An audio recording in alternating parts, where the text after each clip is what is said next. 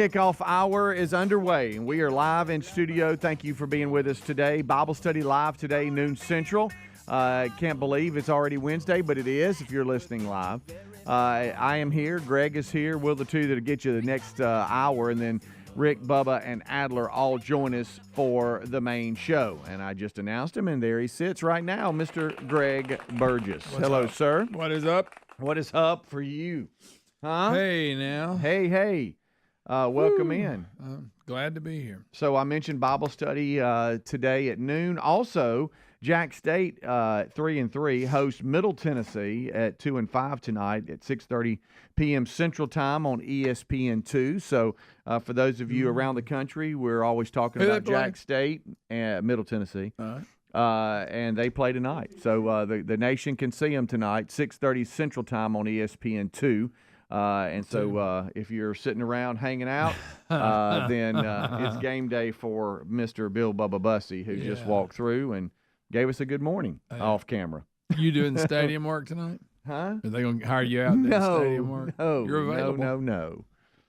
No, my friend. Well, all I can say is Blazers do away with Speedy. Look, hadn't been a great year. They didn't do away with me. They just I know you weren't fired. They weren't doing that anymore. They said we don't going to budget that in this year. Correct. And they said that aspect. Now, I keep saying that because it's fun. Yeah, But you're not there, and they've had the worst year they've had in a long time. Right. When you were there. Yeah. I so hate that just too. take that and hate that for Coach. Rewind it back.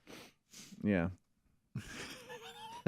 No, I do too. I mean, Coach Dilfer looks really stressed. Yeah. That's a stressful job. I mean, there's people going right now, and they're all stressed out for something. I hate that, but that is I'm talking about you ain't got long, and you're in the public eye. At least some people, they go and they get stressed out. Nobody really knows about it because they're just dealing with their job. And look, these coaches get paid well, so I mean they don't need. And so do the players. Yeah, really. Let me go ahead and criticize them. They probably don't need your sympathy, but it sometimes is tough to see because you see the aging and the despair in some of the coaches' faces where they're just like, "Good night." Wow, the pressure. But it's just part something else. Part of it, they all know it. And they deal with it. Well, right out of the gate, let us announce with the World Series starting Friday and the Dodgers and the Yankees playing, Dodgers legend Fernando Valenzuela passed away at 63. And just days before the Dodgers returned to the World Series, it says here, and I was reading a little bit about this, and it says no cause of death was given. He passed away late Tuesday evening, and the Dodgers posted, some information about him passing away. But he played in the major leagues from 1980 until he retired in 1997. And it's amazing too because we were sitting here talking, Greg, about it and about how he was just kind of moving along, and then all of a sudden in 1 year, he won the Cy Young Award, Rookie of the Year, and the World Series all in 1 year. And he came out of the gate, I think they said 8-0 with 5 shutouts. And he's 21 years, around that age. And we were talking about that. So that's Reese. So Reese is 20, my youngest. So that's him. I can't imagine him at 20 doing that. See, I'm a little bit older than you, but I remember that was early 80s. So that was talking about the prime. Yeah. And I was in high school, and I remember he took the country by storm. I mean, it was all about Fernando Valenzuela. I mean, he was the most popular baseball player out there. Yeah. And Cy Young and Rookie of the Year, that's crazy. And win the World Series. How would you do that right out of the gate? You go, what's left now? My first year, I've accomplished all this. What's left? So during his first 8 starts in 1981, he only allowed 4 earned runs and had a complete game win each time he took the mound. That is unbelievable. It is. And he was born in a village in Mexico. You were telling me about that. I saw a documentary on him. It's like dirt poor. I mean, just little huts. And that's where he was born and raised. And he could throw a baseball. Man, he could throw it. Boy, could he. So smooth, too, just that release. He has stayed close to the franchise, too, after retirement. He was the color commentator on the Spanish language broadcast for its Sportsnet LA cable channel until earlier this month. They had said, and this is the Dodgers, that they had hoped he would return to the booth next season as he stepped aside to focus on his health. So obviously he was dealing with something. But sad news coming out of the Dodgers camp. Fernando Valenzuela passes away at 63, just days before the Dodgers and the Yankees play in this year's World Series. That's kind of ironic. The great Fernando Valenzuela, I remember it well. It seems like you remember during his wind-up, he would almost roll his eyes into the back of his head, like he'd look up, and then come. Like I say, he took the nation by storm. We were playing before the kickoff hour started, just doing some prep. We were playing some audio of some of his famous moments. Yeah. I wish we could play that, but I think it would probably get us in trouble. MLB gets real silly about all their stuff. But a little protective. I get it. But man, it's just some pretty historic moments. Listening back to it. But it has been announced he passed away late yesterday. Hey, speaking of the World Series, a new poll has come out about Major League Baseball teams. Okay. And the new poll shows the Yankees are the most beloved and the most hated team in the country. In the poll. So just as many people love them as they hate them. Yes. I guess that's not a bad place to fall. You have the most rooting for them and the most with an unfavorable view of them. There you go. That doesn't happen a lot either. No. Not sure if you celebrate it. I don't know. I don't know what you do about it. But that's just one of the latest surveys that's in the show prep today. Funny stuff. But the World Series starts this coming Friday, and Fox has that coverage. 7:08 p.m. Central Time is the first pitch, and the Yankees will be at the Dodgers. So I'm sure they'll have a tribute to Fernando. That's two traditional. You said something in the break, or not the break, before the show started, and I said, "Man, he passed away at 63. So that's so young." He goes, "Yeah, it used to not be." Did you? I've always thought 63 was young to pass away. Yeah. Really? When I was like a kid, I probably didn't. Okay. Yeah. When I was a kid, people that were 63 were old. Well, you were a kid. Yeah, but I'm just saying, as I get older, obviously I feel different, but considering I'm nearly that age. Right. We feel much different. I remember when I was a kid, if you told me so-and-so died, I was 63. Ooh, man, he had a long life. As a kid, As a kid, yeah. Okay. I just meant, as we get older, our view gets a little different. Oh, for sure. Well, when you say we were incorrect as a kid, but I'm just talking about perception. Okay, you the first time you didn't say kid, you said, I used to think that was old. Well, it was about 10 years ago. No, I'm just kidding. A kid, I get that. Because, I remember when I mentioned some of my uncles and everything being in their 50s. I thought they were ancient. Yeah, that's what I'm like, I can't imagine that. We thought, wow, what a long life they had. Well, he's 55 until you turn 55, and then you go, well, that's not that old. Yeah, we keep bumping it, know. No, still, we're good. All right, so do you remember the controversy around Shohei Ohtani's 50-50 home run and the scramble for the ball and everybody? We have a price tag on what it auctioned for. Did we ever decide who got to keep it? No, that's still in court. We'll be right back. Rick and Bubba. A medical test can reveal your body's biological age, which can show if you're aging prematurely. Better nutrition has been shown to reverse one's bio-age. Now, my hope of living better and healthier is why I take Field of Greens. Field of Greens is an organic superfood fruit and vegetable drink backed by the Better Health Promise. At your next checkup, your doctor will notice your improved health or your money back. Join me in better health with 15% off and free shipping. Go to fieldofgreens.com, use the promo code BIGVOX or rickandbubba.com for a link. Here's an amazing deal. The standard MyPillow retails for $49.98, but for a limited time, how about this? You receive one for only $14.98. Queens are $18.98 and Kings $19.98. Now, there's a limit of 10 on this offer, and the MyPillow is made with patented adjustable feel, so it adjusts your exact individual needs regardless of your sleep position and holds its shape all night long so you get the best sleep. Go to mypillow.com/bigbox to enjoy savings plus orders over $75.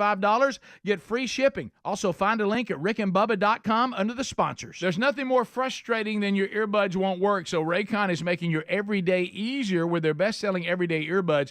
32-hour battery life and multi-point connectivity. Raycon's everyday earbuds are now even more easy to use. They're available in a variety of vibrant new colors, and the quality rivals some of the biggest names in premium audio. And right now, you get 20 to 50% off site-wide when you go to buyraycon.com/bigbox. buyraycon.com/bigbox, or go to the link at rickandbubba.com. In just a few short weeks, Americans will head to the polls with critical issues at stake. It can feel overwhelming, so why not align with a company that stands for the values of its members? That's why we stand with AMAC, the Association of Mature American Citizens. For just $1 at amac.us/bigbox, you can get all kinds of benefits, retirement planning, and discounts, and AMAC card-carrying members get savings on travel, roadside service, and an array of other cost savings. All you got to do is go to amac.us/bigbox. If your approach to everyday aches and pains is to mask them, then repeat that cycle all over again. It's time to try Relief Factor.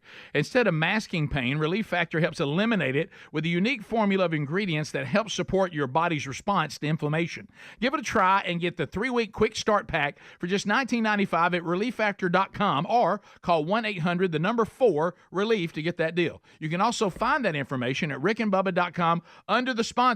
Don't mask pain. Fight it naturally with Relief Factor. Our friends at TheraBreath have some good news if you have bad breath. Try TheraBreath Fresh Breath Oral Rinse. TheraBreath is dentist formulated by Dr. Katz himself. TheraBreath doesn't mask bad breath like those burning alcohol mouthwashes that can actually irritate sensitive mouths. It's alcohol-free and free of gluten with no added dyes or colors. Find TheraBreath in all your favorite retail and drug stores. Look for the bright orange cap or online at TheraBreath.com. You can find a direct link at rickandbubba.com under the sponsors. TheraBreath, confidence in every capful. Oh, look, honey, the ants are back. Wow. We leave one itsy-bitsy speck of food out, and they appear out of nowhere. Yeah, it's pretty hard to believe we used to try to get rid of these guys. Now they're just part of the family. To be honest, I liked our family the way it was before they came. I guess it's time to call Cooks. You don't have to live with pests. Get proven protection from Cook's Pest Control. Call or go online for a free quote. Cook's Pest Control. If your spine needs some extra TLC, then you need a Helix Sleep mattress from helixsleep.com/bigbox. Each Helix mattress is designed for specific sleep positions and comfort. With 20 unique mattresses made from your personal preferences, you'll find one that's right for you, and Helix lets you try it out for 100 nights risk-free.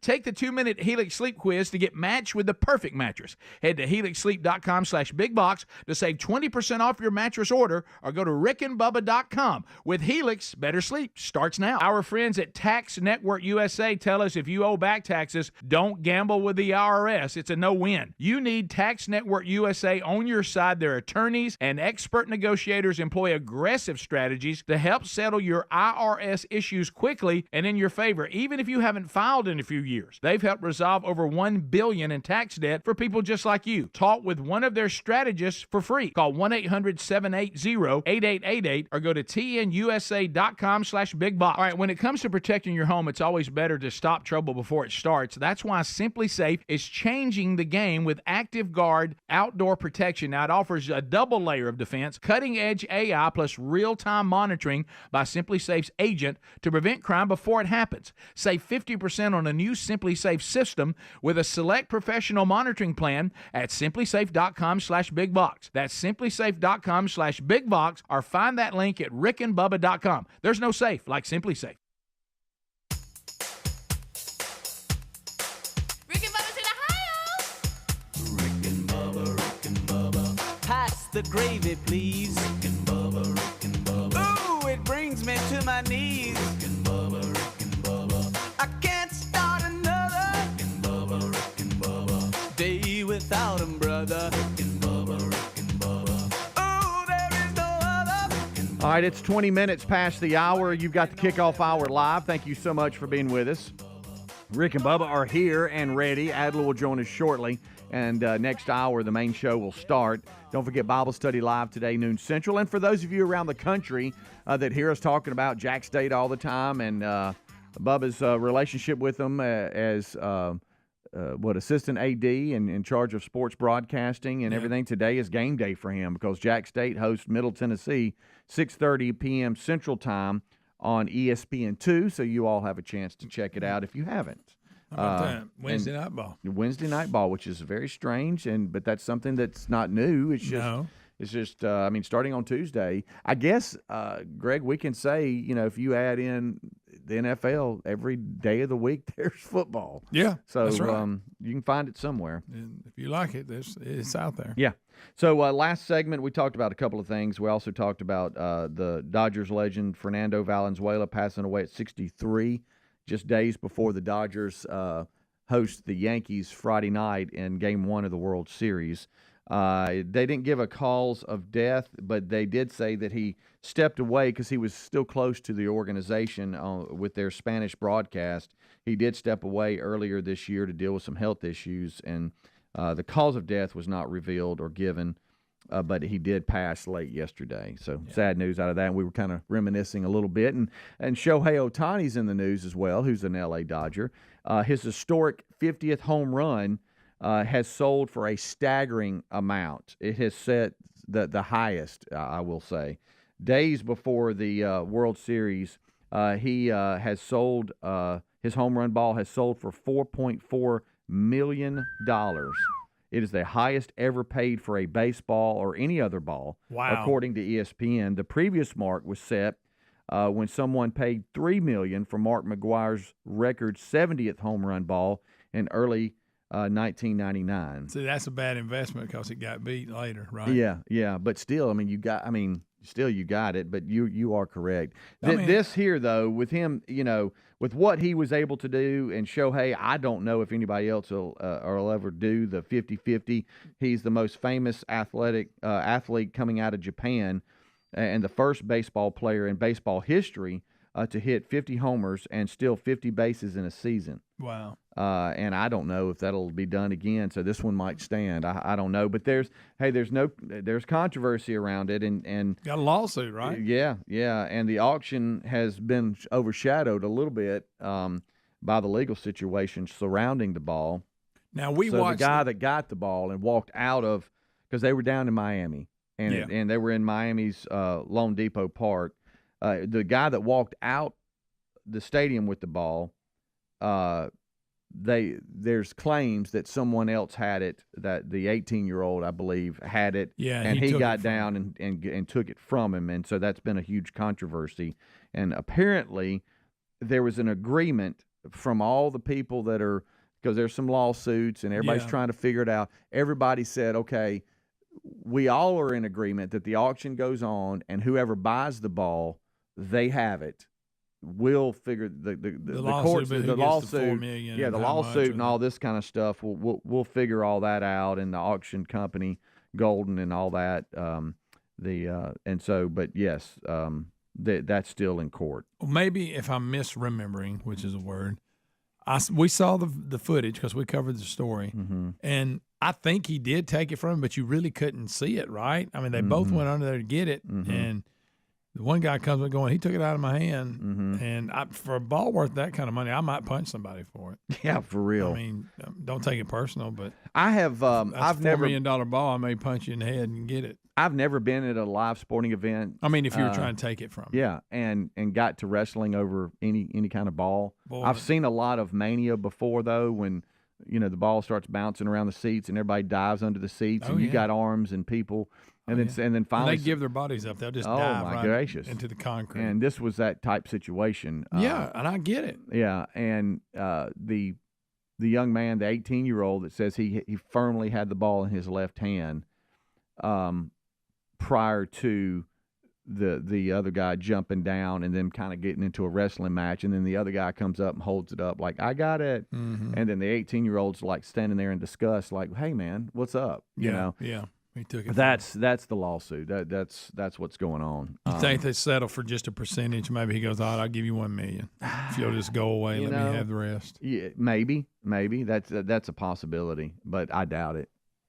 But I don't know. Just from the article that I'm reading, the guy that got the ball is kind of like, no.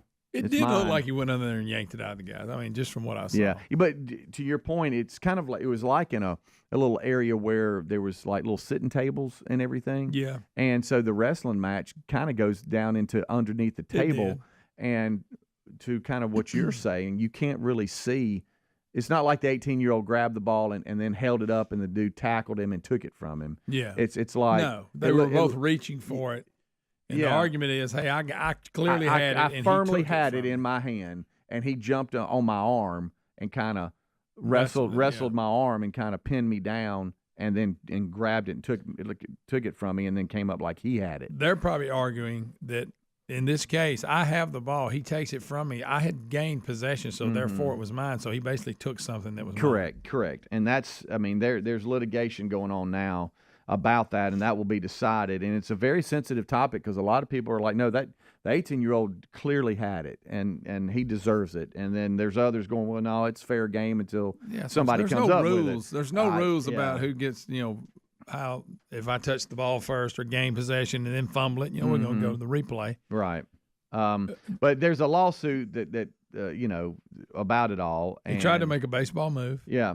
He was actually celebrating his 18th birthday, and he says he gained possession of it before the other guy took it away, and claims in the lawsuit that he firmly and completely grabbed the ball in his left hand while it was on the ground, successfully, I should say, obtaining possession of the 50-50 ball. So that's his at that moment. Right. That's what he's saying. And then the guy just reaches in and takes it from him. This ought to be interesting. Yeah. So we'll see how that plays out. But they all the parties agreed the auction must go on, and the buyer from the auction is free and clear. He's free and clear of all the now, who gets the money, we're going to have to talk about that. Yeah. Wow. Staggering amount. $4.4 million. The highest, according to ESPN, the highest that anybody has ever paid for a baseball or any other ball, period, according to ESPN. Do you, if you think you did really rip it out of his hand, do you settle and give him anything? I probably have a tough time dealing with that. You know what I mean? As far as if now if he truly if he just making this up and didn't have it, that's one thing. You can tell if he actually did have it, and I did kind of wrestle it from him. Yeah. Even though I still say there's no rules in foul ball retrieval that I know of. Right. I think anything goes. Yeah, because there is that a lot of guys are pretty adamant about the fact of, no, it's down on the ground. Until you have it and nobody can get it from you, how you get it is yours. Yeah, these folks that go to a lot of games, they knock kids down trying to catch it. Which is a little crazy. For balls that are not even worth any money. Yeah. Well, you remember the guy that went to all these parks and he has like the record on all the foul balls? You remember they did a story on him? Yeah. Kind of a loser. Yeah. Now, but again, I mean, the 18-year-old who was celebrating his birthday, and he's not a tiny little 18-year-old, but he's not a very, big 18-year-old. I have a feeling that if there's a lot of 18-year-olds in there that probably would have said, you ain't getting this ball. Yeah, I'll get it right back. Yeah, you grab it from me, we're going. Let's go. Yeah. But he kind of stood up like a little bit more reserved and was like, hey, what I had that. Yeah. He should have got back in there and got it back. Yeah, I'm telling you right now. If I honestly had it and you took it from me, me and you were rolling down the stairs. It stairs ain't ending with you standing up. On a 50-50 ball. No. Rick and Bubba.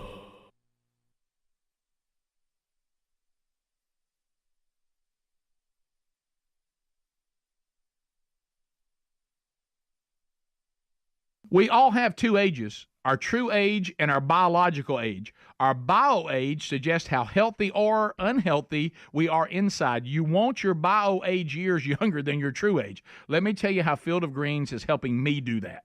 I love this stuff. I definitely feel better taking it. Field of Greens is an organic superfood fruit and vegetable drink. And listen to this. Field of Greens was approved for a university study that doctors believe may lower your body's biological age. That generally means better health. Each fruit and veggie in Field of Greens was selected by doctors to support vital body functions like heart, liver, kidneys, metabolism, your immune system.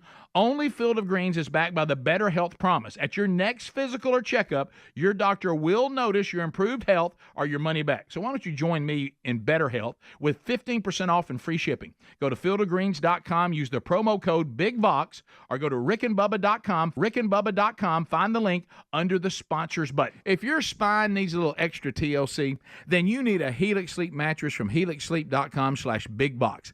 Everybody's unique and everyone sleeps differently. Helix has several different mattress models for you to choose from, and each mattress is designed for specific sleep positions and comfort preferences. In fact, the Helix lineup has 20 unique mattresses, including the award-winning Luxe collection and then Helix Elite collection, a mattress designed for big and tall sleepers, even a mattress made just for kids.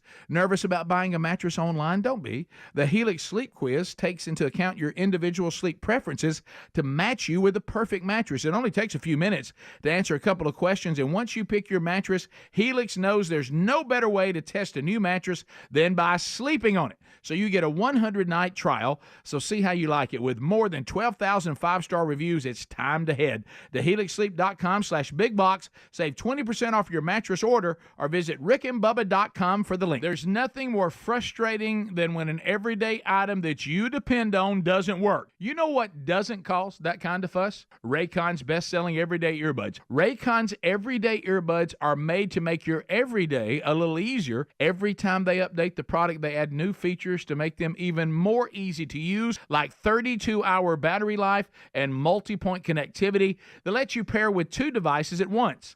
And they're available in a variety of vibrant new colors. That sounds good to me. But Raycons sound even better. Seriously, the quality on these guys rivals some of the biggest names in premium audio, and Raycon offers a 30-day happiness guarantee, so if you need to make a return, that's pretty dang easy too. Stop the fuss. Go to buyraycon.com/bigbox today and get 20 to 50% off site-wide. That's right, you get up to 50% off everything on Raycon's website when you go to buyraycon.com/bigbox or use the link at rickandbubba.com. All right, let me guess, your medicine cabinet's crammed with stuff that doesn't work. You still can't sleep, you still hurt, and you're still stressed out. Well, clear out the cabinet and reset your health with CB Distillery. CB Distillery's targeted formulations are made from the highest quality clean ingredients. There's no fluff, there's no fillers, just pure, effective CBD solutions designed to help support your health.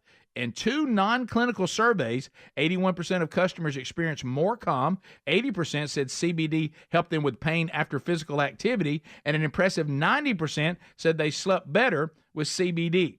If you struggle with a health concern and haven't found relief, check out cbdistillery.com, but you need to use the code BIGVOX for a discount. Over 2 million customers and a solid 100% money-back guarantee, CB Distillery is the source to trust. Get 20% off today at cbdistillery.com with the code BIGVOX, or find a link at rickandbubba.com under the sponsors. I asked our friends at Tax Network USA about the IRS crackdown that everybody's talking about. Their advice: if you owe back taxes, don't gamble with the IRS. That's a no-win. That's why you need Tax Network USA on your side. Their attorneys and expert negotiators employ aggressive strategies to help settle your IRS issues quickly and in your favor.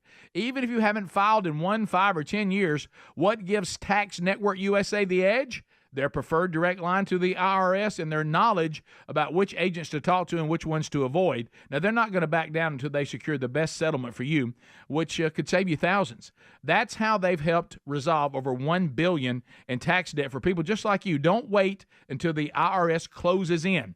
Give Tax Network USA a call. It's free to talk to one of their strategists. 1-800-780-8888 or go to tnusa.com/bigbox or the link at rickandbubba.com under the sponsors button.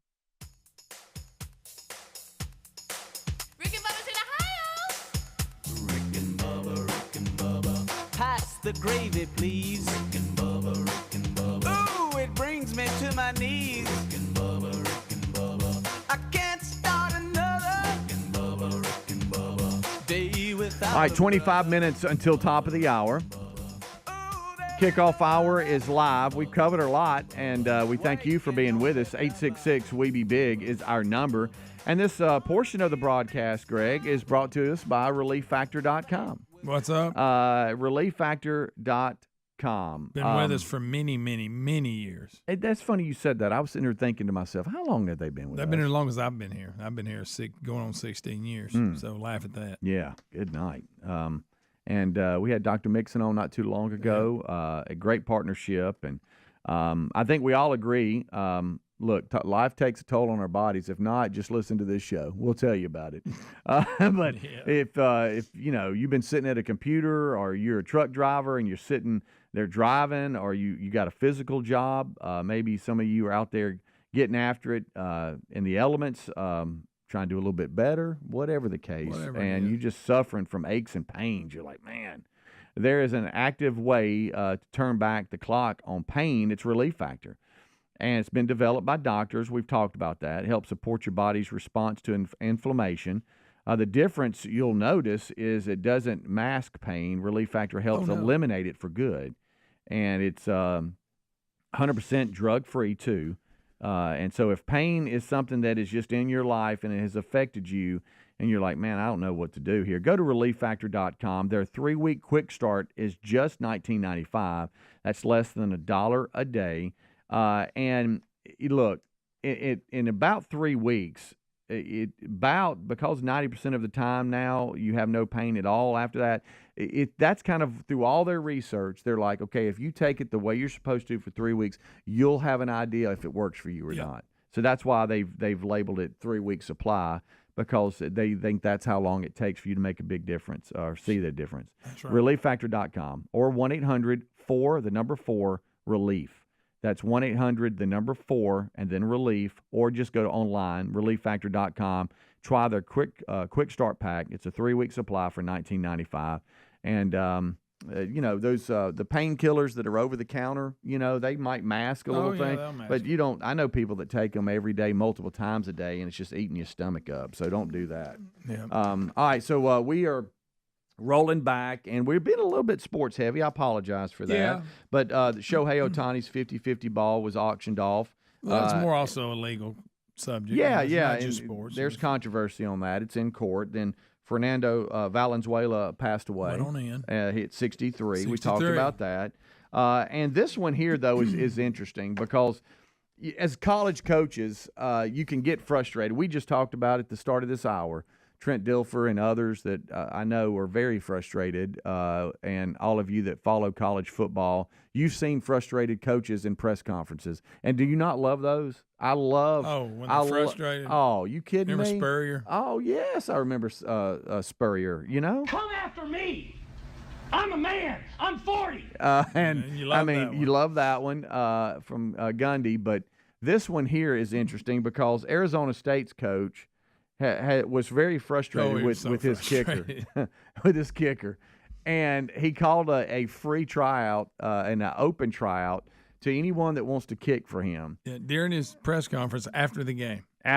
Now he has since walked it back and said, "Okay, if I criticize offensive or defense, that's multiple people. Calling out the kicker is me just calling out one player." But he is still going on with. He is still going on, but he's probably like, "Yeah, I probably shouldn't have done that." Yeah, he did. He said, I get it. I was, singling out an individual. But how about this? The guy. I saw the footage. They were terrible. Yeah, and they needed him. Yeah. And the guy, he was so frustrated. He basically said that if you can kick and you're at Arizona State, email me. He said we got to find somebody who can make a field goal. All right. So the starting kicker missed a pair of fourth quarter field goals. Field goals, I should say. I said gold. Sorry. That would have pulled the Sun Devils within a touchdown and everything. Anyway, it just didn't work out. So he is frustrated and called for tryouts. Well, 11 a.m. Pacific time today, more than 2 years after he had the goal of walking on at Arizona State football team, he's been trying. He's not just somebody says, "Hey, I want to kick." He was a good kicker in high school, and he wanted to play college, and he's tried to try out, and they won't, give him a chance. So it's after 2 years, after he set a goal of walking on to Arizona State, he's finally scheduled to try out. So we will know today. And, he's been working with the coach. He's been a student. For 2 years, he's been working with the coach and by himself on his kicking, hoping one day. So this fell right in his lap. When you said coach, you mean like a kicking coach? Yes. Okay. Yeah. He's taking like one-on-one. Yeah, he was doing. He's really been working, and he's tried to walk on. And they gave him 0. So who knows? But that coach, you should have seen the press conference. He was so disgusted. Give me an email if you can kick and you're at Arizona State. I love too how the student that had been practicing alone that you just talked about for 2+ years. He was just going along with his Saturday, and I guess a friend of his or somebody texted him, said, "Hey, did you just see what Coach said? Dillingham, who is the head coach for Arizona State, he's having tryouts for kickers." And the guy was like, "Well, this is my dream come true." Yeah, basically it says here in 2022, he showed up to an open tryout, and he said he did pretty good, and the special teams coach even invited him back. But when they fired Herm Edwards, he said the door slammed. Oh, man. So I guess the new bunch didn't want nothing to do with him. One of the coaches was quoted as saying, "This kid won't give up." Wow. What if he goes on to make it and then, like, catches fire, and before you know it, he's the kicker, he's the man, and that's what I'm thinking. And what a story! Yeah, he said he promised himself when the door slammed, for lack of a better term, that if he's going to keep working and get better, and if a walk-on opportunity came, he was going to take it. And well, he did. So he's a student there at school, but the whole time he's been working on his kicking. He's been quoted saying, "I'm going to ball out." Okay, so they're saying it's difficult to evaluate how big of an opportunity this kid really does have, because they don't really know exactly what Coach Dillingham hopes to achieve from the open tryouts. Is he really going to pick somebody up, or is he trying to motivate the current kicker? Could be that. Who knows? They don't know if he truly is looking to find a kicker to push or even replace the redshirt sophomore kicker. Could be. He could have been just trying to, light a little fire. Yeah, you don't know. But you know what? Why not? Look, though, if this kid, again, if it was, have a tryout, a bunch of crackpots show up and trying to kick, like they do a lot of times. Yeah. That's one thing. This kid actually had tried to walk on before. Mm-hmm. When that regime was replaced, there was no more contact. So he said that slammed the door. But he said, I kept practicing and kept working with the coach, just hoping that maybe he'd get a shot. 2 years. Yeah. So Coach Dillingham if he's serious about giving prospective walk-ons an evaluation, then he's got a chance. Yeah. And there's a difference, I think, between delusional and a little wacky. Sure. And then just, I've got it, I'm motivated, I don't give up, I don't take no for an answer, and you actually have talent. And it sounds like, from what you just said, from the last football staff, this kid actually is pretty good. He had a chance. Yeah. So, the saying, so you're saying I got a chance. So you're saying I got a chance. Listen, and so if he shows up and shows out, I'm not going to call any names, but we're talking about the opposite situation, people who show up who are not qualified. Yeah. The Birmingham Stallions, when the OUSFL came to Birmingham. Okay. And it was more of a publicity stunt than anything, but they had tryouts. And the guy we went to school with who was on the team but never played. Never played. Went and tried out. See, now that's I'm not delusional. going to call his name. He tried out delusional. For the Stallions. And I'll go ahead and say he didn't make it. He didn't. I know you get shocked. So if you think that way, are you thinking, I've just never really been given a proper maybe a proper I've gotten look. bigger and faster since then. Yeah. I was a late bloomer. I have flown under the radar, Yeah. and they just don't know about me. I've gotten better. Yeah. I was never truly given a chance. Coach didn't like me. Yeah. He didn't give me a shot. Is that what you telling people? Yeah. Or, again, you can say, well, look, I physically grew after I got out of school. Yeah. You say, the Pat McAfee field goal challenge on College Game Day, where they just pull a student out. I finally saw somebody hit it the other day. Yeah. Kirk Herbstreit holds it, which is, he's very brave that he hadn't broken his index finger or something. Yeah. But because, boy, the I'd be kicks. afraid to do it. But I love to hear how cocky and confident the kickers are, and then all of a sudden they pull one dead left into the into the students. It's like, okay, so the way you were just talking and what you just did you really think you were going to make it? I don't know, but apparently this guy's got it, and so we'll see if he can. So 11 a.m. kick a field goal today. and he will be kicking. Man, that'd be quite a story. Yeah, think about it. And if so he I can't go do from it, they're gonna this. try Gus the kicking mule. For some reason, I've got the kicker going to the Super Bowl, and you got him in his pro career. I do, and they're doing interviews all week, and they sit down with him, and they, they've got some reporter that's done this really in-depth story on him, and it shows him kicking by himself for 2 years with some coach that he's hired, and he was never given a chance. He almost made it, and then coach was fired. How did that make you feel? Well, I didn't know. Oh, it's setting up for a great. And then all of a sudden, and then there was this chance I made. I made it, and I went and I kicked, and I started for Arizona State, and I got drafted, and here I am in the Super Bowl. It's like the Vince Papale story. Remember that one? Yeah. The movie Mark Wahlberg? Yeah. I don't know why I've got him doing that. You got him. Wow, you got it. This may really be a big deal for him today. I tell you this, I'm pulling for him. Yeah, I'd like to see him give him a shot during the game. Somebody with that kind of work ethic. If not, come sell for the show, please. What if you apparently don't like to answer no? I mean, you're a student, and all of a sudden, eight games into the season, you're out there kicking. Yeah. That'd be funny. All right, we'll take a break. We'll be right back. Rick and Bubba, Rick and Bubba.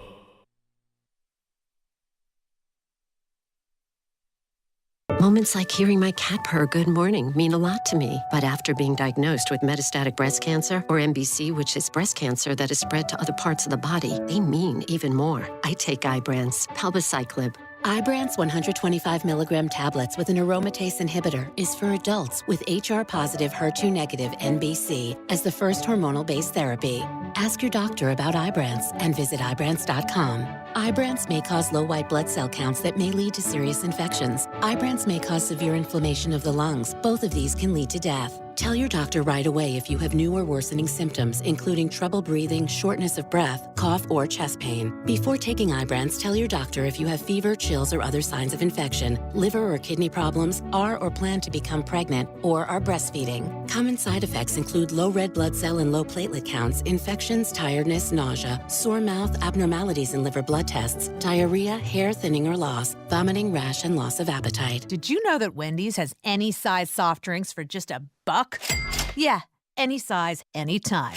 Like $1 Coke, $1 Sprite, or even $1 strawberry Fanta. Okay, could we maybe switch up the sound effect, please? Because I'm losing it. Wow, no, not that. Any size soft drink for just $1? Gotta be Wendy's. Limited time only. Price and participation may vary. A la carte only. Not valid in a combo. Exclusions apply. And Doug. Customize and save hundreds on car insurance with Liberty Mutual. After that, you can also save me, as I'm currently hanging from the edge of a cliff. To recap, number 1, customize and save. Number 2, time allowing, save me. Shoulders separating! Only pay for what you need at LibertyMutual.com. Savings may vary. Underwritten by Liberty Mutual Insurance Company and affiliates. Excludes Massachusetts. Liberty, liberty, liberty, liberty. I'm still going for it, even with higher stroke risk from atrial fibrillation, an irregular heartbeat not caused by a heart valve problem. Over a 3-year study, Eliquis apixaban tablets reduced stroke risk better than warfarin, and over 97% of Eliquis patients did not experience a stroke. A first stroke occurred in 2.9% of warfarin patients versus 2.3% of Eliquis patients. Don't stop taking prescription Eliquis without asking your doctor. It may increase your stroke risk. Eliquis can cause serious and, in rare cases, fatal bleeding. Don't take Eliquis if you have an artificial heart valve, abnormal bleeding, or antiphospholipid syndrome. While taking, you may bruise more easily or take longer for bleeding to stop. A spinal injection while on Eliquis increases risk of blood clots, which may cause paralysis, the inability to move. Get medical help right away for unexpected bleeding, unusual bruising, or tingling, numbness, or muscle weakness. Medications such as aspirin products, NSAIDs, SSRIs, SNRIs, and blood thinners may increase bleeding risk. Tell your doctor about all planned medical or dental procedures. Learn more at Eliquis.com or call 1-855-ELIQUIS. All right, if your approach to everyday aches and pains is to mask them, feel better for a few hours only to have the pain return, then repeat that cycle all over again, it's time to try Relief Factor. And the good news is Relief Factor makes that easy. Their 3-week quick start is only $19.95, less than $1 a day. Instead of masking pain, Relief Factor helps eliminate it. How? Well, it's a unique formula of ingredients that helps support your body's response to inflammation. Relief Factor was developed by doctors and is 100% drug-free. And for so many people, including some of us here on the show, Relief Factor has been a game changer because you just feel better when you're not in constant pain. You'll feel the difference. Give it a try and get the 3-week quick start for just $19.95 at ReliefFactor.com or call 1-800-4-RELIEF to get that deal. You can find that info at rickandbubba.com under the sponsors as well. Don't mask pain. Fight it naturally with Relief Factor. Go right now to rickandbubba.com under the sponsors button or go directly to relieffactor.com. There's nothing more frustrating than when an everyday item that you depend on doesn't work. You know what doesn't cause that kind of fuss? Raycon's best-selling everyday earbuds. Raycon's everyday earbuds are made to make your everyday a little easier. Every time they update the product, they add new features to make them even more easy to use, like 32-hour battery life and multi-point connectivity that lets you pair with 2 devices at once. And they're available in a variety of vibrant new colors. That sounds good to me. But Raycons sound even better. Seriously, the quality on these guys rivals some of the biggest names in premium audio, and Raycon offers a 30-day happiness guarantee. So if you need to make a return, that's pretty dang easy too. Stop the fuss. Go to buyraycon.com/bigbox today and get 20 to 50% off site-wide. That's right. You get up to 50% off everything on Raycon's website when you go to buyraycon.com/bigbox or use the link at rickandbubba.com.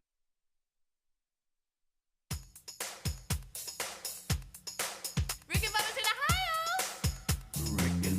Rick and Bubba. Pass the gravy, please. Rick and Bubba. Ooh, it brings me to my knees. All right, rolling back now. 9 minutes until top of the hour. If you want to weigh in, you can. Phone lines are open. We might, if they light up, take some unscreened phone calls this last segment. 866-WE-BE-BIG. That same number, 866-WE-BE-BIG, is 866-932-3244.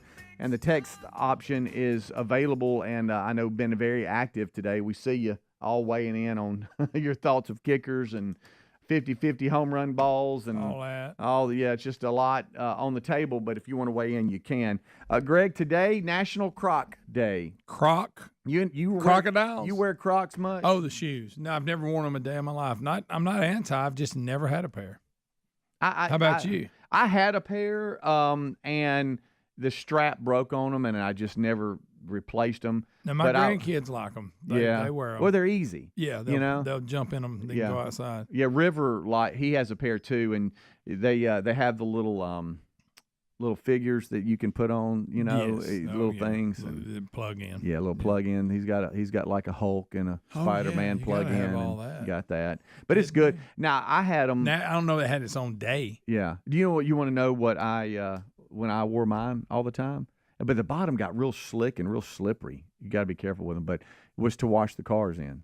I can say that. Yeah, because your feet get all wet. Yeah, and stuff. That's a good move. Yeah, sometimes you're out there barefoot. I don't know why I've never had a pair. Never. We bought one.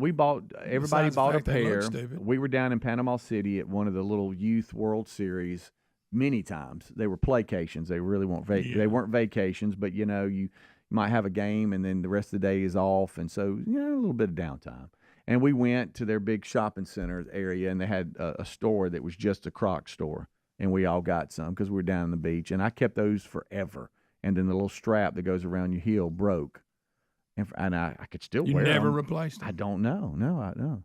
Why have I never had a pair? In the closet that I need to clean out. I think they're in the back of it. That came up again yesterday. So you didn't throw them out when the strap broke?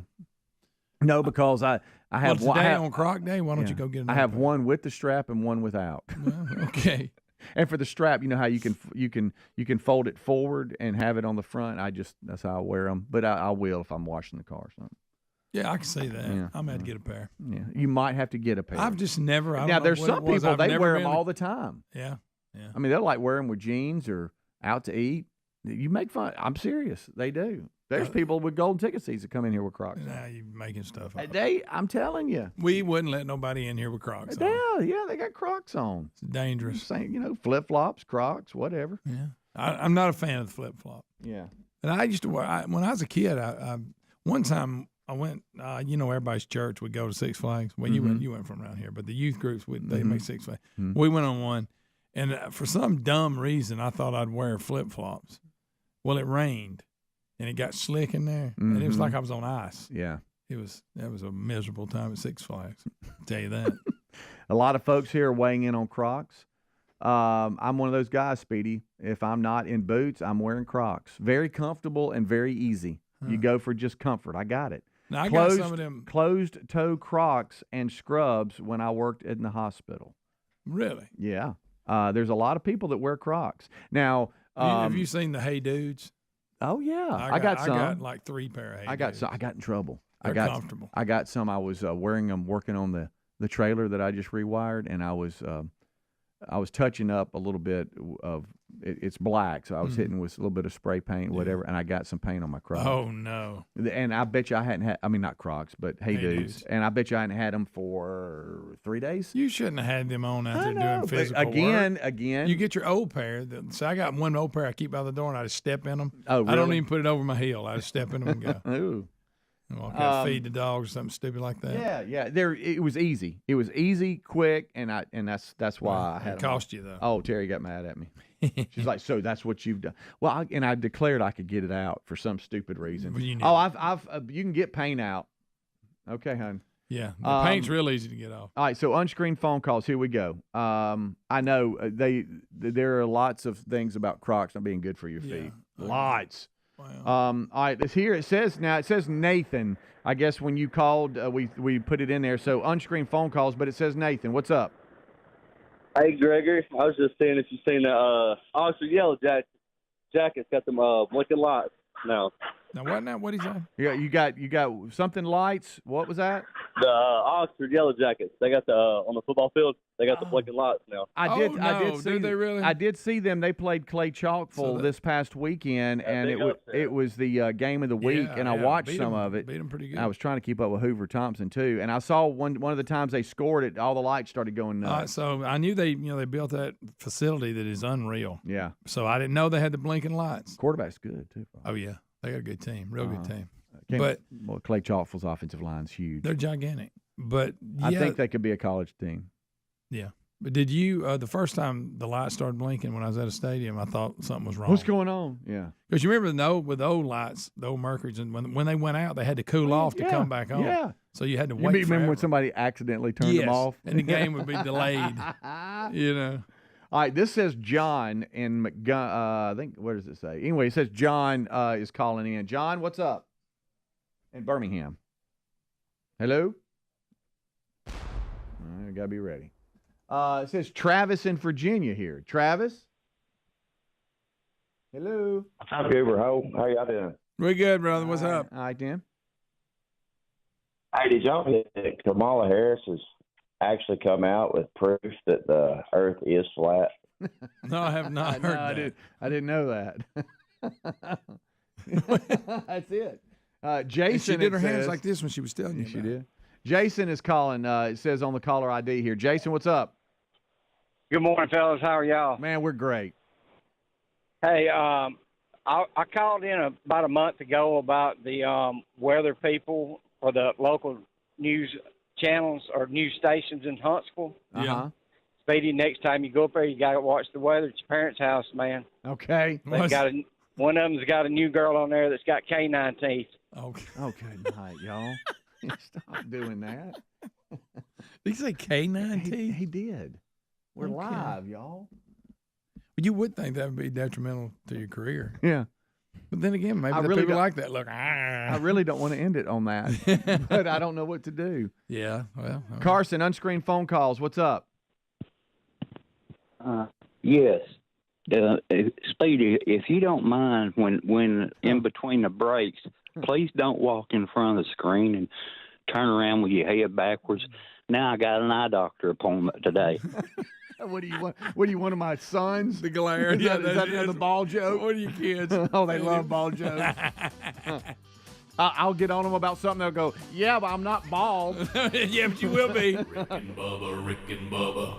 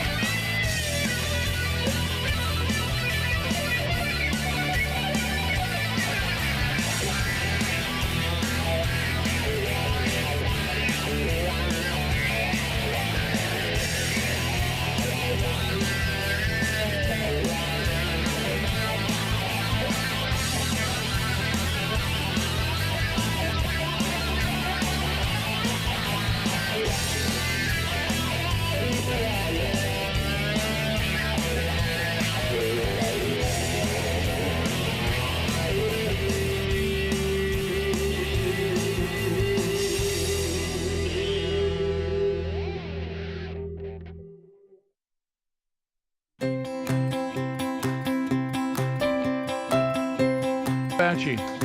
A brand new hour is underway, and we thank you for being with us. This hour starts with our national anthem. Here it is.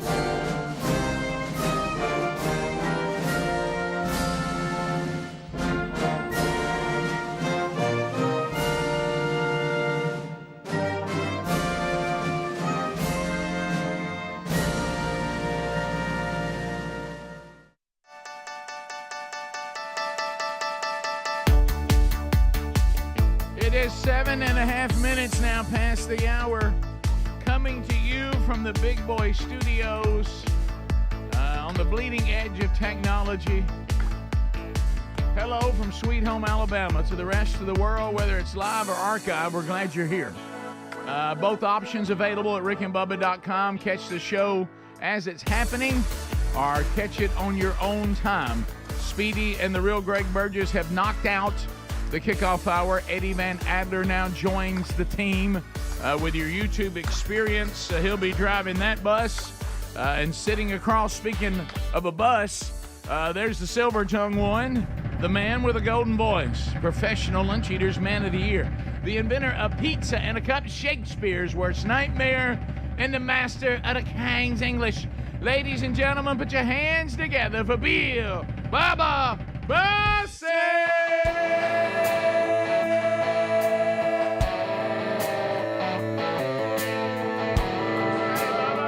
How about it, Rick Burgess? Friends, neighbors, associates everywhere, welcome into another edition of the Rick and Bubba Show. Your two fat buddies on the radio.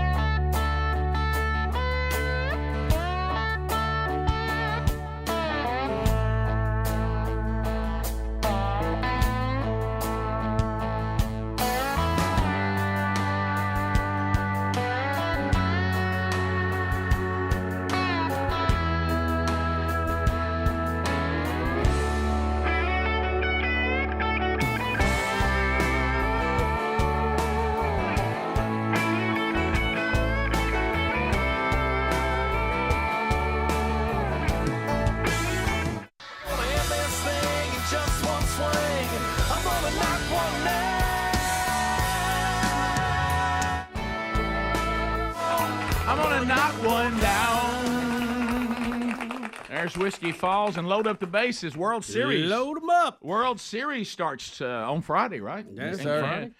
Classic franchises, the Dodgers and the Yankees. Yeah, we've seen it before. Yeah, man. That'd be great. I was laughing listening to the kickoff hour when you guys said that the New York Yankees are the most popular team and the most hated team. Yeah. They're on both lists, sitting at number one.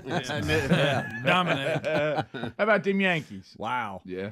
That's we were laughing about that.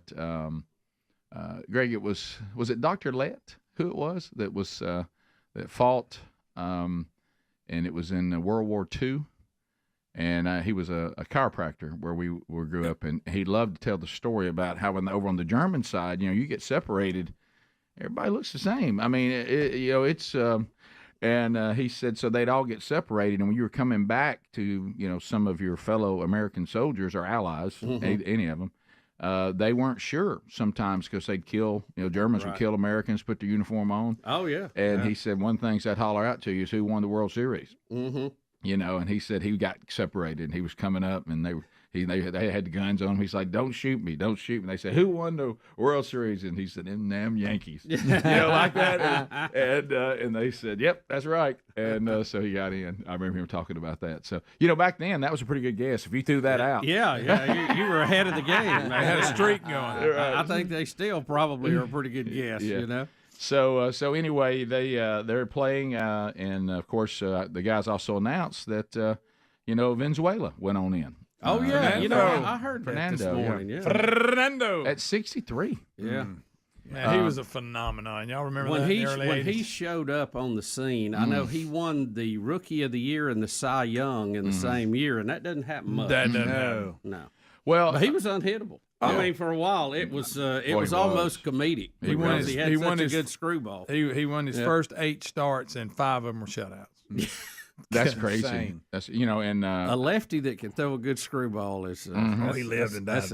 That's a tough act. Yeah, he'd been having some health issues, obviously, even to the point that he couldn't continue to do color on one of their Spanish-speaking networks, and so apparently it was bad because they said that late last night, if you're listening live, that he passed. So I guess, and this is not a fair thing. It's just the way I think of it. When I think of legendary Dodgers, I usually think of pitchers, and when I think of legendary Yankees, I think of hitters. That's true. I don't know why, but the Dodgers have had so many pitchers over the years that were just incredible. Fernando, and they got Kershaw now, and Ohtani, and Hershiser. Yeah, and you remember Messersmith? Oh yeah, the Braves earned him, and that used to be so funny. The Braves. I mean, Messersmith was like the Cy Young winner, and he went free agent, and Atlanta got him, and I don't think he pitched 2 games. After no, that, you're right. Did Sandy Koufax play for the Dodgers too? too? Yes, he did. Okay, wow. Yeah, that's another one. That's another one of those iconic, historic names. And there were a lot of them we can't even think of. Oh, sure. Yeah. Now, the Yankees had some famous relievers. But I don't, and I know they had some good pitching too. But of course, just off top of the mind, you're just talking about when you first think of them. I mean, they had to Pettit and all of them, that were legendary and won a lot of games. But I always think of Dodger pitching and Yankee hitting. Do you think that the reason why, and you're right, both of them had both, but if you think about it, but do you think part of the Yankee thing is when you have one of the greatest hitters of all time, Babe Ruth? That you're just pulled into the hitting side. Yeah, I think so. Even though he wasn't a bad pitcher, by the way. Right. But they. Can you imagine? Do you remember? It may have been for Babe Ruth. It may have been for the pennant, not the series. But you remember as a kid, Rick? I remember us watching it when Chris Chambliss hit the walk off, and he's trying to get around the bases. Everybody's chasing him. Oh yeah. And so also became a Brave later on. Yeah. Well, they get them after they were. And and I know they almost had the Subway Series. I know we talked about this before, but not following it that much, I thought the Mets were terrible, and also I turned around and they were terrible. Yeah, and they started out bad, and they were making a run. So I mean, they took it right up to the So what about the great? I mean, we just didn't even mention Don Sutton being a Dodger pitcher. And so you're gonna have. We got to sit in the booth with one time. It was one of the coolest moments in the 31 years. Shohei Ohtani, will be there. Aaron Judge. I mean, you're gonna have.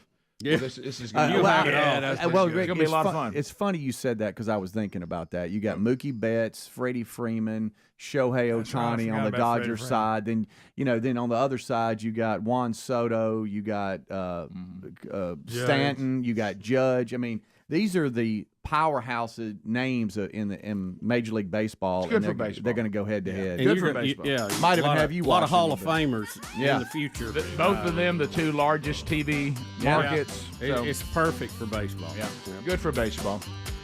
So that starts on Friday. Load up the bases. We'll be back. More Rick and Bubba coming up. Lots to cover today on a brand new edition of the Rick and Bubba Show. Thanks for being with us. Rick and Bubba, Rick and Bubba. All right, when it comes to protecting your home, it's all.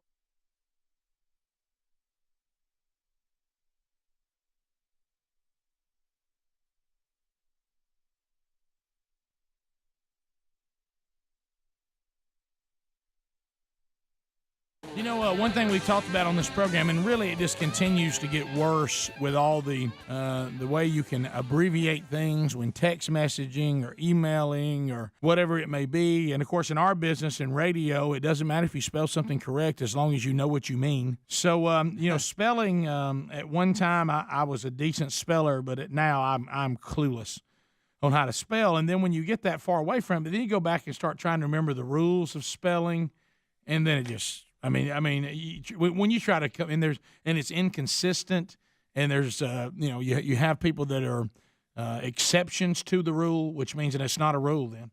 Well, that was my argument all along. And really, to me, by definition, if we're studying English and we're studying the language and you say rule, then you say exception to the rule, then it's not a rule anymore. No. It's an average. It's an average. And I had to point that out during school, and I didn't get a lot of warm response from my English teachers on that. But Rick, in London, story out today, a spelling mantra that has been with us for generations has now been scrapped. Good.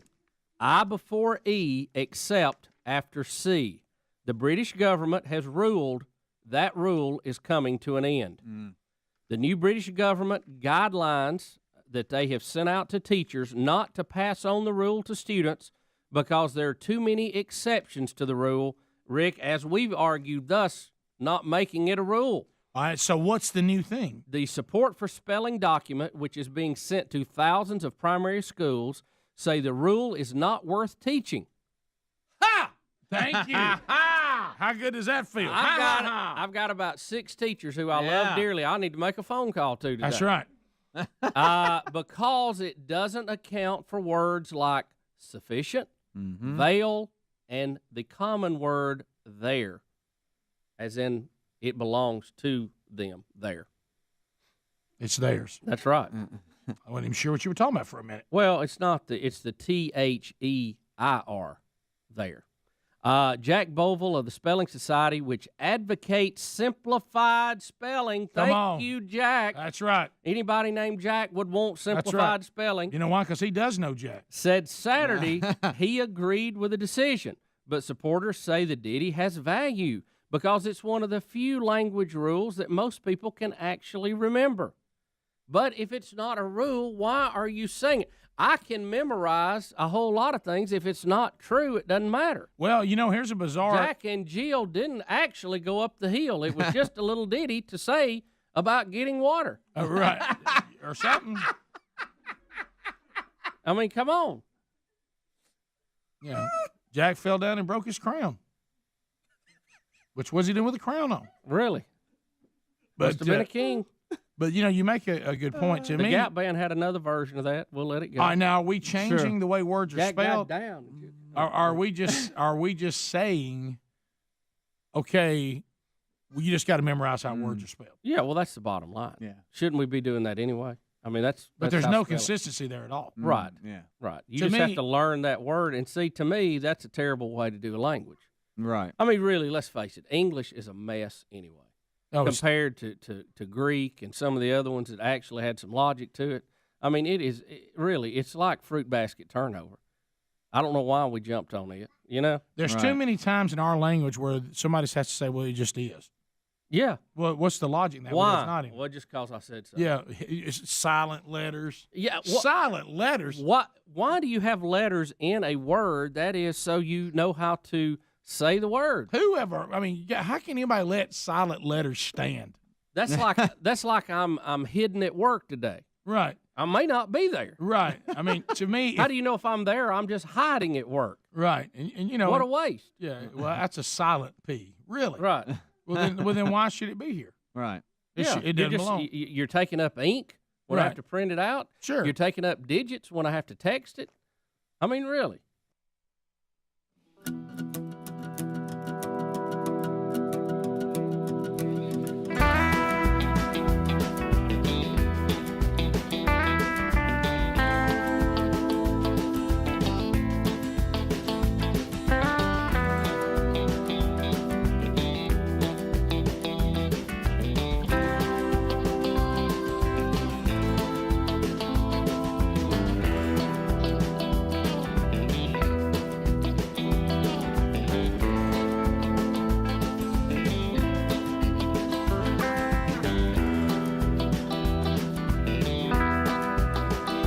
9 minutes now past the hour. Rick and Bubba Show.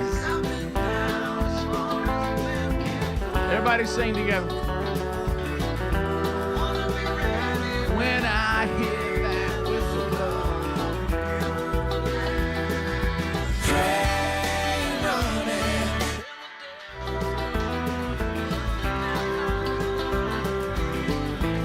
running. More music from Whiskey Falls. Now no longer a band.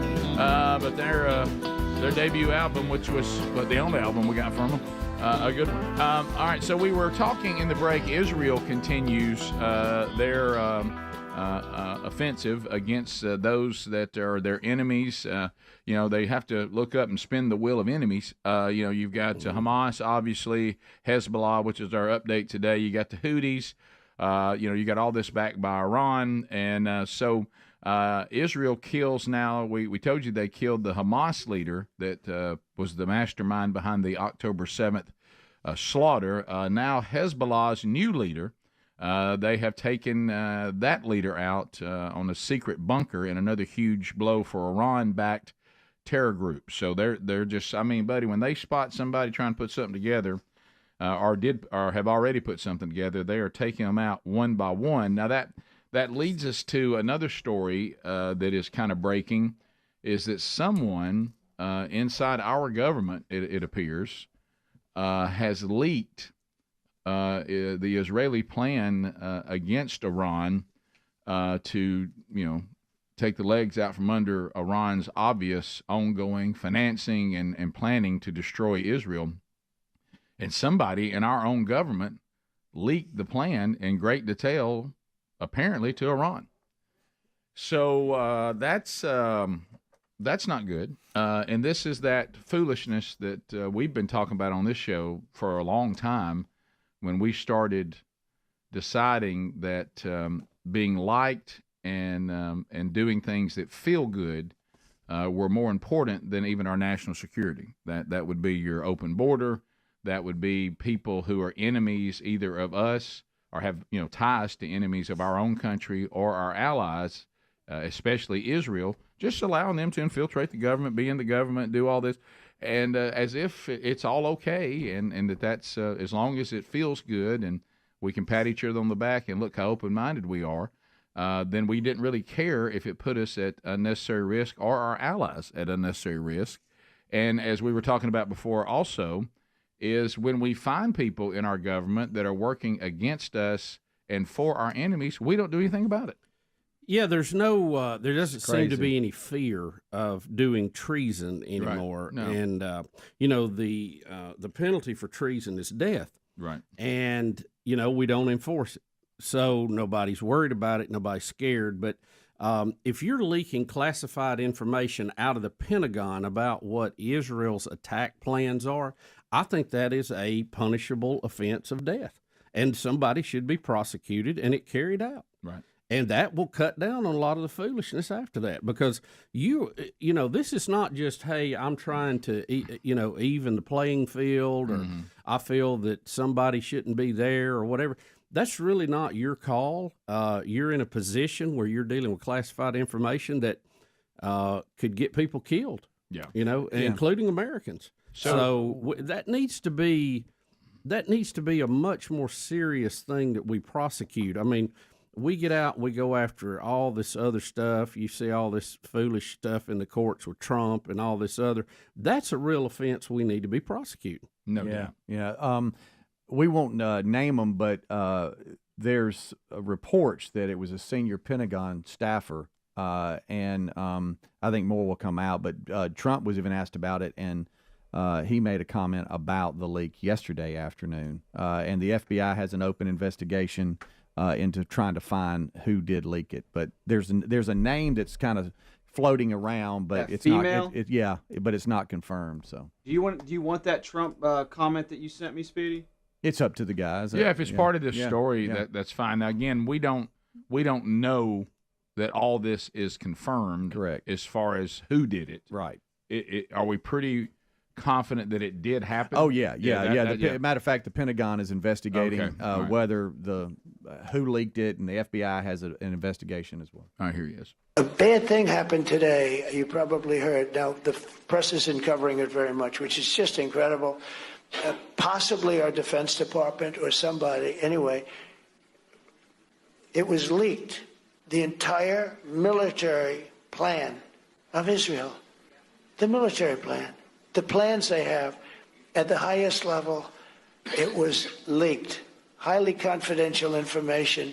It was leaked by our somebody. They have no idea who did it. Can you imagine you're fighting a war and you have your Americans, Carlos, can you imagine anything like that? Did you hear this? You know, they leaked all the information about the way that Israel's going to fight and how they're going to fight and where they're going to go. And somebody, who did that? Can you imagine somebody doing that? That's the enemy. I guess that maybe is the enemy from within, as I talk about. We have an enemy from within. They hate to talk about it.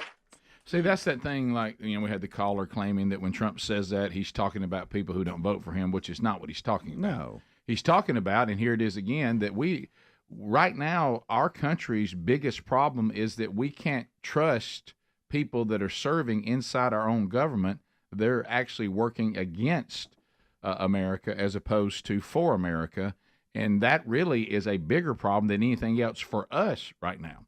And that all needs to be cleaned up. And here's another example. I don't want to be living in a country that's leaking the strategies of Israel to defeat their enemies, which are also our enemies, by the way.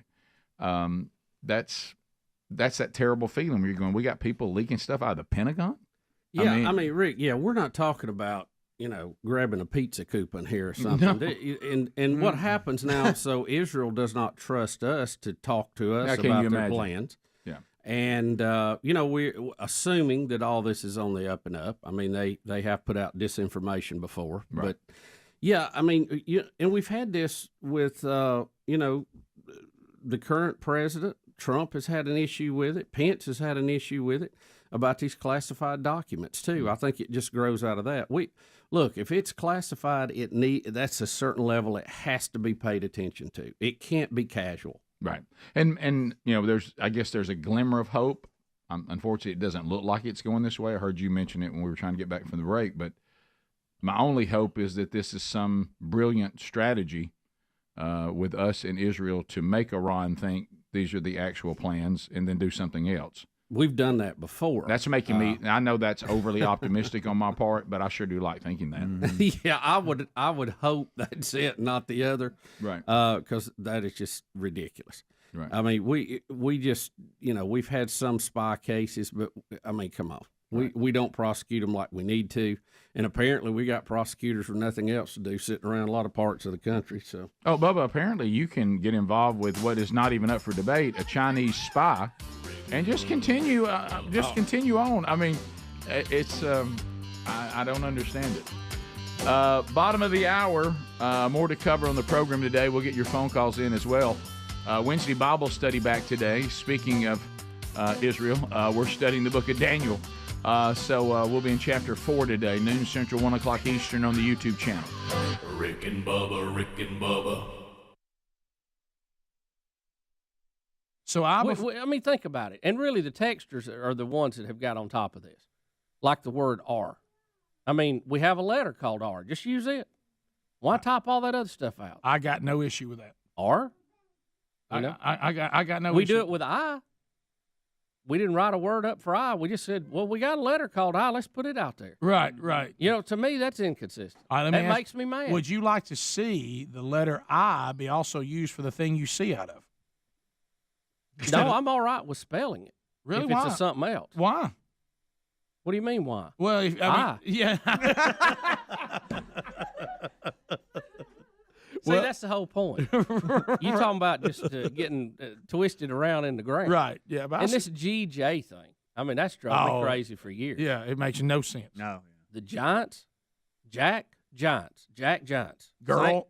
Yeah. Girl Giants. Yeah. That makes no sense. No, I mean, really. Giants should be spelled with a J. Somebody, seriously, It should be turned over to the Iranian Revolutionary Guard over all that. I know. You know what I mean? That's what they ought to be taking care of. A G can only be G. If we got a J, if J handles the J, then let G just be G. Yeah. Do you agree with that? Sure. And the C and the K is overused. I mean, one or the other. We didn't need both of them. You're we right. got a. We've got a. Let's just. That's get, all we need is one. Let's just get a and Yeah. stick with it. Yeah. Kite and Why we call. got and then you go Cat, kite, and cat, kite. It's the same thing to me. I will go as far as to say since we have the K, and we have the S, the C's not even necessary. Have you ever seen your kids when you're trying There's to no explain? need for C. There's no need for C. Cement. Spell it with an S. Cement. Spell it with an S. Sure. We don't need a C. We got a K over at K. Sure. How about the young kids though that you're trying to teach them, and they look at you when something like that comes up, like what? Oh, I know. I mean, I feel. And they get aggravated, and I want to tell them, yeah, it's stupid. I know it is, but we just got to learn it. I remember the first time little Taz got to say, and then Jack was running from the giant Gant, and I said, no, that's giant. He said, no, Dad, it's a G. Yeah, And I goat. Said, yeah, Gant. Yeah, and I'm like, I know, good. I know, son. I Good, don't understand. giant. He said, but he said, but Good, giant. But G is G, and I said, yeah, but sometimes it's J. He said, no, that's J, and I said, stop. Just stop saying that. Stop, Look, you're gonna this make me throw a Jack, brick. look, see if you can book this Jack Boville guy for the Spelling Society, Is which this- advocates His name start simplified with a G spelling. or a J? Is his name Jack or Gack? It's actually Jack Boville, Bovill. Or is it Bovile? Well, he can pronounce it how he wants to, but Right. to me it's Ville. Yeah, if it's two L's, we V-I-L-L. go L's. It's There's a Ville. stupid rule. V-ill. You know, so Not Vile. If it was, it'd have an E on the end of it. And don't even get me started on red. Read and red, and oh my God. What about all that goose and geese and moose and all that stuff? Yeah, I know. You get all that tangled up. I'm like, now all along we've been told put an S on it means more than one. Right. So we ought to have mooses. Absolutely. And I think mooses sounds okay. Gooses. What was that ran in mooses. front of the car? That was a herd of mooses. Right. Right. And you know what it is? Deers. You know what it was? A bunch of moose. Right.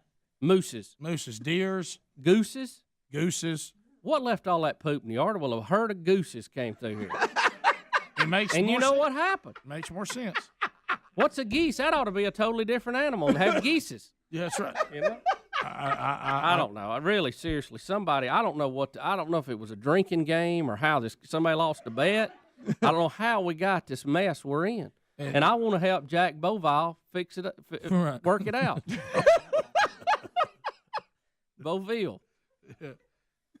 Well, it's, I would like to I'd like to overhaul the English language and get rid of snakes. That would be my goal. Isn't it funny? For mankind. You know, these same people that create these ridiculous exceptions and all these different things, what will they tell you about parenting? You've got to learn it's lazy parenting to say, because I said so. You have to explain it, let the kid know. And then on the other hand, you go, why we got these stupid rules? Well, just because it is. And you know what You know really what I mean? brings it to light? When you start looking at the Bible and, you know, the New Testament being in Greek, most of it, and you see how we have to just pile, you know, like 3 or 4 different things into one word because we ain't got a word for it. We just throw it into love. Let's just cover it with that. Yeah, they'll figure it out. You would think. They might not. You would think the way we throw letters around and arrange them differently. Oh, well, you think we'd have 20 words for love. Yeah, why, right. well, just one, just throw it It's in amazing there. how we'll get Look so at it. complex and deep in one area and just be lazy as we can be in another. Oh, I know it. I when know it comes to our language.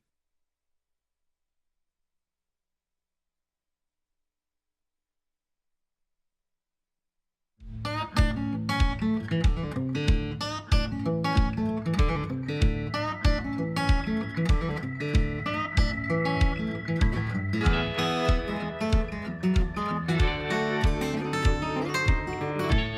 35 minutes. That's it.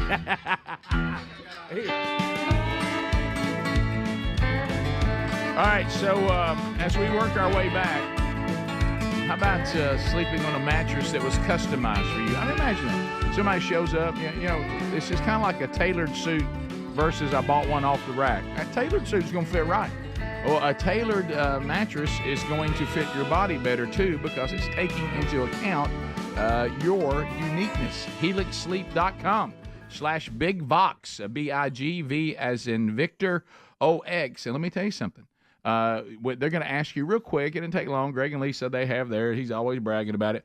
And so they're going to ask how you sleep, on your back, on your side. Do you sleep on your stomach? And do you rotate maybe? What kind of mattress you like, firm, soft? You like something kind of in between. Is this? Are you big and tall? Are you someone who's got some size on you? They want to know that. Is this for a child? They have a mattress they customize for children. Parents Magazine said it's the best one available because it takes into account that child's going to be growing. These mattresses are not made in China or Mexico. They're made right here in the United States of America, and they're shipped straight to you. Got 100 nights to sleep on it to be sure you love it. And if you don't, which is extremely rare, I'm sure it happens, but not much, they'll refund the money. So all you have to lose is the sleep that you're losing right now.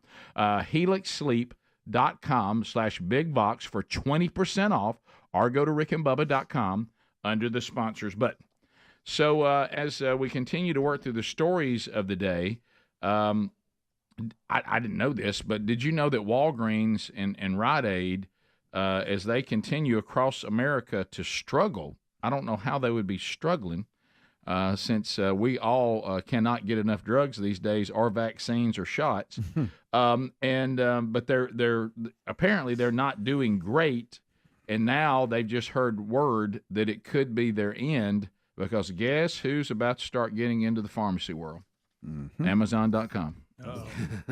Yonder comes Amazon. Here it comes. The only thing better than having to go down there and sit through the drive-through for your prescription is it show up right there on the porch. And so I don't know. I mean, you can see the good and the bad on this. But Can I tell you something? And help me out. It's odd to me. Amazon has started this and has been so dominating in it. Oh yeah. I'm shocked that there hasn't been more competition to push them on that.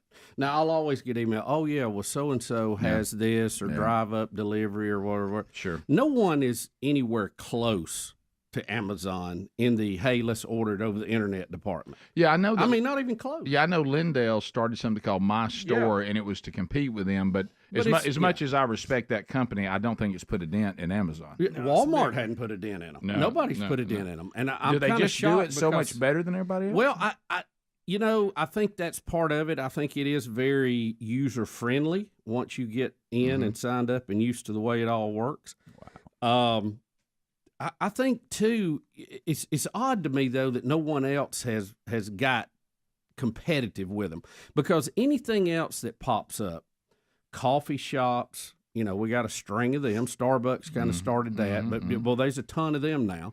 Donut makers, fast food. Of course, we got a ton of them. It just seems like anything that gets kind of hot and goes, they get a lot of competition. Amazon has just never had that. I don't know if they're that good, but why can't somebody else be that good? Chicken sandwich, like Chick-fil-A. Yeah. Everybody wants in the chicken business. Hey, let me tell you something. Have you seen, because he's on our CD coming out this year, on the CD of things in the past that never made a CD. I just saw a pretty current video of Lavelle Crawford, who we love, and his bit that Chick-fil-A killed Popeyes. It is hilarious. Okay, so I don't have time for that right now, but remind me in the break to tell you about that. And it looked current because he looked older and everything. I think it was pretty current. So anyway, Walgreens is going to shut 1,200 stores down over the next 3 years. Rite Aid has closed hundreds of brick and mortar locations. Right. And they're filing for bankruptcy, or they did back a year ago. But here's what Amazon said they're going to do. They're going to take a different approach to the traditional drugstore by introducing a digital-first pharmacy, which delivers, as I said, right to the customer's door, much like the e-commerce site that it has. It's going to work the same way. Customers in 20 new locations, including Boston, Dallas, Minneapolis, Bubba, there you are, Vikings, Philadelphia, and San Diego, will be able to get free rapid delivery of prescription medicines in 2025. So they're going to serve those markets next year. And Bubba, just what you're talking about, they're saying that their logistics, which is vast, their network is so advanced that they're just going to plug this in like they do everything else. Now, I'm in my mind, I'm thinking about FDA. I'm thinking about. We're talking about drugs. I know what you're thinking. We're talking about drugs here. I mean, this is. Yeah, There's always something we're been a little not strange talking to me about, about you getting know, drugs through the mail. Yeah. You know what about? I don't know why. Yeah. I don't know why. Maybe it's like ordering eggs through the mail. Well- It just seems like it's not a mail thing. You know, Yeah. I don't know. Well, I'll tell you this. I know this is not drugs, but I do get, things like, I've got a supplement that I get through Amazon. That is, I know it's a natural thing and all that.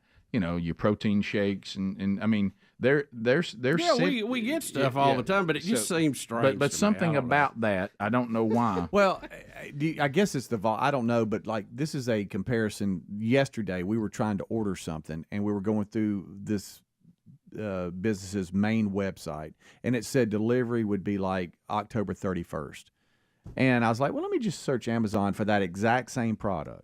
I searched the exact same product, exactly what we were on their website ordering. You can have it tomorrow. I know. It's like, how what do they do it? What in the world? I look out sometimes and I see that Amazon package and it scares me because I just ordered it yesterday. How's that right there? Yeah, and I know Rick, I've got one better than that. I had something I needed the other day. I went on Amazon to get it. I ordered it early before the show started. There you go. It was on my doorstep that afternoon. No, it Same was not. Day. No way. Same day. And How? I'm like, they have to. Vast they network, have Rick. to have it in these big warehouses. I know they have all that. Fulfillment center. Yeah, which we all call a warehouse. Right. Yeah. Vast, Rick. I so get that. vast. I mean, they have all that there. I get it. If it's a common product, I think they store a lot of that up front. All right, let me throw this Now, at how you. they keep up with it, I don't know. What's the Dr. Drew? So Dr. Drew, they have a company, and they advertised with us for a brief little run, and then I think that they finally listened to the show and didn't didn't like so many other people didn't like some of the directions that we're going to go no matter what. So that if you don't like what we do, then certainly move on. But anyway, but if you remember, and I ordered one and take it traveling, whatever. You can get your basic antibiotics and basic drugs shipped to you in a kit. How can they that you keep with you? Now I will tell you what the experience was like because I got one. You do have to get on the phone with a doctor. Yeah. And you do have to go through your medical history, and you do have to fill all this out. Oh, wow. I think there's no way Amazon I can just decide I think I'll take that drug. And so that's what you do on the corner, but. We ordered hams. Is that what the hams is? Right. Was it called 4 hams or whatever? So anyway. Oh, yeah. But anyway. It's got all kinds of products. Boy. That woke you up, didn't it? Hair growth. Yeah. So, Greg comes alive. There he is. Greg, good to see it's you. funny. 'Cause some people not say, schedule them. I know. How about this? Some people says it's the coffee. I say it's the toffee. Like I say, I got. As a matter of fact, Amazon's going to start using that rocket they got and throw stuff out when they go by. But I think even if Amazon does this, based on what I experienced with this kit that is sent to you, you do have to talk to a doctor. You do have to fill out your medical history, and you fill out the medical history first. Then the doctor calls, says, all right, before we send this to you, let's run the list. Do I have this information right? Yeah. And you say yes, and they say, okay, and then it came. But even then, it feels like it would be It does. ripe for abuse. Yeah, but so I don't think it's going to be you a think click people and be go. honest on the phone? No, right. But I think you know what that's what that is. That's legal. All right, did they tell you all that? Yeah. Do you have that Yes. documented? Did they sign it? Yeah. But so I don't think it's going to be a click and go like it would be with a supplement or something. Most like criminals that. don't Right. mind And lying I to think you. that I bet they have some that are not even. You have to see a doctor in person. Probably. Surely, like your sedatives and your anti-anxiety medicines that are very, very prone The stuff to be you're on, right? prone to be abused. Right. No. Yeah. But I'm not on those. I But- probably need to be on them, but I'm not. Yeah. How about they predicted that by the end of 2025, 45% of customers are going to be eligible to get the same day delivery, meaning they could order medicine by as late as 4 p.m. and have it by 10 p.m. at their doorstep. Here's a nurse on the text saying Amazon is already being listed as a home pharmacy, so they're full blown running. Yeah, any scheduled medication under schedules 2 through 4. So those are the drugs that I was I wish talking about. Amazon would bring That's back smart. Charlie chips. Yeah. Well, they could come to the door. Can't you order chips from them? They'll put it on your But I door. want it in a big old can that I can make a snare drum with a dog chain. Absolutely. All right, we'll be back. More Rick and Bubba coming up right after this. Rick and Bubba, Rick and Bubba.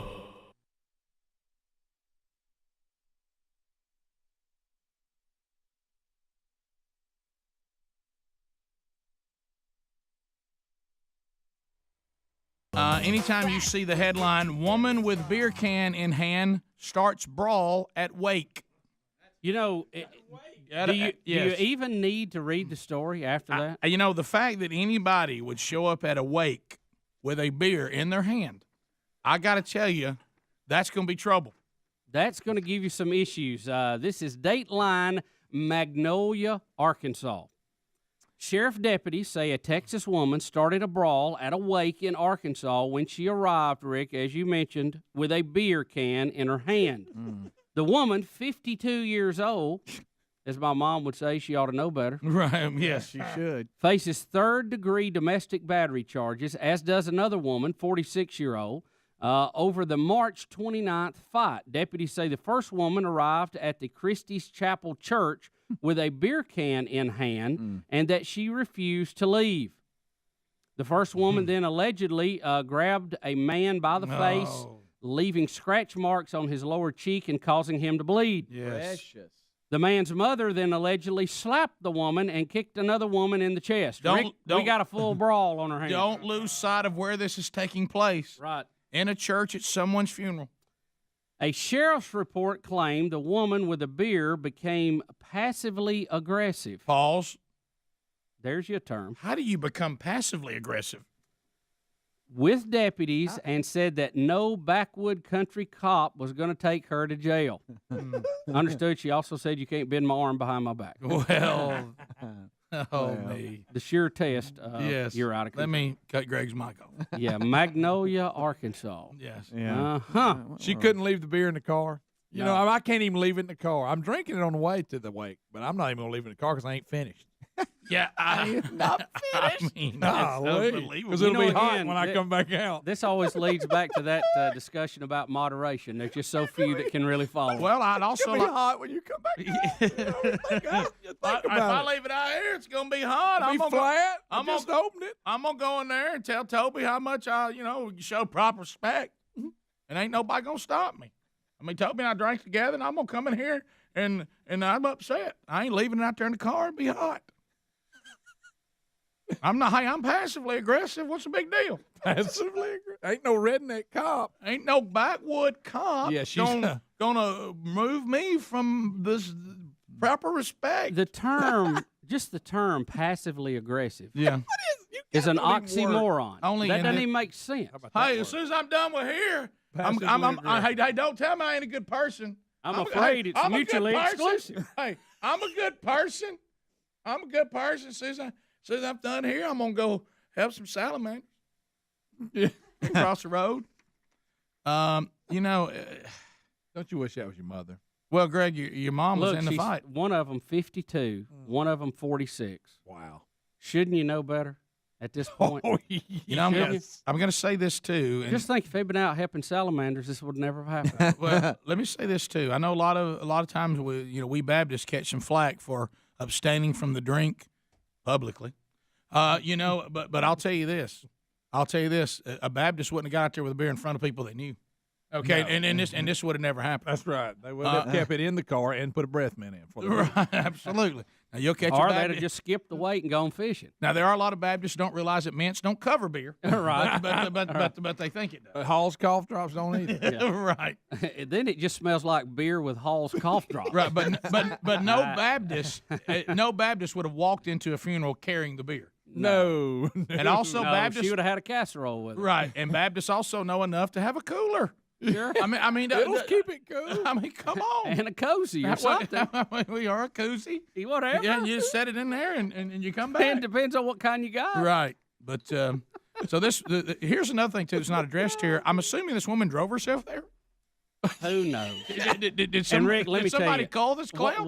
What is not told in the story, and I'm reading between the lines, there's a man involved there. Oh, yeah. And this is about some guy, and both of them's dating him. You're right. Or he he cheated on her. I think.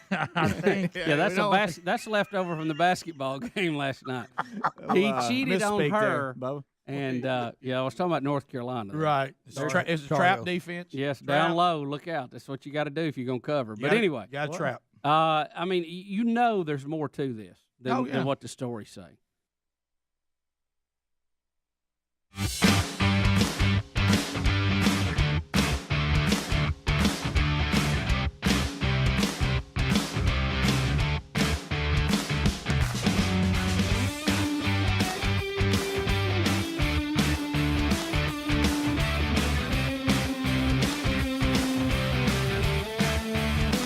To the top of the hour, working our way back on another day, talking about Amazon getting into the pharmacy world. Here's an emailer.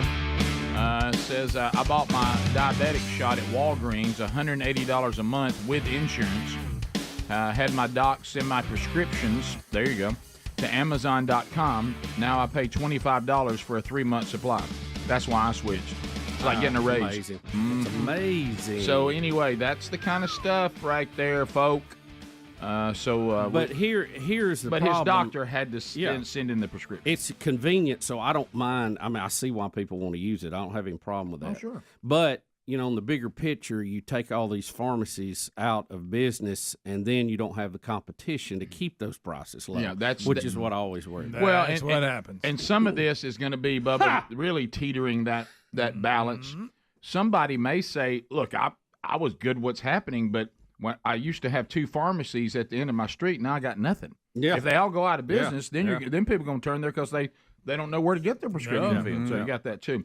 Bubba, tonight, the Eyes of the Nation will be Eyes on of the Nation, baby. Jacksonville, Alabama. The Jack State Gamecocks hosting Middle Tennessee, and it's going to be Blue on Raiders. ESPN2 tonight. Stay cocky.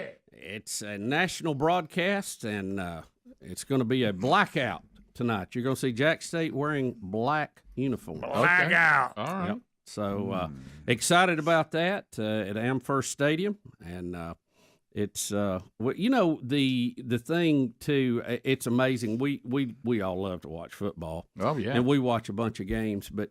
You know, working on the backside of that now too, it is incredible the number of people it takes to pull these games off.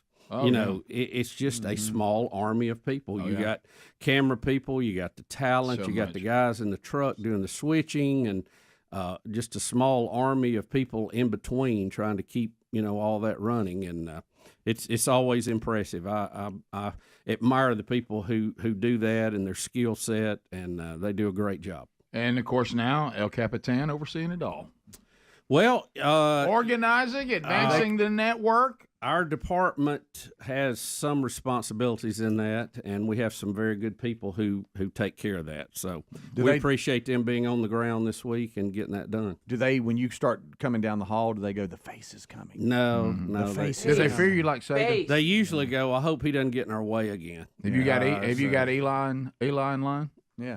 Elon? Eli and Bill Clark. Well, they're Sit not, up, coach. Try to say Elon in line together. Yeah, it turns out it's Elon. Yeah. No, this is not a game we'll produce. This is ESPN2. So now how many? We have some technical, cooperation situations there, but we don't have to do a lot of it. So when ESPN shows up, how many of the local folks will work with ESPN, and how many of their folks? What's his percentage? I know you may not know specifically. You know, but we have several of our guys that will work with them. But they mostly bring in, you know, they contract out too. Yeah, so, sure. Ross Productions does most of their game productions for our area, and then the ESPN talent. So it has the ESPN look, but it's actually another company doing a lot of that. Yeah. Okay. Well, let's say this. And you know what? It's changed so much too. It's so funny because, you know, even when we used to do stuff on the road with Turner South, they would bring this 18-wheel studio in there, and they had all this, and they had an uplink truck and all that stuff. And they still can do that now. Some games they bring those just depending on where their assets are at. But they also now can switch the entire game in what I would call a van. You know, just a van like you used to drive around. Funmobile? Well, a little bigger than that. Okay. Like Adler show enough van? Yeah, like that. Like Adler? Yeah. That you literally open the door and they have the video guy facing one way with a screen and the audio guy facing the other way, and they're doing all of that in there. and they have satellite backup a lot of times, but a lot of it they're sending over the internet now. How about that? That's wild. It's scaled down just incredibly what it used to take, but they still have a lot of people and do a good job. So Middle Tennessee, who's having a rough year. Yep, they're struggling a little bit. 2-5, 1-2 in the conference. Jacksonville State, who seems to be playing good football right now. 3 wins in a row. Yep, and can get above 500 tonight, and will remain tied for first place in the conference with a win. And who they tied with? Liberty and Western Kentucky right now. So when's that Liberty game coming? That is next week, but we don't look ahead, Rick. We focus on Don't look ahead. Well, look, these Wednesday night games to me for students ought to be what you're looking for. You know, sometimes you're like, well, the weekend, whatever. A Wednesday night, I mean, you can't have ESPN2 come into Jacksonville State and us not have a good showing out there. Yeah, well, it is strange because I told Betty, we've talked about this, when I was living in town and a student and all that, even in high school, any excuse to get out. Yeah. Hey, I got to go to the game. We got to look good on TV. Right. You know, we got to go. Whatever it takes. We would get out and go. And but Wednesday night games can be a little bit of a struggle sometimes with crackers. People go to work and that kind of stuff. But it seems like if I was a student, that would be exactly what I'd want. Yeah, I know. Yeah, I know. because yeah. I can understand I'm going home this weekend or, you know, whatever, and the game's not till Saturday, and I want to go ahead and leave on Friday, you know, if you're at one of the colleges where people don't always stay. But a Wednesday night, you got class. I mean, you ain't going anywhere. Tomorrow's Little Friday. Yeah, we Who's need got to study? We need to make our home field a home field advantage, right? And to do that, you have to have numbers and a good crowd. Yep. And you know, we need to show off in a good way tonight. Yep. So that's that'll be on ESPN2 for those of you around the country that would like to see Amherst Stadium and Burgess Snow Field. As the Gamecocks take on Middle Tennessee. Those two schools playing each other is always worth watching, no matter what. Whether usually Middle Tennessee is rolling, and they're struggling this year, but they'll still be a show enough opponent tonight. Jack State is favored, right? Yeah, they've become a good conference rival for us. Yeah, and need more of those. Yep. And then both schools play other bigger schools, so this is a good matchup. Good Conference USA. Good for them, good for the conference to be on national TV, and hopefully we'll have a big win tonight. Right, and is there any chance that we'll see you? Will you you probably won't. If you see me, there's trouble. Okay, Rick. so that's not good. Yeah, I got you. so that we hope that we don't have any of that. Right. No, sir. No. So we don't be. I've had several people ask me. They said, "What are you going to be a guest on the coach's show?" Right. I said, "Well, I'm filling a very unique role here. That if somebody doesn't show up, I go on. Hey, so, you're always ready. I'm in the bullpen, ready to go. If I were to turn that on tonight, and all of a sudden I heard, well, you know what, so and so, of course, came down ill, but we picked up locally. Bill Bubba Bussey be doing color commentary tonight on ESPN2. So that's Connecticut might break off and sink into the water. That'll happen. So anyway, so that's what might time? Round Eli. What time we kicking it off, Bus? 6:30 Central Time. 6:30 local time. It's a blackout. Black it out. Don that black and let's go. Beautiful weather. It's going to be just perfect. Oh, it is. Tonight. It's going to be wonderful. So you ought to have it just like you like it. Let's do show out. Do you have security that follows you around, or are you just free to walk around? No, they know where I'm at, usually where the food is. Top of the hour. Rick and Bubba, Rick and Bubba.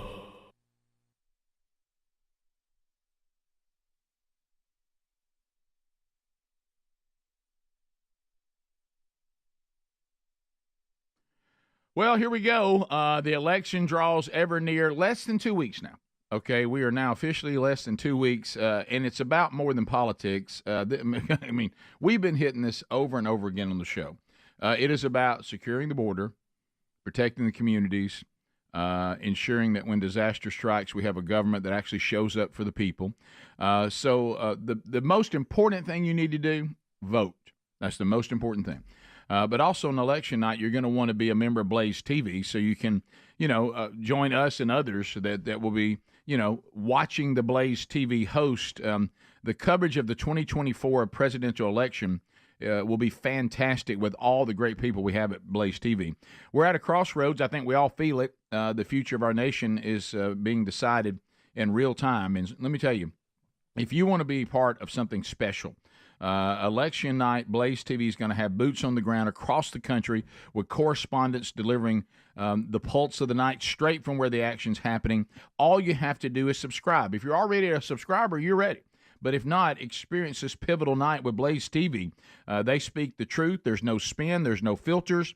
Just real talk breaking down what's happening in real time. So they're inviting you to be with them and be with us on Blaze TV by going to blazeelection.com/prime time. You can get $40 off. blazeelection.com/prime time. Get $40 off and see real election coverage on Blaze TV.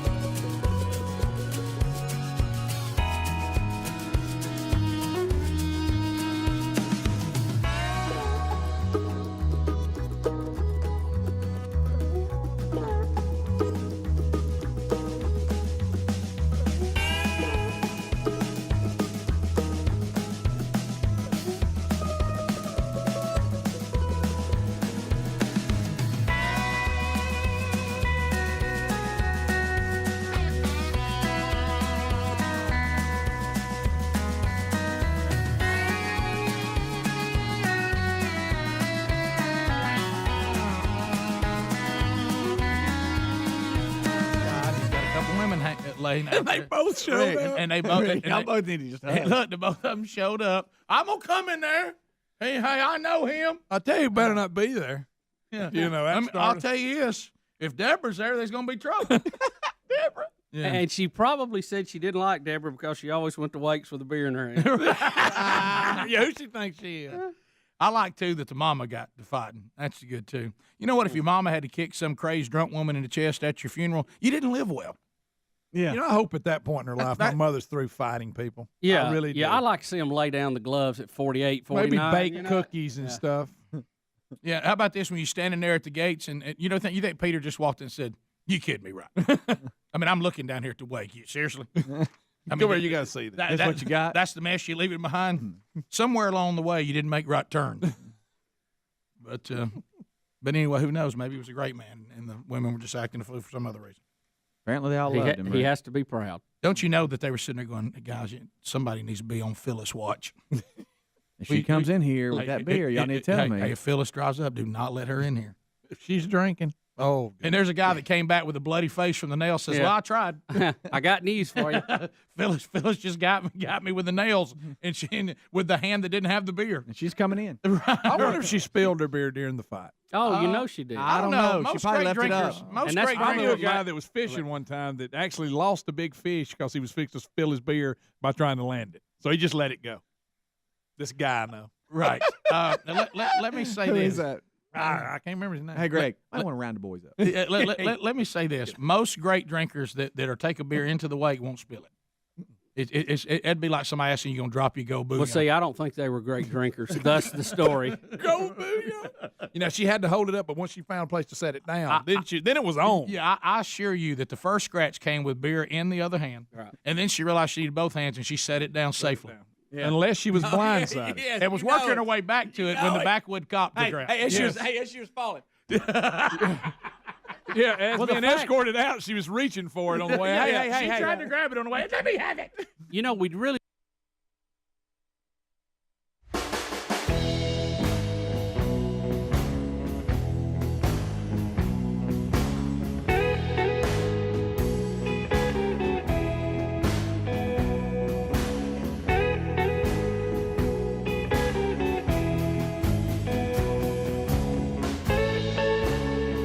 Here we go, America, a brand new hour. Thank you for being with us today. As you just heard from the great Ken Osborne, the gang is all here. We thank you for being with us today. Wednesday Bible study back today, noon Central, 1 o'clock Eastern, Daniel chapter 4. If you can't catch it live, the archive available soon after on the YouTube and the podcast channel. As we make our way back, we have a big election. Bubba, we're now inside. We are now inside 2 weeks. 13 days till we vote. And here we go. So, interesting, some of the mainstream media, and I use that term loosely, kind of pressing Kamala Harris a little bit, surprisingly. I think, Rick, obviously you know where they stand politically, but I think it's just become a little bit embarrassing to themselves I agree. that they're not getting any answers. And the way they're going about it. Now, I think if the VP would give them answers, correct, they would support her in that 100%. Yeah. But I think they're just going among themselves. We look ridiculous out here. Do you think it's the famous from Jerry Maguire, "Help me to help you"? Yes. I mean, yes. You're not. Let me go. I mean, come on. So here is NBC's Haley Jackson saying that Kamala seems to have abandoned one of her far leftist, supportive, let's have taxpayer surgeries for those who want to change their gender. But has kind of abandoned that. And some of her fellow leftists, as you said, Bubba, don't seem to like it. Here's NBC. I will move on, but I don't know that I heard a clear answer from you on the issue of gender-affirming care. It sounds like what you're saying is there should be something between trans Americans and their doctors. It feels like that's a long way from "we see you and we love you," which was your message to trans Americans in May. What do you want the LGBTQ plus community to know as they're looking for a full-throated backing from you for trans Americans? I believe that all people should be treated with dignity and respect. Okay. Sure. Period. And should not be vilified for who they are. That's not what she asked. And should not be bullied for who they are. That's not what she asked. And that is we all agree with that. A true statement for me my entire career. Yeah, that's a true statement from me. And a non-answer. But she didn't ask you about that. No, you also at one time decided that you thought that taxpayers should help fund people's transitions and the surgeries that would be required, and now you're not saying that anymore. That's what Haley Jackson, Miss Jackson, if you're nasty, asked you. Okay? And I'm sorry, Miss Jackson. Right, yeah. I am for real. Right. So now it's this one a little lengthy, but so we may come out of it quick. But Kamala keeps acting like she was not involved in covering up Biden's cognitive decline, and she struggled. I bet she's telling her handlers, "Please, nobody ask me this again." So here we go. Can you say that you were honest with the American people about what you saw in those moments with President Biden as you were with him again and again, repeatedly in that time? Of course. Joe Biden is an extremely accomplished, experienced, and capable in every way that anyone would want if they're president. And you never saw anything like what happened at the debate night behind closed doors with him? It was a bad debate. People have bad debates. He is absolutely... But that's the reason why you're here, and he's not running for the top of the ticket. Well, you'd have to ask him if that's the only reason why. What do you think? I am running for president of the United States. Joe Biden is not. And my presidency will be about bringing a new generation of leadership to America that is focused on the work that we need to do to invest in the ambitions and aspirations of the American people. Wow. Wow. Once again, I would clarify that. a great answer to a question that wasn't asked. Right. It's not even an answer. Yeah. That's just her throwing out these real broad statements, again, ambitions, and things. She's in a really hard and tough position. Yes, she is. She has to run against her own record while saying that it was good, but I will do it different and better. And that's a very hard thing to do. Right. If you're running against the other party and they had the record, you're the agent of change. We're hoping change. We're going to do it different. Time for a change. If you are the party in power, you say, look at all we've done. We need to keep this going because those other guys are going to stick it to you. Oh, yeah. And she's got to be both of those. Right. And that's hard. I mean, and you see what it sounds like, a bunch of gibberish. Well, there's more. And when she's been accused of being a word salad person, it seems like somebody on her staff would sit down and go, okay, listen, enough of this. Let's have a real answer to this. Right. It's going to hurt some people's feelings. Is nobody going to help her? But we're going to be honest about it so that the media will get behind us and love on us like they want to do, but they can't do it when we look like we're speaking gibberish. And she was asked later, outside of this interview, on 2 there, if you guys want that clip too. Yeah, so here's more work. Bubba, what dressing do you like? It sounds like 1,000 words. Yeah, because here comes more salad. So here is the continuation of her trying to. Now she's talking about how she feels about Pennsylvania? Yeah. Okay, here we go. Madam Vice President, how are you feeling about Pennsylvania? I am feeling very good about Pennsylvania because there are a lot of people in Pennsylvania who deserve to be seen and heard. That's why I'm here in Johnstown. And I will be continuing to travel around the state to make sure that I'm listening as much as we are talking. And ultimately, I feel very strongly that I've got to earn every vote. No one voted for you. And that means spending time with folks in the communities where they live. Somebody do something. Okay, so back to this thing. She is the duly elected nominee of the party by the delegates, okay? The delegates at the convention choose their candidate. She has not run and got votes from people before, okay? But it doesn't mean that she wasn't the correct nominee, but it is kind of funny because she has really got to this and never went through the primary process. Again, that's a weeds issue, right? But it is historically interesting, I think, to say the least. All right, so Bubba, this is the world you now live in.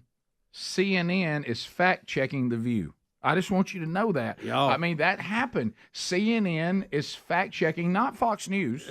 Okay, not they are not Glenn Beck, not Blaze TV. They are fact-checking The View, and they're saying that Tim Walz says something on The View that just isn't true. So here we go. Let's talk about manufacturing. Building back up manufacturing in the United States is a focus of both campaigns. I want to play for you what Vice Presidential candidate Tim Walz said about this yesterday. We want to make sure that you're able to bring manufacturing like Kamala Harris has did. We know Donald Trump lost more manufacturing jobs than any president in American history. Yep. That's simply factual. What are the facts here? Well, if you're going to say something is simply factual, it should be factual. This is not. It's not true that the Trump presidency lost more manufacturing jobs than any other presidency. Under George W. Bush, there were about 4.5 million manufacturing jobs lost. Under Trump, it was about 178,000. Now, there were also more manufacturing jobs lost than under Trump, under Eisenhower, under Ford, under Reagan. So Trump does not have the record. I think it's also worth pointing out for context that these Trump job losses in manufacturing overwhelmingly occurred because of the COVID pandemic. Pre-pandemic, under Trump, there was a gain of about 414,000 manufacturing jobs. Again, he ended a negative 178,000, but that was largely because we had a pandemic-related crash. Wow. That was CNN telling.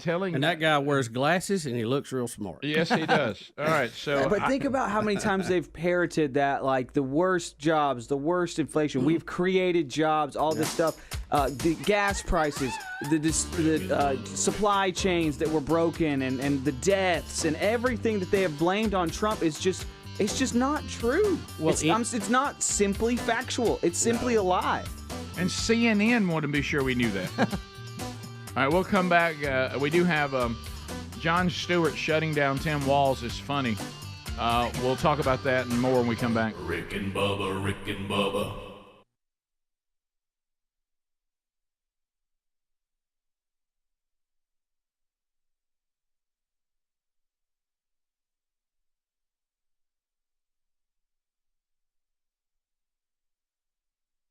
May remember the shoe thrower, the man who threw a shoe at George Bush in Baghdad. Yeah, I do remember that. Well, he's had the shoe put on the other foot, so to speak. Someone threw a shoe at him during a press conference. We don't know what these people are saying. Right. We could be cursing an Iranian and not know it. Oh, wow. He come back. I didn't know he came back through it again. As one of his buddies that was mad. Here it is again. Well, freeze his face. Bad throw there. Can I tell you what? The throwing of the shoes have not been that good. Watch this guy right here. Okay, he's letting it go to what? He's going to start taking his shoe off. Look. He's taking his. Oh, he's going to slap him with it. Yeah. And look here, he's laughing. Look.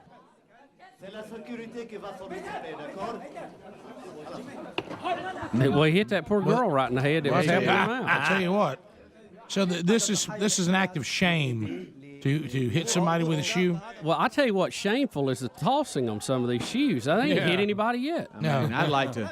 Greg, go over there. Let me see if I can hit you with my shoe. I think I could. By the way, it looks like Greg is there. That guy standing up. I think it is. He was in France at a press conference. He was a national hero in Iraq after hurling his footwear at then U.S. President George Bush. He was speaking at a press conference to promote his campaign for victims of the Iraq War when a man threw a shoe at him. And what was that guy angry about? Take that. He was pro what Bush did in Iraq. He likes being free and all that. The attacker was an exiled Iraqi journalist who spoke in defense of U.S. policy and accused this guy of siding with an evil dictator. I think that's Greg. Okay, I agree with that guy. Does that look like me? Apparently, this you don't just run up in Iraq and slug somebody. You got to get your shoe off. And Speedy, I'll give you credit. You brought up a great point. You go to a press conference, a lot of people there. You probably had to park a long way away. Right. You go in, you cause a commotion by throwing your shoe, and then you got to limp home. Yeah. I mean, what do you do? Do you go through your closet and just find like old shoes and just grab one and throw it in your briefcase? And do they pat you down looking for shoes in your pocket at the door? Right. Yeah, he's got a shoe. Step aside. Because if you take off the shoe you're wearing, you've made the decision, I'm done with these shoes. Right. I mean, is it cold? What if it's raining outside? Some of these are high-priced Nike New Balance stuff. And there's something you about... know what they're going to have to do? Put a warning on the box. You're do right. not throw. Don't throw. Mm-hmm. Or warning, this device could be thrown at you. Could be hurled. Yes. Yep. If you're in a Middle Eastern country. What it is, you go in there, you throw your cougar at them. You don't throw your good shoe. Okay, you throw your cougar light. Yeah. It looks like the second guy that's throwing it back at him looks like he's got a slipper on or something. Yeah, he's taking his off. Has he got a box of shoes he can whoop out on a moment's notice or something? Look, he took his shoe off. I mean, do they have shoes like we have like a wallet and they just pull it out? I want to see somebody throw a shoe with a little better arm on it, quite frankly. And you know what? This is what soccer gets you. They can't throw a thing. I like seeing pronate when he throws. They hadn't used their hands, and who knows when. I know it. Not one shoe has landed. You know, really, quite frankly, you see a shoe coming. It's end over end. It's not going that fast. Yeah. You can't get a lot on the shoe. I think it's a bad thing to throw. You brought up a great point. Yeah, that's not a good throwing thing. No. What if he just laid it down and kicked it to him? Throw an apple. I mean, throw food. I got a better idea. Why don't you keep your shoe on and kick him in the head with it? What about that? I think that's a lot more effective. How about walk up to him and open hand slap him? How about this? If you're a soccer-loving country, there it is. Shouldn't you kick your shoe at him? Use your foot and zip it at him? Let's look at this thing here. Yeah, that's what is that? That's a pretty heavy-duty shoe right there. That is. That looks like one of those little steel-toe shoes. I'm going to tell you throw it end over end, you don't have any control. Everybody's ducking it. Show me where somebody's getting hit. Well, they don't have a lot of style in it. They really Quite don't. frankly, they've had more luck throwing a pie at Bill Gates. Yeah, I like seeing him tie it better. How about this? They're way behind us. We've moved forward on shoes. That looks like that plantar fasciitis shoe that Bubba was wearing. With a spring on it. With a spring on the heel. Well, he was high too. He hit high. Yeah. Quite frankly, that guy threw his at Bush a lot better. Yeah. He sure did. I hate to give that to him, but he did. But Bush was quicker. This guy was later to react. I'd love to see Bush pick it up and just whale it. Let me back. tell you something. If I just heat him up. If I was the leader of the free world, which is why I probably will never be allowed to be, we would have an international incident when that guy threw that shoe at me. Absolutely. Secret Service would have been in the car going, "Well, President, wow, we won't have any more of that." I'll tell you what if the security would have shot the guy? That ended it. Yeah, how about this? I would have dove in the air and landed on him and took him to the ground in my suit with my presidential seal on. Yeah. Pass the gravy, please. All right, we're back. 21 minutes past the hour of the Rick and Bubba Show. Thank you for being with us. All right, so Wednesday Bible study today, noon Central, 1 o'clock Eastern, Daniel chapter 4 today. All right, a couple of things let's hit. All right, we have, all right, Adler, let's start with 3B since we do have time now. Then we'll do 3C, and let's jump down to 8 after that, okay? So here we go. Here is 3B before we get to Tim Walz getting shut down by Jon Stewart, who, Bubba said earlier, and I agree with him, we've been talking about this. Some of these people that have normally been on the left, they're like, I got to save face. I can't pretend that this is all okay. But anyway, so here's the CEO, Sunshine Gasoline Distributors. This is Max Alvarez. This is a comment about Donald Trump, who, by the way, will be on Joe Rogan this Friday. And we're inside 2 weeks to the election. So listen to this CEO's comments on the state of our economy and Trump. Here we go. Without a doubt, that the first day that we elect Mr. Donald J. Trump, our next president, the first day in office, I guarantee you he will solve half of the problems that we have. The most important, on November 5th, the election is not about you and us. It's about freedom and oppression. And this is the only man that I know that can handle that. This is the only man that has survived, for the grace of God, things that we can never imagine. And he gets up and he says, fight, fight, fight. I happen to be honored today.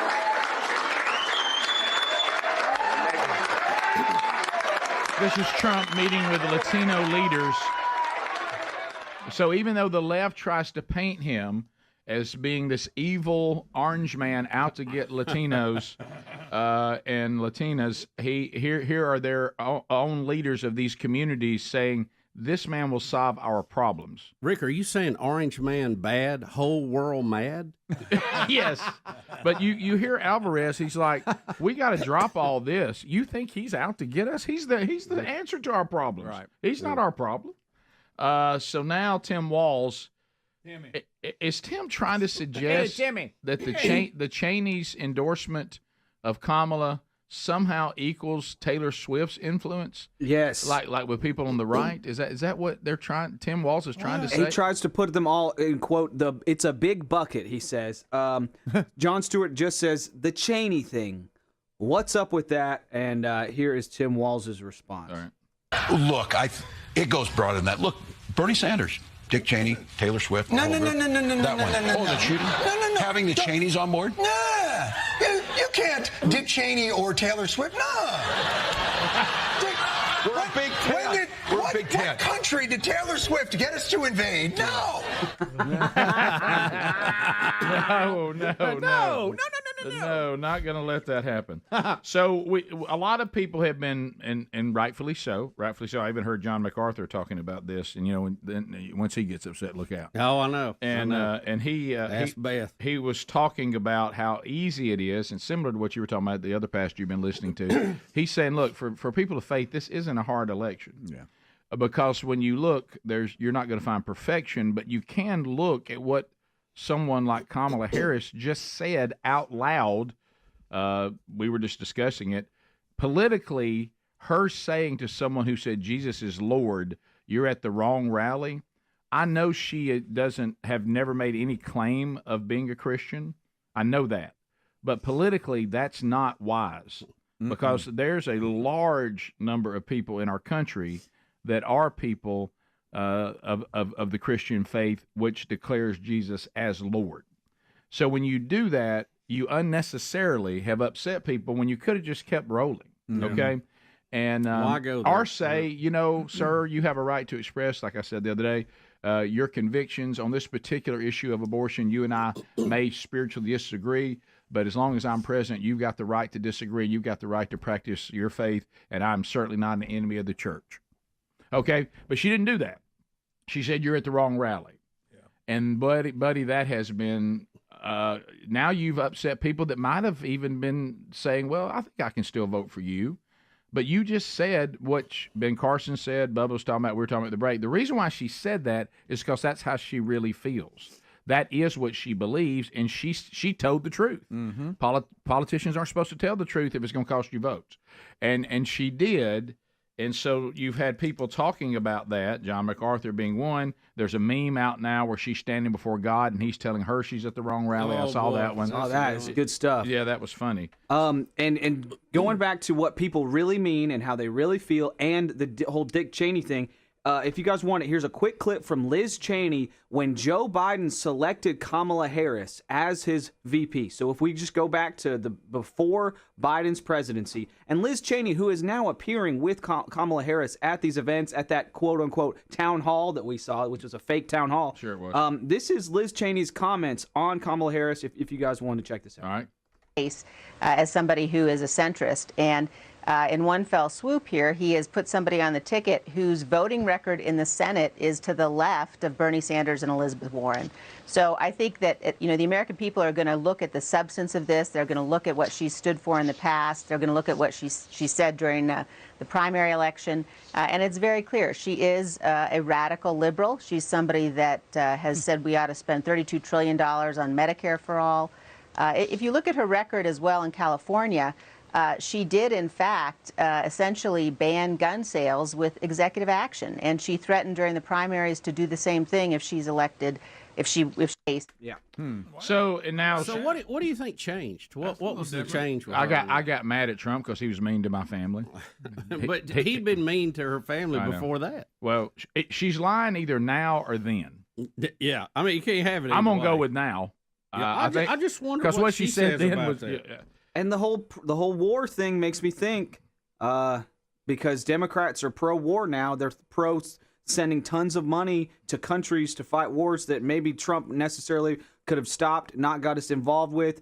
He didn't get us involved with any more new wars during his entire presidency, and I don't think the military-industrial complex likes that, and I think Liz Cheney, with her dad Dick Cheney's ties to Halliburton, I think it's all entwined. That's just my opinion. I think she's just mad, and she's letting her emotions be more important than the good of the country. Let's go to video 8. Kamala Harris, just what I was talking about, this comment about you at the wrong rally. Here is a pastor in Memphis. It happens to be, a black church, the World Overcomers Church, and here is Pastor Alton Williams now responding to that comment. I can't do it. I can't do it. I don't care what president, what color he is.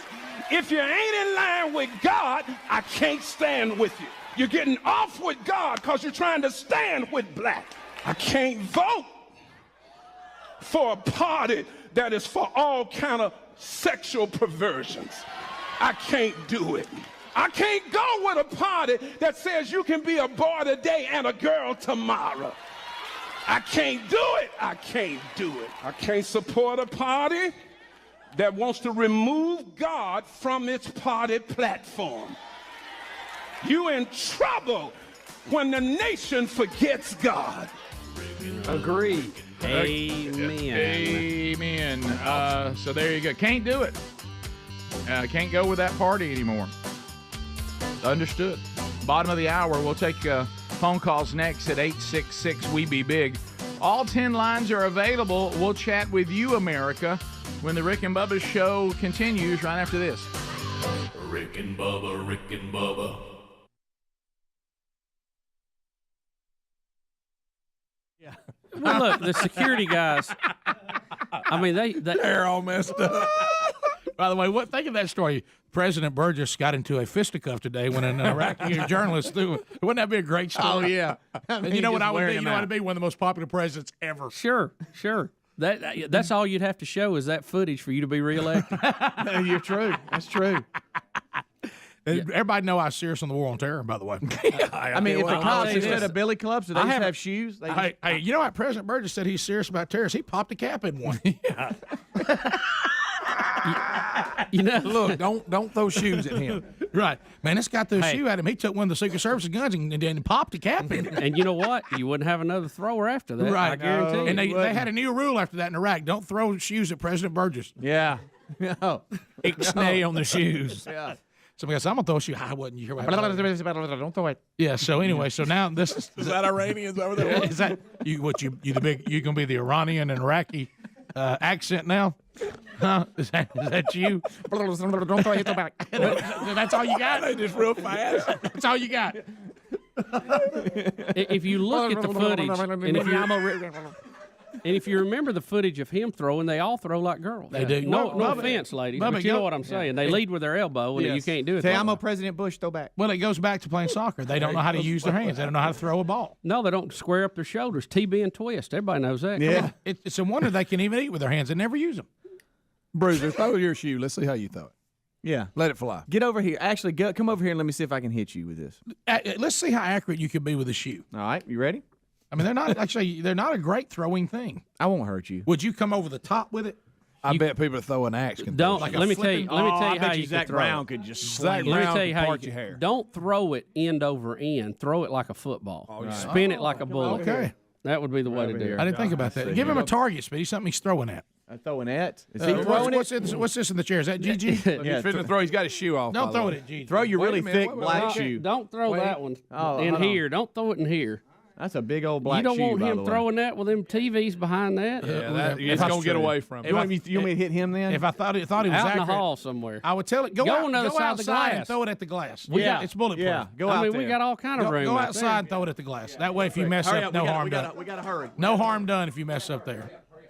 Bruiser, get that Brogan off and throw it. I tell you, if that thing hit somebody, it hurt. Because he's shining that Brogan up. Shining that Brogan up. All right, Speedy. Look, Speedy's got a microphone. Speedy's out there with a mic. All right, Speedy, let's throw the shoe. Swing Rick's camera around, Chris. Come here real quick. Over here. By the way, have you ever seen Bruiser run? Never have. Bruiser's out there with his sock foot and it's wet. He'll be fine. Which is precious. He'll be fine. I got one word: athlete's foot. I want you to say something like. Now tell him that like he's trying to. Speedy talking Iranian. Ask him. Speedy, wait. The glass on that side is not the bulletproof. Okay, don't throw at that glass. No, he's going to throw it here. No, you don't understand. The glass is on this side of it. He's not going to hit that. You don't think he will? No, I don't think so. Okay. Yeah, he'll be good. Look, you remember if you throw glass as a backdrop, I don't think necessarily. Let about the elevator over there? Or Throw it something? at the elevator. All right, let me do the talking and then you throw. Okay, right when I say. He missed. Oh my It God! wasn't even close. He missed. Take your other one off. That wasn't even close. He's making him take his other one off. Come here. Where did that even You got to go. Stop. Speedy bounced it in. That was a good call, Speedy. Good throw on that. Yeah. By the way, that's a big shoe, heavy. Is this what you wear at the pig, so you don't slip? Are they bumping a little bit? Yeah. You need to put some alum in them. You got to really get in to see it. Get a boot driver. Speedy, good shot again. What is he throwing at? I don't even see it. Speedy, he's throwing at a wet floor sign that Bruiser is walking on in his sock feet. And now. I think I just broke it. Yeah, Speedy, there you go. Speedy tore it in half.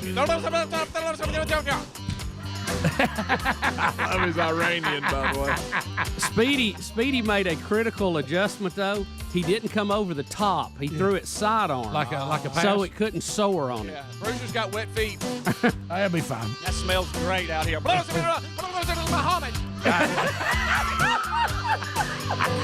and Bubba, Rick and Bubba.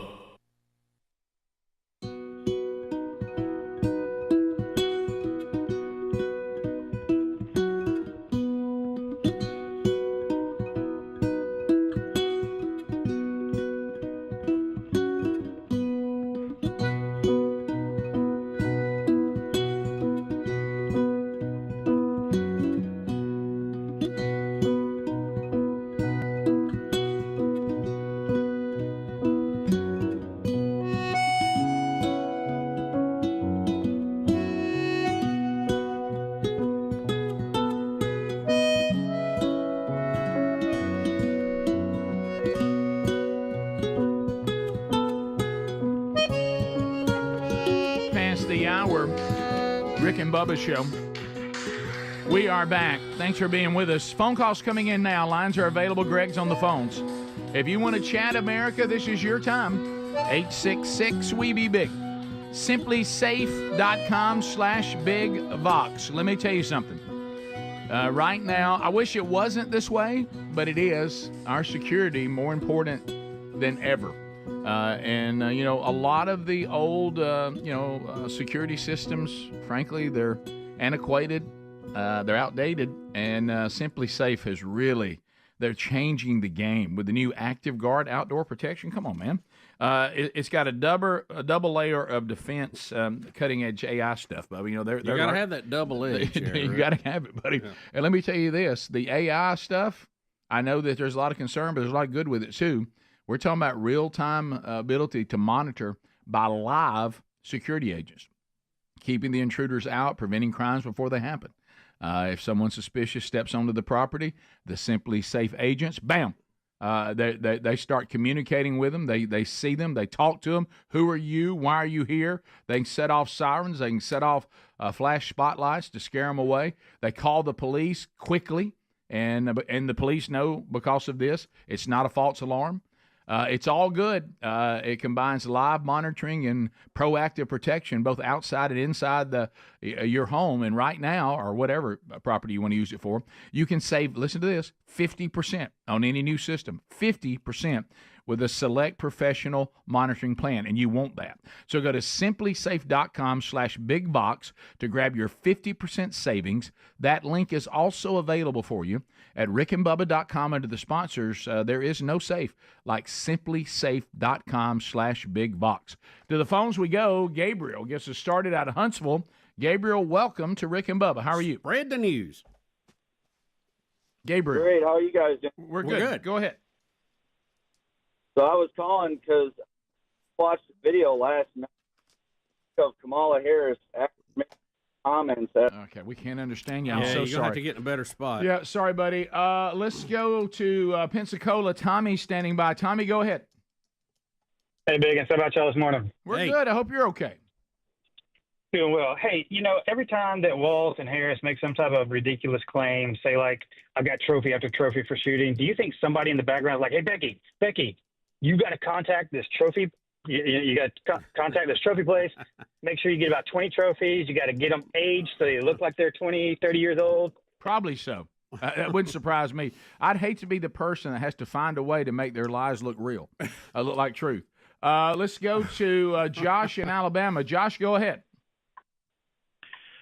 I was listening to the Clay and Buck section show yesterday, and they was saying what type of people might vote for Kamala Harris, and they threw one of them in there. So if you had long hair and a man bun, you may vote for her. Y'all may need to check with Adler, being he voted for Obama before. Oh no, it's Alt Adler now. He wouldn't be talking about Halliburton and still be over in the left. My goodness, he's behind the scenes. It's Alt Adler now. I mean, he's leading the conservative charge. I've got a man bun on the outside, but I'm a man on the inside. Amen. Well, you know what it is? Man bun on the outside, flat top on the inside. That's right. Yeah. High and tight. That's it. That's great. Let's go to Janice, Birmingham, Alabama, ZZK. Janice, go ahead. It's Jana. Y'all remember the term suitcase college when you were at Jack State? Yep. And Troy. Yep. Yeah. And that was a weekend when there was no ball game and everybody left. That's why Thursdays were called Little Fridays. That's right. Yeah, Thursday was Little Friday. A lot of campuses have that. Yep. Anthony, welcome to the Rick and Bubba Show. Go ahead. Hey, how's it going, guys? We're great. We're great. Good. I just wanted to make a comment about the Kamala Harris speech where she's just using a lot of filler words, not really answering the question. I think it would be good to mix that with the girl that's in the beauty pageant who just answers and does the same thing. Oh, no, we've done that. Trust me, we've done it so many times. It's people of the world need maps. People of Iraq. Never understood where Iraq was. I didn't either. Gabriel, try it again.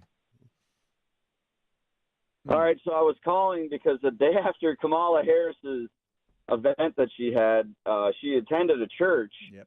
And when she went to the church, some of the church members were trying to confront her on her comments about, hey, you're this person was at the wrong rally. You don't believe in Christ. You don't stand with us. Why are you at our church?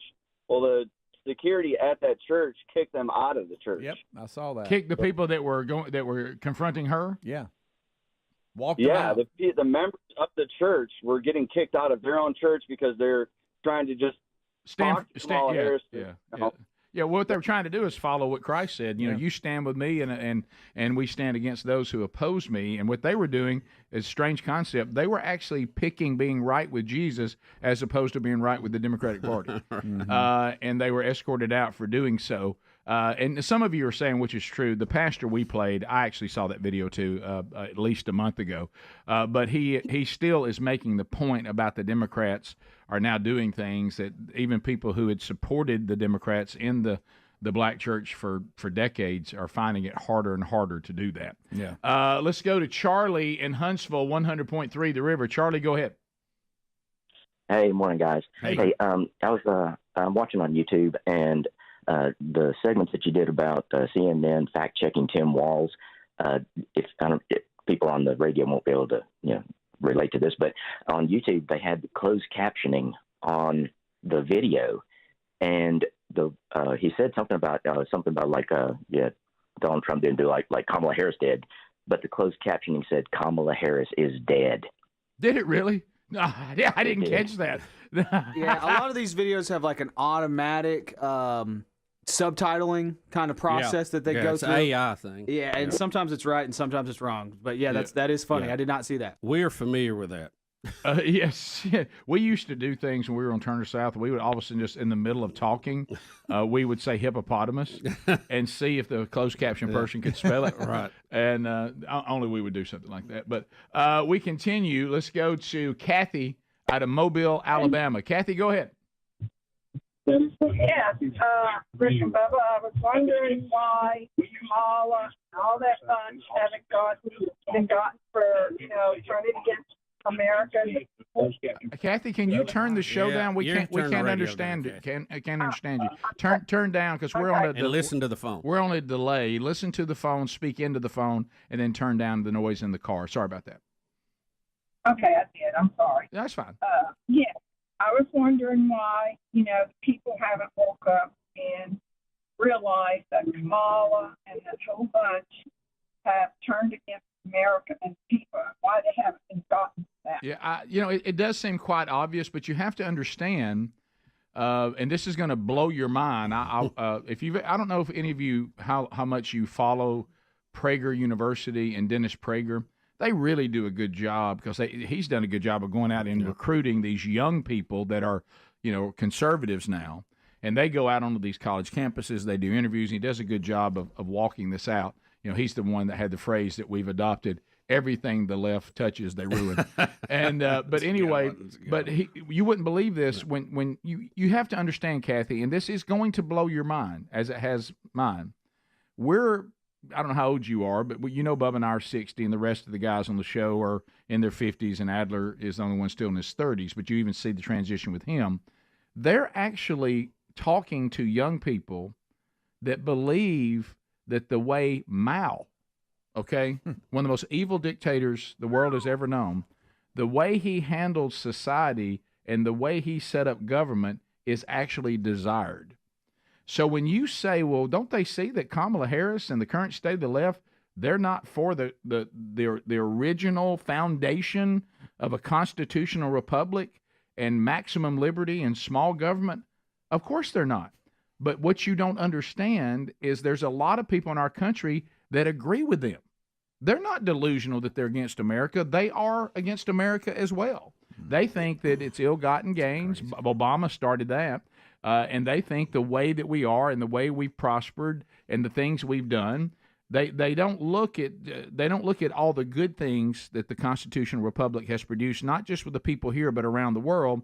They only focus on the flaws of the country, and they take those flaws and, first of all, they don't even acknowledge the correction of some of those flaws. But now they're going after the very fabric of the setup, and that's the Constitution itself.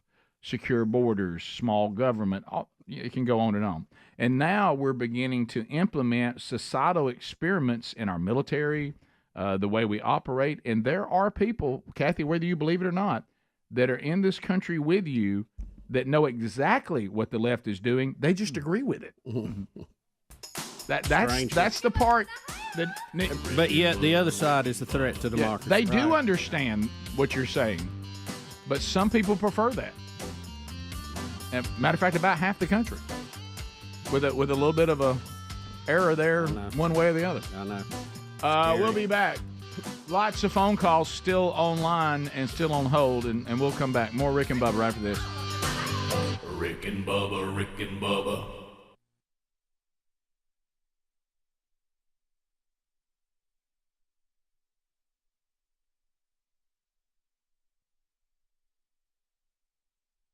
Special day today. The real Greg Burgess celebrating 21 years of marital bliss. Yeah.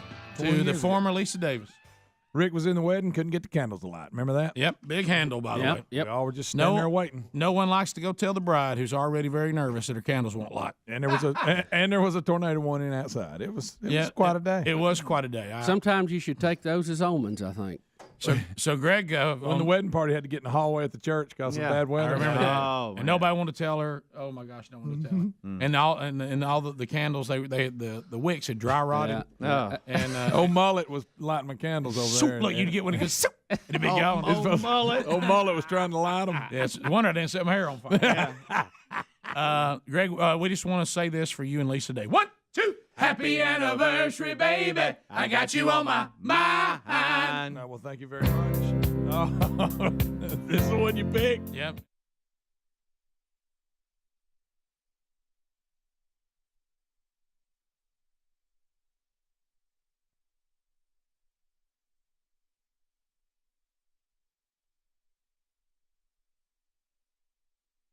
It went really fast, so I must be doing all right. You know, it don't seem like 21.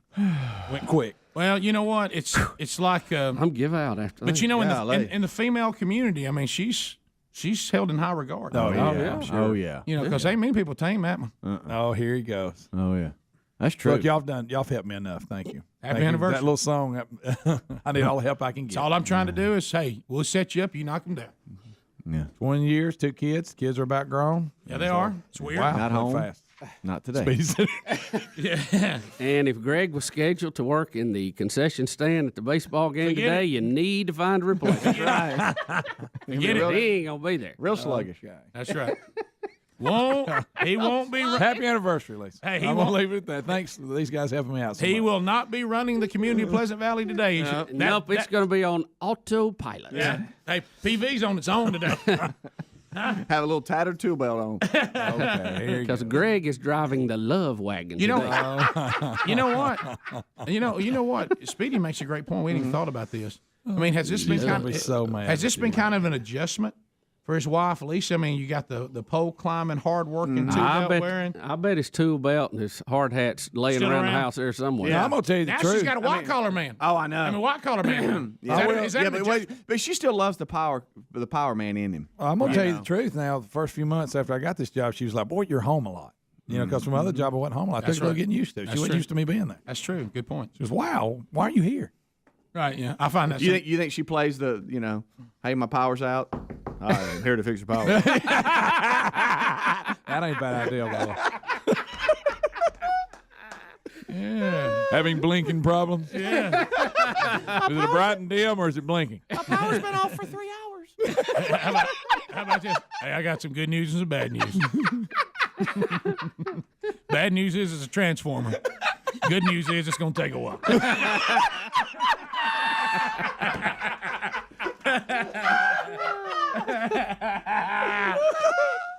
21 Happy years. anniversary. Hey, 21 very blessed. 21 years speaks for itself. Wow. It does.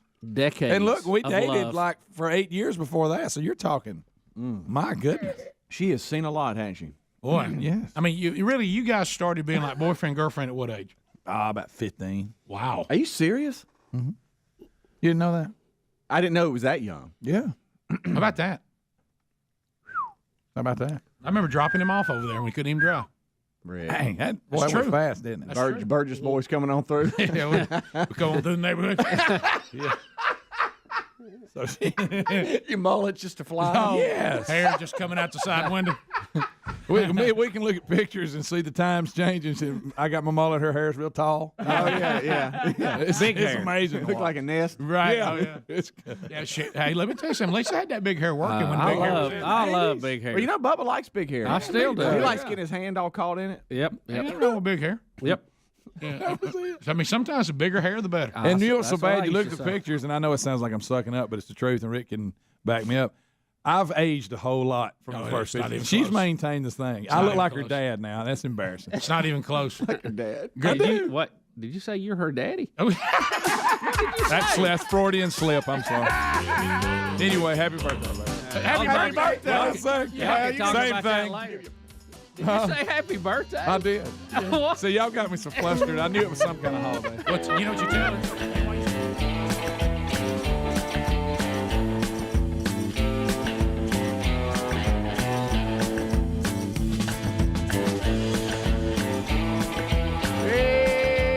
Here we go. Phone calls coming in, multiple topics. 866 We Be Big. Let's go to Janice. Janice out of Birmingham, Alabama. If you want to join us, you can. Line is about to open. Go ahead, Janice.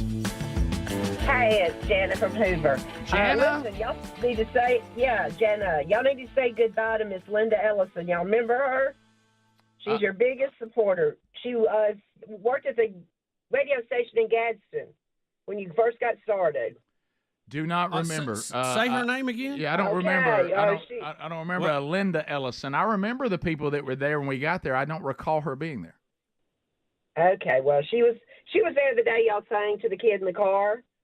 You remember that? No. She was so sorry. well. Okay, I'm sorry, so sorry. Yeah. but I just thought y'all might need to say goodbye to her because I'm sure she's listening. Now, where is it? Do you know Linda Do we Ellison? need to say goodbye to her because the show's ending, or is she moving? Yeah, because the show's ending. I got you. Okay. All right. So, are you?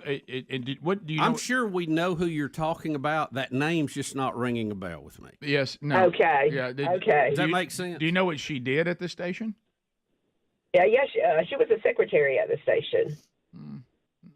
No. Yeah. No. She absolutely loved y'all to death. Well, what a And sweetheart. which station was it? Q104, she said. Oh yeah, Linda. I remember her. You weren't even born. Okay, pal. You weren't even born yet. I remember her. You realize when the show started, how old were you? 94? I was 9. Yeah, when we were there, I remember that I was 30. Right, the secretary, was Ursula's the one I remember and then right offhand. Yeah, and then we had. And it's because Ursula didn't play no games. No, she didn't. Ursula was our secretary. I remember Jean, who was in traffic, I think, and then there was a Pam Taylor. And then that's your office people, right? I don't remember any other office people. I would need to think about it, You're Rick, right, because that's kind of a shift in gears It is. right now Yeah, at it this was. exact moment. It really but, was. Yeah. But how about we had a lot of fun working with a lot of fun people. Remember this, Linda. Just because we don't remember you, it puts you in incredible company. Yes. But we sure do thank you. Linda, I'd know you if I saw you. Right. Right now, I'm just drawing a blank, and it's on me. Right. We continue. Let's go to Jeremy, Brookhaven, Mississippi. Jeremy, go ahead.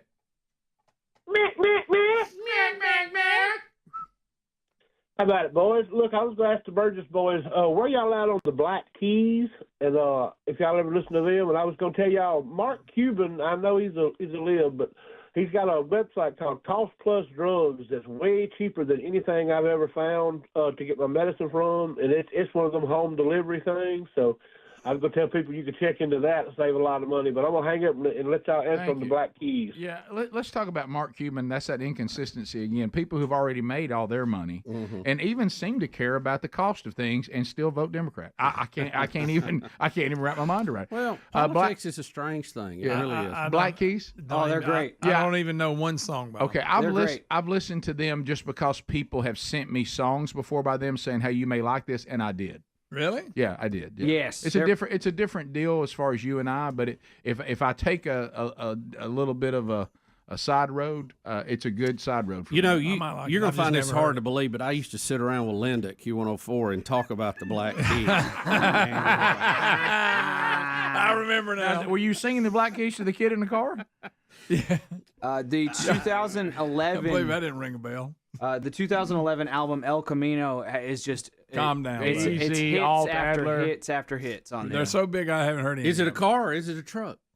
Great question. I think that was the lead song. It was. That's a good one. Caleb Huntsville, 100.3 The River. Go, Caleb. Yes. I don't know if y'all heard. I was listening to Mark Levine yesterday, and he was talking about the early vote in Pennsylvania, and he was saying that there was over 500,000 Republicans that voted early and over 1 million Democrats. And he was just basically talking, if we're going to beat them, we have to beat them at their own game. I don't know if y'all heard that. I didn't know, but a lot of people we did some podcasts about the strategy, and that was the strategy. You there's some things we need to change and are trying to change. We haven't got there yet, but you need to work the current system and beat the Democrats at their own game. Remember, we interviewed a guy that did a whole deal about that. You know, I had some questions because I was asked a woman. It was these, and I think it probably varies state to state. But how do they handle the early voting?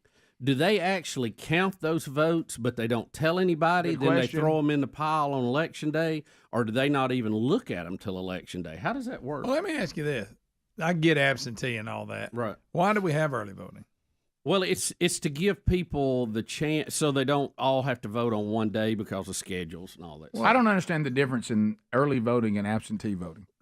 Well, if I can early voting is mass absentee voting. If you want to look at it that way. Used to, you had to request. How about just go the next few months, just go vote when you want to? You had to request absentee, and you had to have a reason. Hey, I got to work. I'm going to be out of town, that. And people finally said, look, we're getting so many of these. Let's just have early voting, and then you can go when you want to. Yeah, you think that was it? They're meeting a demand. Oh, yeah, absolutely. We can't do it the next few months or you'll miss the election. Well, I'm just, we're less than 2 weeks. Just go back. Okay, you're and there was a lot of debate about you got making, to this day to get your vote in. Yeah, Election Day a national holiday or something like that. Would that help voting, or would people just not vote and take the day off? You know, so of course it'd probably be easier to cheat, but you could go, okay, voting starts today. You've got to whatever day, and then you. Hey, why don't you just say goodbye to Linda? Well, yeah, listen, just because y'all left Linda hanging. Linda, don't take it out on all right, me. now Linda, I was working at the power this. company at the time. You left a mark on us. Hey, Linda. And we appreciate it. Thank you. And by the way, I know what y'all are doing over here on the text. I just saw a guy saying, hey, this is Bubba in Charleston. Will y'all say bye to me? We're not. No. It's all a general, and we still have about 30-something shows. So it's all right. You know, that's a pretty good question, Greg. You got a coffee mug, a styrofoam cup, and a water bottle. What's going on over there? Well, I'll tell you. The water bottle, I didn't realize I had a bottle in here before when I ate my breakfast, so I brought that and didn't need it.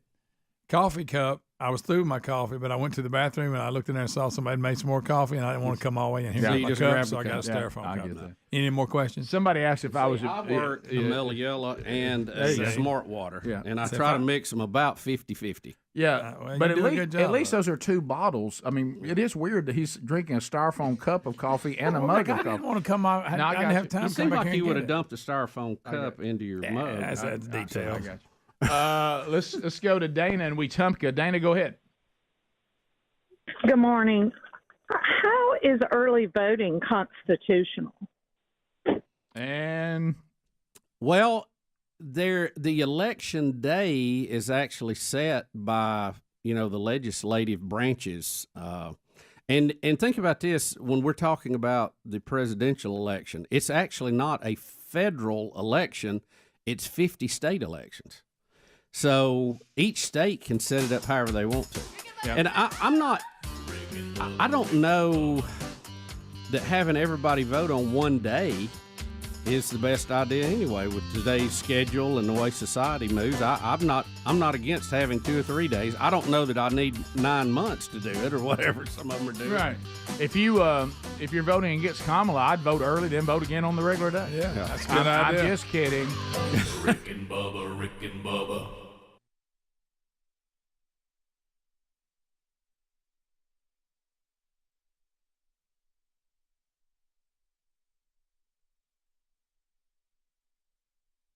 Or not, we have a Bigfoot update from the Rick and Bubba kitchen.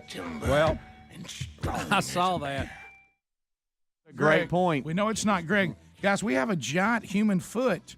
No, Rick, dirty foot. On the floor of our kitchen. Y'all. All right, just put it up there again. Can we see it again on the camera? Can we see it again on the camera? I got to have a look at this. Oh, boy, the camera. That's good camera work. Hey, you might want to tell him he's live there. Yeah, well, we'll Tell him wait. we'll probably need a shot of that for a while. Yeah, okay. Oh, my goodness. He's trying to eat some of that Zia All right, chicken. Bubba, look at the size of the toes on this Wow, foot. That's that's a pretty big foot foot.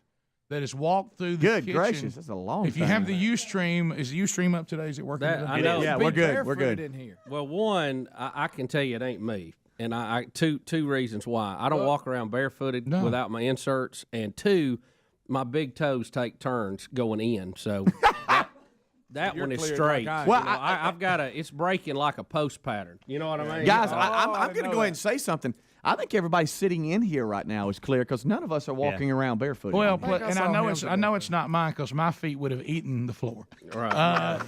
Your stain would actually been orange. Right.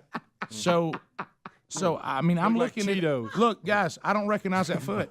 I don't recognize that foot. Yeah, guys, we got us a strange foot in here. All right, let me try. Here's That our. looks like an intern that Wait a slipped their minute. shoes off. Hang Ran from the phone. Pepper's I think got it's on Pepper. flip flops. Who does? I think it's the camera guy. Sergeant Pepper's got on flip Pepper. flops. I think it's That's Pepper. a big. All right, now look, let's follow it. Pepper, will you follow? Put your follow. foot all right, down now, there. Put your foot down there next to it. He's filming Let's his look at own foot. now, yeah, and I'd like for him to follow the footprint. There's more than one. Oh, Go is help it? him, Is there boys. more than one? Yes.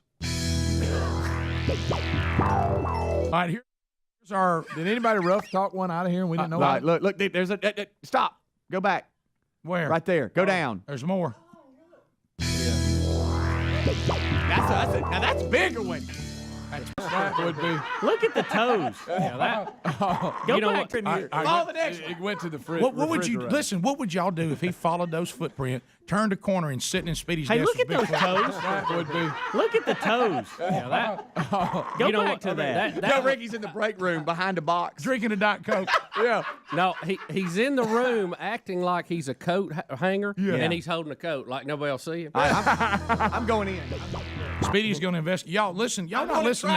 Put Pepper's foot up next. I can tell you, it's his. Greg, listen to this, guys. All right, worst case scenario, Bigfoot's walked through our kitchen. Worst case. That's our worst case scenario. Yep. Best Or case. medium-sized foot. Hey, We'll listen. call it that. How about this? Best case scenario. Our best moment is we got ugly, nasty feet people walking through our kitchen. I know it. They're in there where the food is. That's our best case. Quite frankly, neither one of them's very appealing. All is right, it? Speedy, you're up. He can't hear me in there, can he? Hey, okay.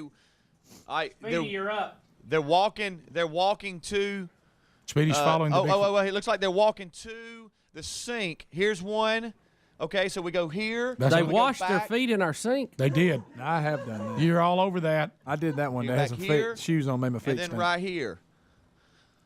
Oh wow! I've got. All right, so it looks like to me it went like this. It went. Speedy's following the steps. Okay, it went here. Boy, this is a left foot here. Where's the right foot? Right foot had to go somewhere. Oh my gosh, it's only got one leg. Did Brian do this? Brian, did you cut through here? Brian, have you been in there eating this morning? Let's see here. It looks like the left foot's dirty. They got a dirty left toe, but left And foot. a clean right. Oh, here it is. Here it is. I see it. I see it. I see it. Come here. Come here. Come here. Come here. Come here. Get. All right, go up. It's right here. It's right here. It's Bigfoot.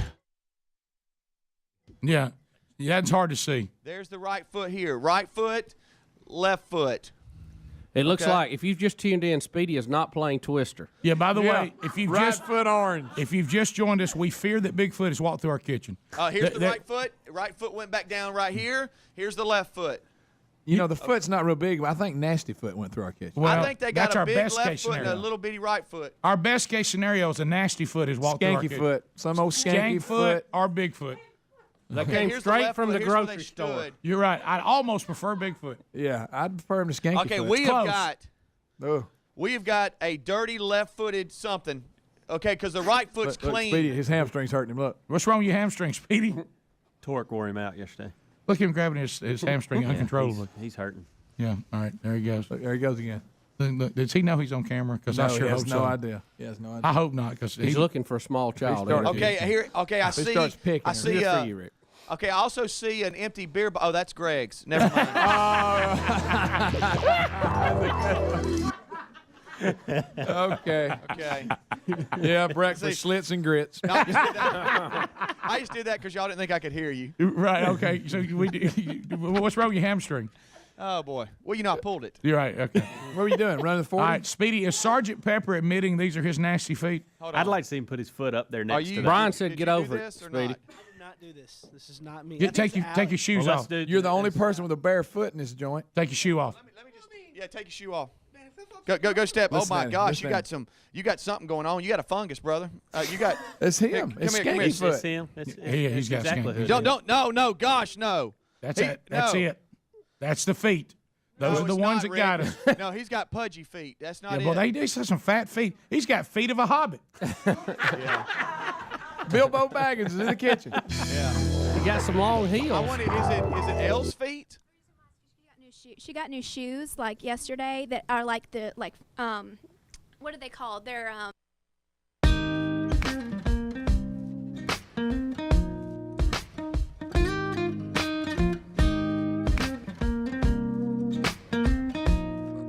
It is 6 minutes now past the hour as the train is rolling. Thank you for being with us, America. Speedy, the real Greg Burgess, Eddie Van Adler, all here. And say hello to Bill Bubba Bussey. Rick, glad to be here. Thank all of you for joining us. It is the little party we call Rick and Bubba, and we appreciate you. Interesting topic off the text line, and y'all are on fire today, by the way. And Bubba, I want to ask you That's this. been so much more fun than I thought it would be. Oh, yeah. Me too. I want to ask you, too, because I don't think you've ever addressed this either. So we know Speedy has secondhand embarrassment. And we know others. Good morning, Linda. Others in our lives who have second-hand embarrassment. So during what just happened there, which you're now, we're all going to continue on in the text line. Y'all coming up with some great stuff.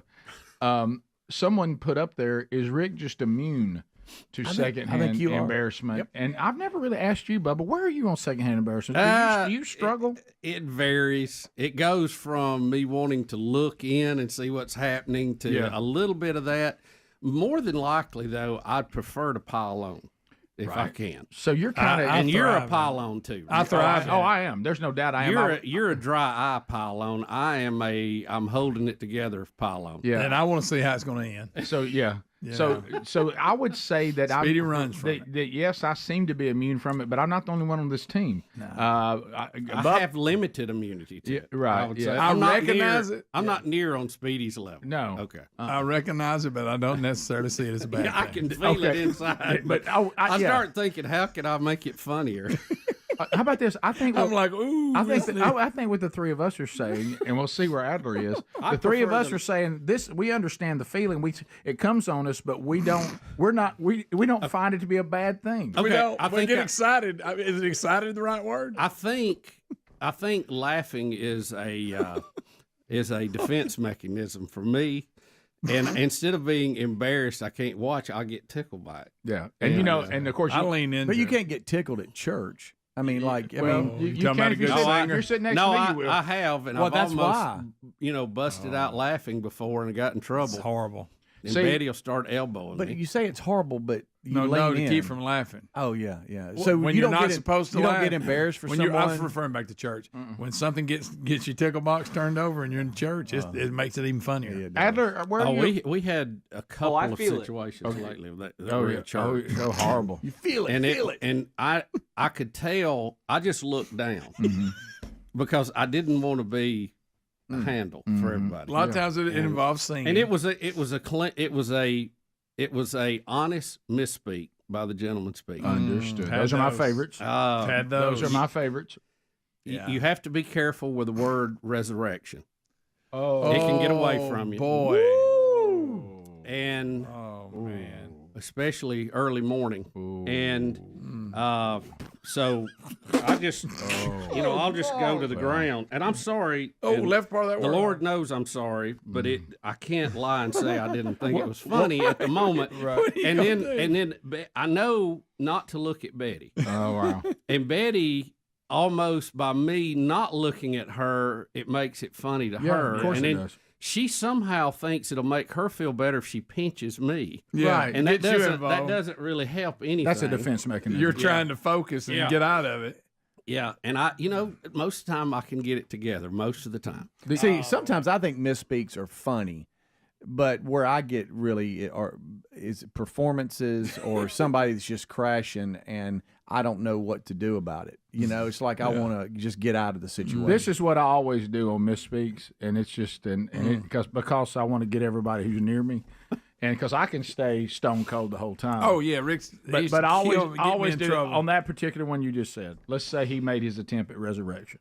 When it went south, this is what I would have done. And I do a little reaction, like, and then it follows with this, Bubba, what? No, I don't need that. That's I don't what need that. I don't need that. Then he did that to me my entire life. And then I go. But there's something about once it starts, it's like a volcano. Sure. And the more you try to sit on it, the worse it gets because at some point you think I'm going to explode. I know. If I don't laugh. And if somebody, the one you hate the worst, Speedy, and Adler says he feels it. Yeah, I did that to you one time at a very big event. Yes, it was a very big event. But anyway, we if it's a bad performance, now this is where this is not good. Instead of like you want to run, you want to flee. I don't want to be around. I actually want to move to a better seat. See, Rick, what was it when we were in high school? You remember? You were on the city council. City council. I wasn't on the city council. School, whatever it was. Student council. Student council. You got to run city council. Greg, go get another cup. I'm gonna have to, and Howell Heflin was there, and you really had to introduce him, or you went on right after. Anyway, you remember he blew his nose into the microphone. I mean, just pulled a handkerchief out, and you came up after and made some crack. PA. I can't remember what it was. Yeah, I remember we lost it. You said something. I think you somehow worked it in by blowing his nose. I walked up and I said, "Well, as we all can see, the senator needed to blow his nose." So. I mean, he honked it, dude. Glad the nostrils are clean or something like that. And I think you were behind him. He's breathing. Oh, when I was behind him, I did this when he honked. If you react, it makes it so much better. We were dying. We were rolling out. I live for that stuff. I live for it. Oh, yeah. See, when we were kids, he would do stuff and give me a look or something. He wouldn't laugh. See, well, I couldn't handle it, so I would laugh, and then I would get in trouble. We have a list of the guys that when we all went to the same church for over 20 years. We literally have a top 10 list of the greatest moments in church history of these kind of stuff. And and sitting at the number one slot. And Speedy, I don't know what you would have done. I really don't. I don't know what you would have done in a Sunday school class. You know how before Sunday school, when you break off into smaller groups, we had everybody gathers for the announcements. Here's what's going on, and then you went into your rooms to your where little group. yeah.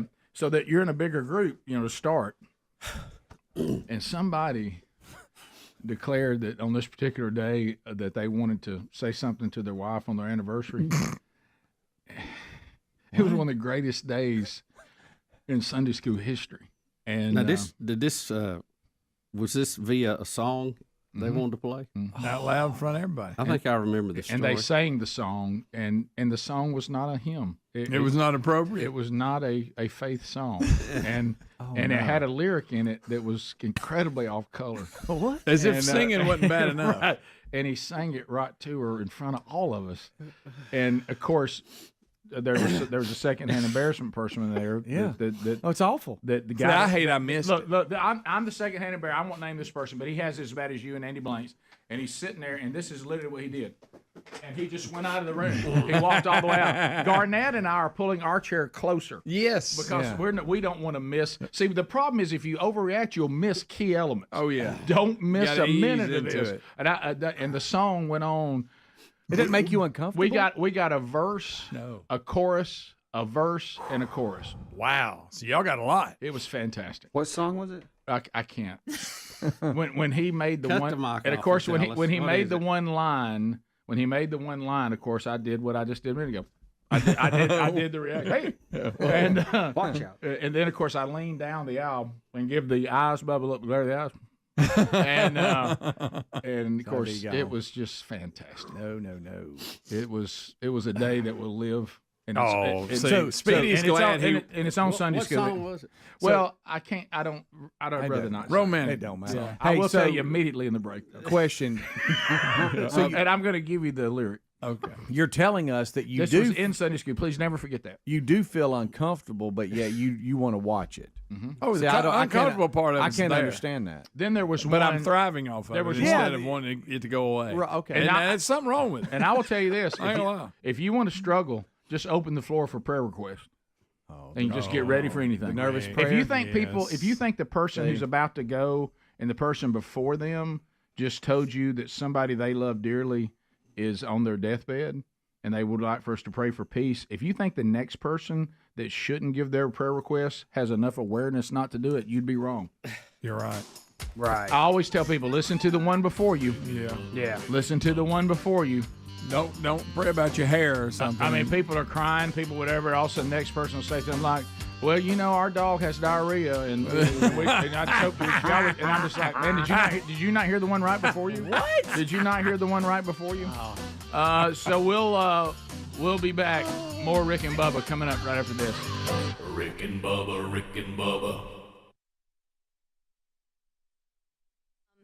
They're like you're walking Shoes? barefoot, and I don't know what they're called, but yeah, she was. Oh, those new shoes that you walk around. It looks like socks with the toes come out. Yeah, I was wondering if she wore them yesterday around. I don't know. if You she did or wouldn't wear it not, on a but that's sales an gig. option, you know. Shoes that look like feet. Well, but see, here's the thing. The reason why I think it was somebody Depends on barefoot. who you're selling. Because can you see here, guys? It looks like the toes slide a little bit, like they're a little wet. What kind of Yeah, somebody stepped in something. what kind of barefoot. size what kind of size foot we talking here? Let's see here. Looks to me like. A lot of width to it. Toes are a little long. Hold on, I can tell you. Hold on.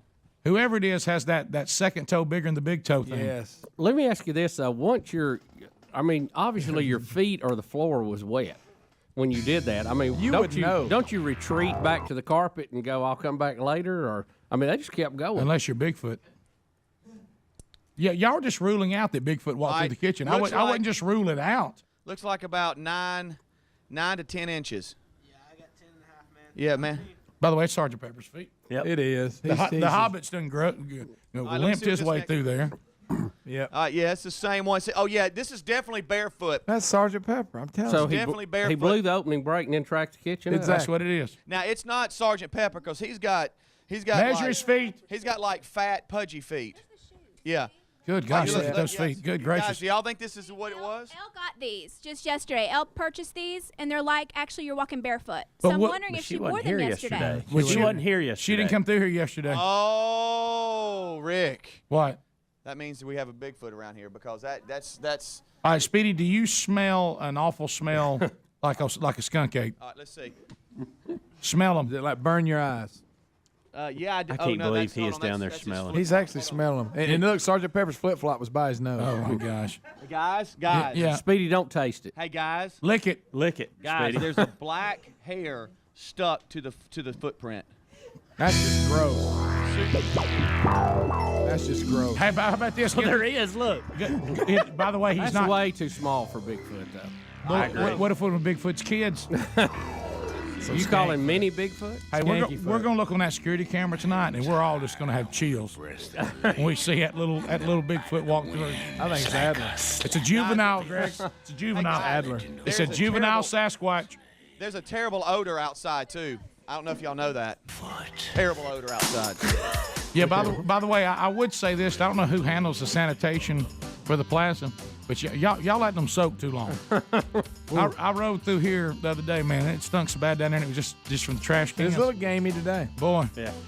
All right. I think it hurt our 40 I'm time finding more because it stunk in the so bad. break room. They're everywhere, Bubba. This thing has wandered this whole Tech place. room. It's an engineer. Rick and Bubba, Rick and Bubba. Took me from 184 to 123.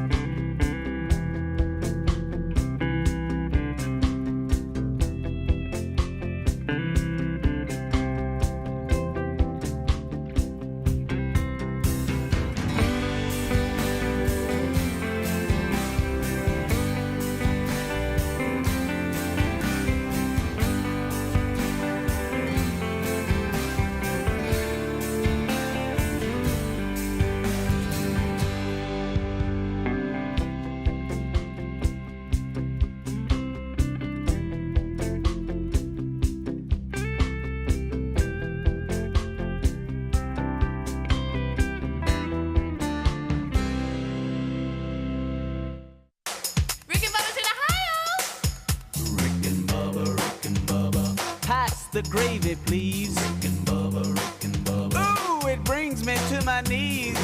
21 minutes past the hour. The Rick and Bubba Show, 866 We Be Big is our number. All right, so as we continue, and I'm not sharing the song and everything publicly. I think that there was a Sunday school version of the Gunnersville Treaty that I'm never supposed to talk about the top 10 in great detail publicly. So I think I may be in a little bit of shady water here. So anyway, but Just there was a line in the song you were like, oh wow. Yeah. So I can't. It was just really the line of the song. I don't even know that the title of the song is important. You're right. It led to a great moment. And there's so many. And you have to wonder, what was he thinking? Yep. Seriously. Well, Greg, love. He was thinking about love. Was he ever? Yep. He probably didn't. How about want just the fact that I'm going to sing out loud for everybody to my wife? And I'm probably not a great singer. Well, that usually lets you know we're off and running. Yeah, Okay. that's true. Get ready for anything. Yeah, and I just Here we go. Loved every minute of it. Yep. Oh, I missed it. Yeah. So, Bubba, you were telling me. So this is that time. We're talking about the election coming up. This is that weird time, and we're watching this. Tim Walz is doing it. The Democrats apparently think they have an issue with the fact that they want to confiscate all of our guns, and they hate the Second Amendment. And now this is their time to try to show us, don't be afraid. We love guns too. I'm a pheasant We love recreational gunning. We're all I got trophies. We're all hunters and marksmen, and we have our own guns too. And da-da-da-da-da. And Bubba's telling me about a story. I don't think I can do this story right now. It's got some names in it. I'm not in the condition to read. Oh no, right this is now. going to me better. No, Here we go. Can you just give me in general with Lean no in. names what Lean happened? So here's the deal. Okay. You know Josh Hawley, Yep. the senator from Missouri. We Yep. see him on a lot. Right.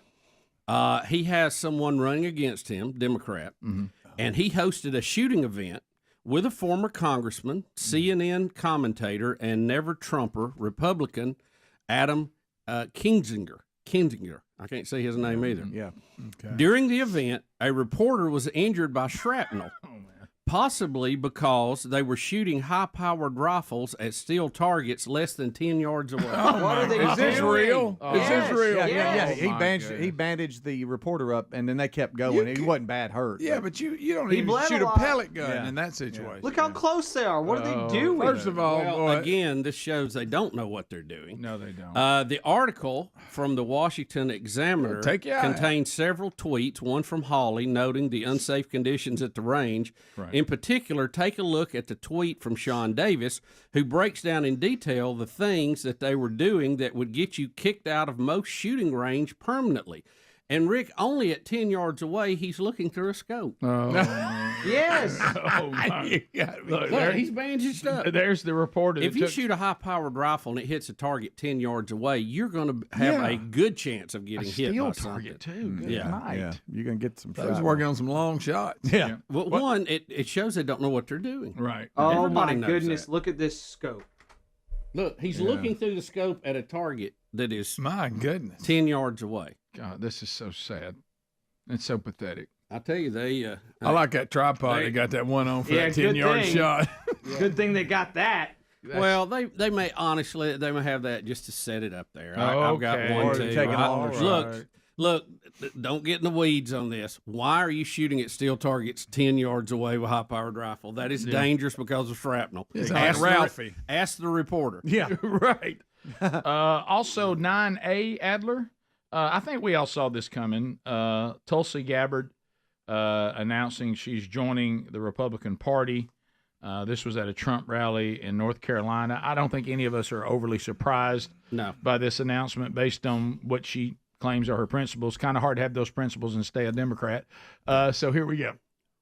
And it is because of my love for our country, and specifically because of the leadership that President Trump has brought to transform the Republican Party and bring it back to the party of the people and the party of peace, that I'm proud to stand here with you today, President Trump, and announce that I'm joining the Republican Party. There you go. Now, she says she surprised Trump, and she goes on to say a little bit more here after they quieten up about the Republican Party and all this kind of stuff. But they're saying that she surprised him here. He didn't even know she was going to say that. Oh, really? But she's been an independent since 22. And was a Democrat from Hawaii in Congress. Yeah. I'm joining the party of the people, the party of equality, the party that was founded to fight against and end slavery in this country. It is the party of common sense and the party that is led by a president who has the courage and strength to fight for peace. There you go.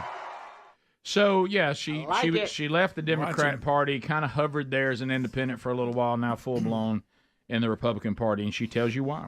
We've always liked her, even when she was a Democrat. She said a lot of very smart things. So I'm not totally surprised by this move, but I think it will help to pave the way for her to be in a position in the Trump administration. I think she's already, if he wins, and we hope he does, on the transition team, she's already been announced. She'll be a part of that. But you're right, Bub.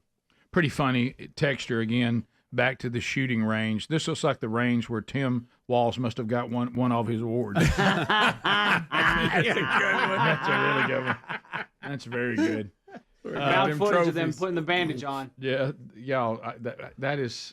Come out here, cover this. Let's show you how we love guns, and then they end up injuring a reporter. Yeah, he was bragging about all the first aid kits they had available. Well, you can nearly reach out and touch the target from where you're at. Metal target at 10 yards. This Le'Veon Bell ongoing thing, 9B Adler. Le'Veon Bell has gone all in on Trump, and of course Antonio Brown too. Is that a good thing? Well, you know what, Greg? At this point, we just need votes. That's right. Okay, yeah. And so he's Greg, now keep that up. You're not going to be the cracker of the day. That's right. I'm always a cracker. Greg, now he is he's now being crowd surfed at a Trump rally. Yeah. All right, so here we go. Crazy. Let's go, Trump! Let's go, Trump! Let's go! Greg, with a MAGA hat on. He's got a MAGA hat on. Le'Veon is now up on their shoulders. And they wish they could get him higher. Right. Well, Greg, this is He's not a big guy. Yeah, he said that somebody does go, pick him up, he's Le'Veon Bell! Get him up higher! Le'Veon Bell was on my fantasy team. That dude can play. He can. He could play. He doesn't play anymore, does he? No. Okay. If he is, he really should be at practice. I stopped. Yeah. I stopped playing fantasy. You can tell. No, well, that's all right. I understood. So, Antonio Brown made the same statement he did about Caitlin Clark. Donald Trump be... Hey, Greg, all right. You can't help it, could you? You want to say it so bad. Right. I mean, we've gone 2 or 3 hours without him referring to one of the planets in the solar system. It came up. He's on fire. It came up, Bubba. As now, though. Yep. All right, we'll be back. Bottom of the hour, 866 We Be Big is the number. More of the Rick and Bubba show coming up. We got more to cover today. We'll get into more of your phone calls coming up as well. We'll be right back. Rick and Bubba, Rick and Bubba.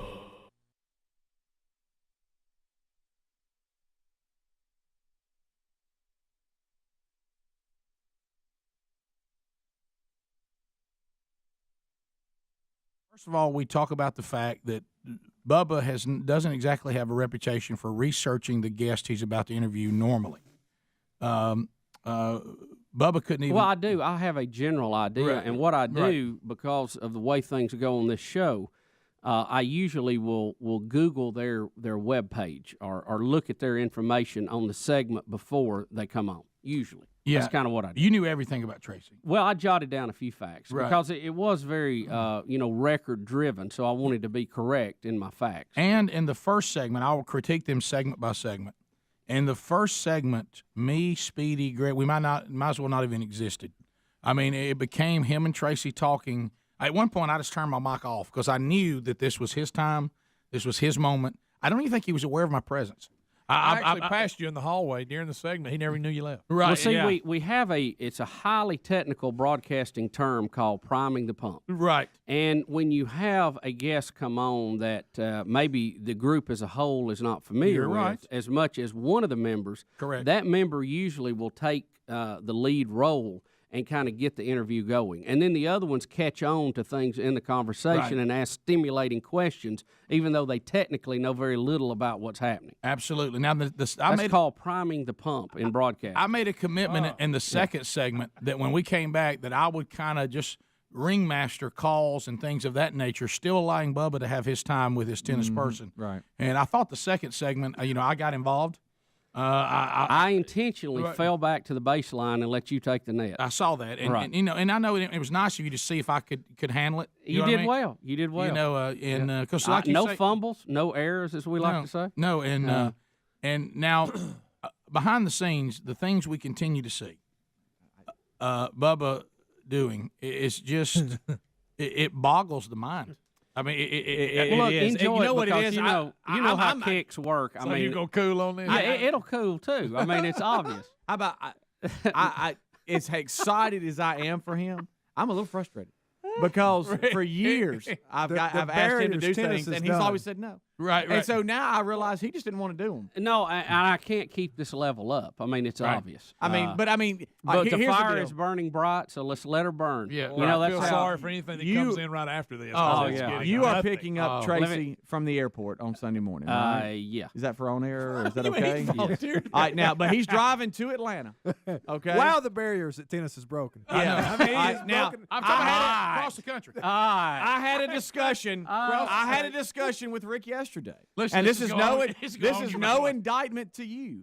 But I can honestly say you've Here you never go, met Bubba. Tracy in person, only on the phone. Right. We've known each other for almost 20 years. And if I had called you from Atlanta and said, Bubba, my car's broke down, I'm in dire straits, will you come get me? You wouldn't go do it. You'd get Bones to do it. Well, but yet you're well, going to Atlanta to get Tracy you are Austin. you are correct. You are correct because let's review. If you were broke down, you would need someone who could tow your vehicle. Okay, I'm at the airport. Or fix your vehicle. Hold on, let's rephrase that. You're I'm at just the in the airport. airport. If you called me at the Atlanta airport and needed help, I would come and get you if there was any way possible. Buddy, you talking about Sunday morning? It's a little early, man. Especially No, if that's you- not a good example. Here's the Especially example. if you let me know. That's not a good example you because go they with it. have ties. All right. Is there in the history of the show y'all have ever had any guests? Let's say we can have someone say, yeah, they're going to come in. They got a flight coming in. We need somebody to pick them up. I tell you what, I'll go get them. Have you ever had anybody in this room Ollie North? volunteer to go get a guest? I went and got Ollie North. He was in Birmingham. Okay, I can see him on the same level. He was 10 minutes down the road. All right, we're talking There are about. affiliates out there that wonders if we just had that free pizza remote at a tennis court, we might have got it. You're right. You know what I mean? You're right. Right. You're right. Well, Right now, Thomas Nelson for the upcoming book tour is saying, where is there tennis events in certain cities Right. that we can get Bubba to go do a signing? Hey, I'm embarrassed with my obsession with the Miami Dolphins. How about it? When we talk He's obsession on the embarrassed, show, Rick. I'm embarrassed. No, you ain't done it. Yeah. Not anymore. Well, Yeah, I mean, I don't have an obsession for the Miami That's Dolphins. nothing. well, I've learned what obsession is. Oh, I know what you're saying. Right. You look, thought funny's you had it. funny, You're but saying now, you're not worthy of that title anymore. Okay, I misunderstood. I have never, slacking. I have I'm never slacking. chopped my hair off based on the outcome of a tennis match. Well, that's I good. have Not yet. never, Yet. I have never punched a hole in the wall. Yet. I've never had to have repairs done to my house over my feelings on the outcome of a tennis match. Yet. Now, wait a minute, Rick. When Federer said he wasn't coming, listen, when he came in that Monday, he said he was just going high and tight, but he had shaved. He told me he threw up in his. What'd you say? You threw up in your mouth. Well, that was a joke. Listen, when Federer he cut his canceled, hair and when was a Federer joke. canceled, he's like, look, if I can't go too far, because it'll be like Ryan, but he got those together, and he went, gave him a couple. Right.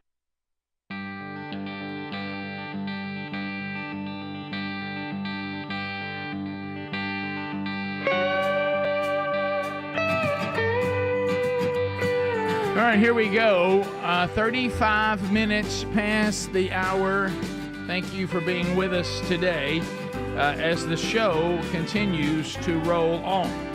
All right, so sports world, a couple of things going on there. We'll run these down. Shohei Ohtani's historic 50th home run ball sells for a staggering amount ahead of the World Series debut coming up. So his historic 4.4 million. Yeah, 50th home run ball of the season, 4.4. Now this was an online auction for this, by the way. Yeah, and it's the highest paid ever for a baseball or any other ball, according to ESPN.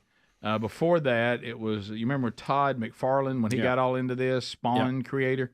He paid $3 million for Mark McGwire's record 70th home run ball in 1999. So, and now this wasn't, is this the one that was so controversial for a while? And courts had It still to wait? is. It's still they're fighting over in who actually litigation. got it. Still. Yeah. The 18-year-old that claimed that he got his left hand and firmly gripped the ball, and then the other gentleman came in and they started wrestling under the table, and the other guy came up with it. There's a lawsuit involved and other, but they all agreed, all parties agreed that whoever got this auction, and then they're free and clear. They own the ball, and they get it, but they're still going to try to figure out over the money. Who they got to pay the money to. Right, okay. Now, Rick, of course, he is famous because he's the first major leaguer ever to hit 50 home runs and steal 50 bases in a season. Right, wow. Isn't that wild?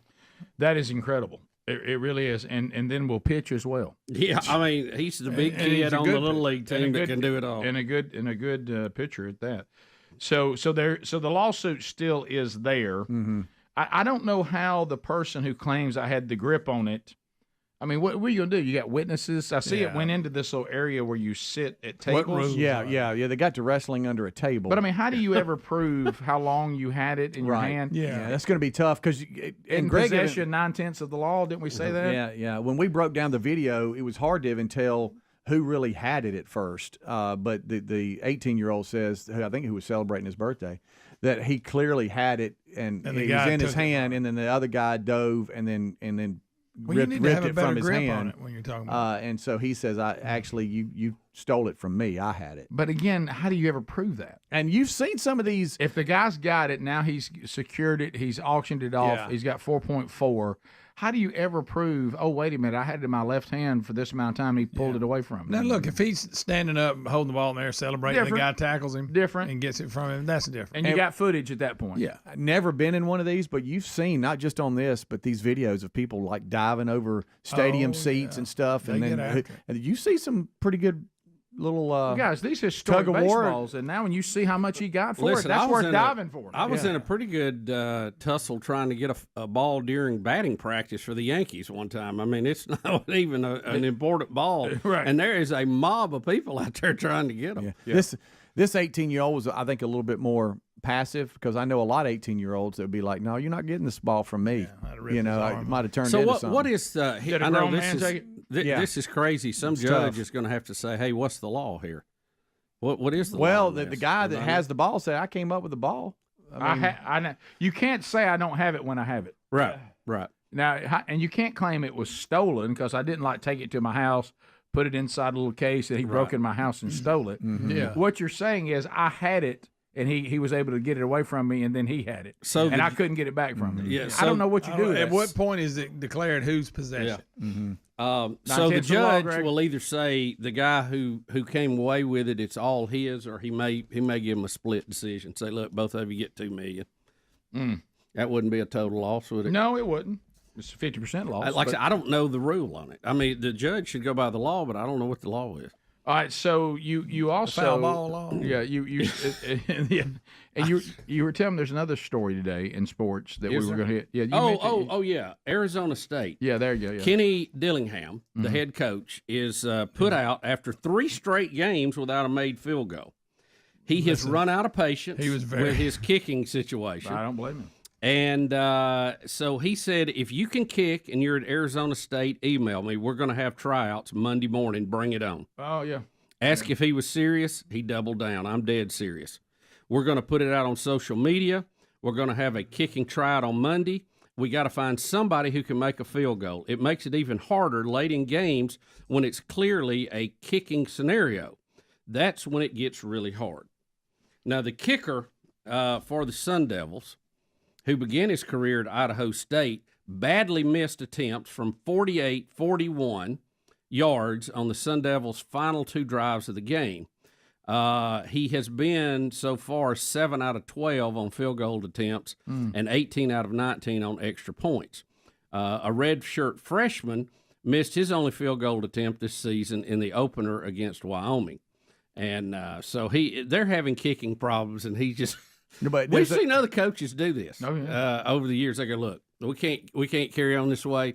Anybody who's a student here who wants to kick, come. We're having a tryout. Well, there's some a funny, of them have made the roster. Yeah, and there's a funny side to the story that we talked about in the kickoff hour, where there's a student there that has been practicing on his own for about 2 years. Yeah, he tried to walk on, but he was on Herm Edwards, and when he got let go, he said that kind of shut the door because that's who he was dealing with. And for 2 years, he's been working with the coach, and he was a kicker in high school. It ain't like he just decided to be a kicker. Mm-hmm. Yeah. And they said today that they were giving him a shot today. Yeah.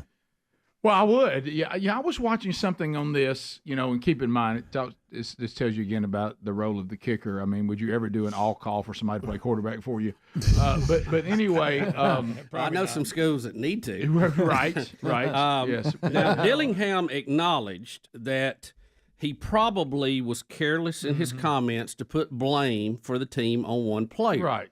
He said, I'd like to apologize. In my post-game press conference, I talked about our kicking game like I do offense, defense. He said, however, the kicking game is always directed at one player. Right. I should have not done that, and I apologize. This team's losses will always 100% fall on myself.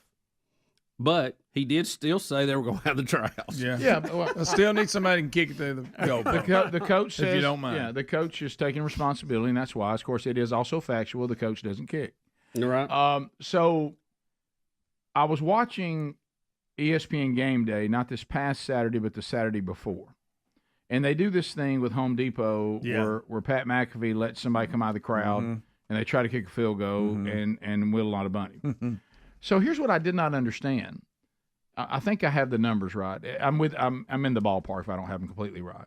So a guy comes out Saturday, a week ago, not this past Saturday, and it's when they were in Oregon. And he was a big-time soccer player, all this. And so McAfee's like, hey, this guy may mean business. And Saban is the holder. Because Kurt had to leave early. Right. Okay. Wow. So Saban is holding. I'd be a little nervous. I'd kick his break hand. his finger. Right. And the first one was no shank you. He shanked it to the left. No, so I think, well, it's over. And he kicked it a long way. It just wasn't accurate. Well, all of a sudden, McAfee says, all right, man, you think you can go on a second try? Yeah, a lot of times. And the guy said, and they go up to, he missed for 80-something thousand. He rolled it up to 100. And he rolled it to 100. Yeah, he does that a lot. But why would you get rewarded for missing? I don't know. I mean, wouldn't you say that was 100, we'll let you try again for 80? So you miss at 80, and you get to try again for 100. Yeah. And he made it. I've seen him go up. And he went right down the middle. I've seen him go he from kicked 50 fool out to of it. 100 and give a guy a third chance at 150, and he missed. Well, let me tell you. Have you seen the little thing that the holder leans down on? They've got like a little rubber ramp thing for him to get on. Well, here's what I didn't understand. When the guy missed the first one, and it was very awkward, he kind of blamed Saban. No, he did not. Yes, he did. What'd he say? He said, well, I mean, the holder, I'm let go paraphrasing. too quick. I'm This is it paraphrasing, here. but he said the holder was killing me. Okay, yeah. So I see it now. Yeah. Wow, they're All giving right. him a lot more room than normal. Which kick was for 100,000? This is the 100,000. This second one. Okay, he's already missed, and now he's going to get a second chance. And I don't understand by raising the money on the second chance. It seems like it should go down. On the second chance. Yeah. But still. Well, they're trying to win crowd support, Rick, I and got get you. people to come out. Okay, yeah. All right, so now you got to be. Now he kicks this one right down the middle. Come on, Kyle. He just uncomfortably got Saban to make adjustments. Do we know the distance? It's not very. It's a Is it field goal. always the It's same? an extra point. It's basically an extra point. Okay. Did you graduate? I did not go to college, so I've adopted Oregon as my home. If you were to go with general social sciences, They give him a lot of room. Yeah. Yeah, they normally don't have this much room. Yeah, and so and he kicks this one right down the middle. In Oregon. There's Saban holding it. Oh, there it is. Yeah, he drilled that one. I mean, he got to run at that one like it was a kickoff. Yeah, didn't he did. That's a big deal there. Yeah. So they accused him of sandbagging so he could get the 100,000. And there might you be see, well, that's the something to problem. it. Okay. That's the problem with it. Okay. That's the problem with it. Maybe so. Okay. Probably didn't need to say anything negative about the hold. That's the goat there. Right. All right, we'll go phone calls next. All lines available, 866-WE-BE-BIG. We chat with you right after this. Rick and Bubba, Rick and Bubba. Hey, within 7 I days. didn't cut hey, my hold own on. hair. Hold on. I didn't cut my own hair. Within You 8 grabbed, days. you grabbed it away from the beautician and said, "Eek." All right, everybody right now, wherever you are in Right this now, world, look, something's been asking about tennis. He's even stopped the show. Look, wherever I you are, guarantee you that's about tennis right wherever you are in the world, okay, go to a map. In the world. Google it. Google Earth or whatever, and look and find where Birmingham, Alabama is, okay? That's where we sit today. Within an 8-day span, that son of a gun has driven to Memphis, okay? Y'all look, and come back, and now he's going to drive all the way to Atlanta. Come back. Came back from Memphis and played a tennis match when he got back. Right. And he may not have damaged anything. Y'all go do but that I know when he you was get so disappointed he did some open air swings at least. Oh, absolutely. Open air swing. He may not have He hit may the not wall. have made contact, but he was swinging. If this was to do anything with the show, Because he's done it. hey, he would have sat down and said, I ain't going unless they fly me. That's absolutely. We got to look, y'all. We're you know we are now. Ride a bicycle halfway to Memphis, whatever it takes. No, He would have demanded a plane. Memphis was a family trip. I saw the picture of the family. Daddy, please don't make us ride to Memphis. Look, hey, went in a separate car so you come back for a match. You rode separate with the family. That's right. No, Yeah, so really the wasn't a family family man. went with me, Well, and then I came back separate. I'm surprised. Who stole Bubba and who is this? I mean, y'all aren't concerned. I am. Listen, Bubba's tied up in a closet somewhere. No, listen, guys, and I know I keep going back to this one. Really, we're like a team that just keeps scoring when the game's already decided. It all ended the day that we flew in from a show on the road, and he landed, went to his house, showered, put on a suit, and drove himself downtown. I didn't need to know anything else. You know, I mean, I was like, okay. That was But it. he just keeps surprising me. And I'm mad that I'm surprised. You know? I'm like, I'm having a conversation with myself. Why are you surprised? You know? I mean, look at what this guy's been doing. I will tell you the fly-in meeting.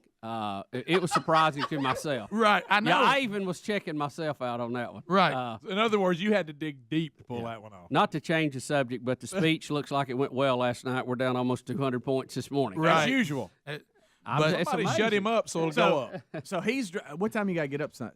Oh, Sunday, my I God. mean? There's no telling. It's early. You going over by Speedy, it yourself? don't matter to him, Speedy. It's a Time's day's not an worth. issue. Speedy, time's not an issue on that. Are you Speedy, driving he'll by be yourself, humming. or you got some? I some haven't folks planned that far ahead. He'll be humming on the way over there. Whistling. He might get out and skip a little bit at the airport.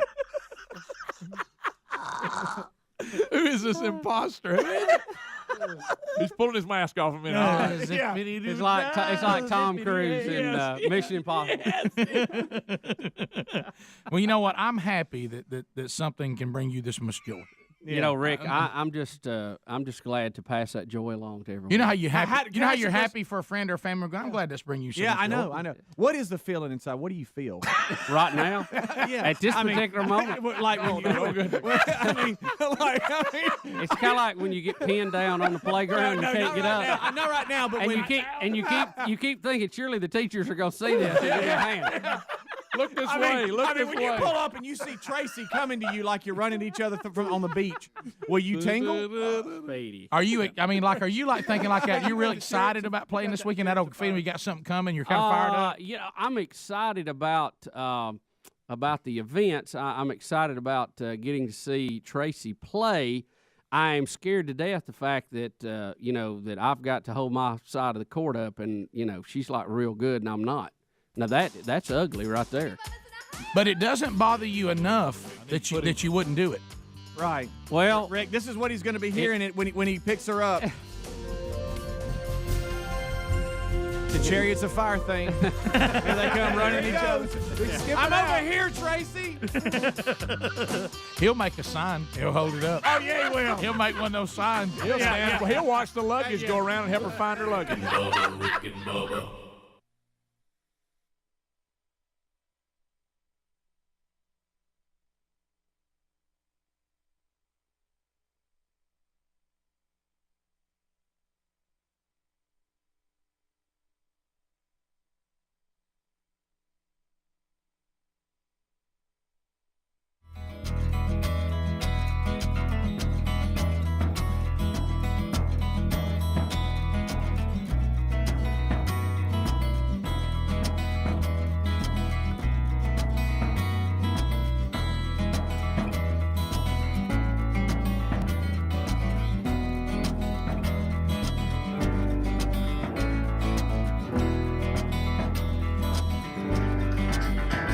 And here we go, 9 minutes to the top of the hour. Are you ready?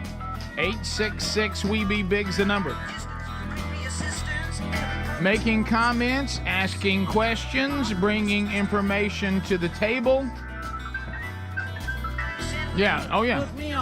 No meaningless shout-outs, no shameless plugs. All of those get the old buzzer. So if you get through the call without a shameless plug or a meaningless shout-out, then 30 seconds will be your next visit with the buzzer. Bubba's got a timeout, so does Speedy. But I wouldn't count on that. Have your thoughts together. Why would we do such a thing as the phone troll? Developed many years ago when people were saying, I can't get in. I can't get on the show. And then when I'm on hold, I didn't get to get on because somebody, got a little chatty. We had a chatty Kathy on ahead of me. So what we did is we said, all right, let's just get some comments and questions, and we can comment on those or whatever, and let's roll them through quickly. So you do have all 10 lines then open up. We're down now to about 6 of those are still available. You can get in, and also, even if you're sitting there at number 8, the buzzer is rolling through the callers, so it gets to you a little quicker. Greg's taking calls now. Let's start with Judy out of Sweet Home, Alabama. Judy, 30 seconds, go. Laura Trump talks about bank your vote, and I don't understand what that means. Banking your vote? Yeah, I'm not familiar with the term. I don't know what that means either. Does anybody know? Adler, that's your area. Banking your vote? Banking. Who says this?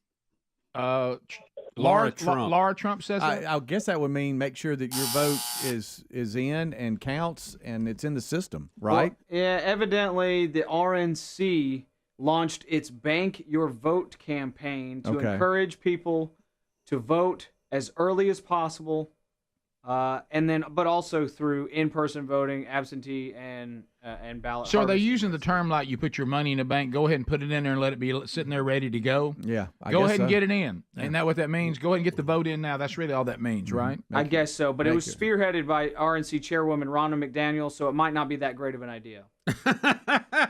Funny. That's good. Funny. Amber. Adler, you really have become the alt-right Adler, haven't you? Man, I'm telling you. I've got another question to ask you about that in the break. Alt-Adler.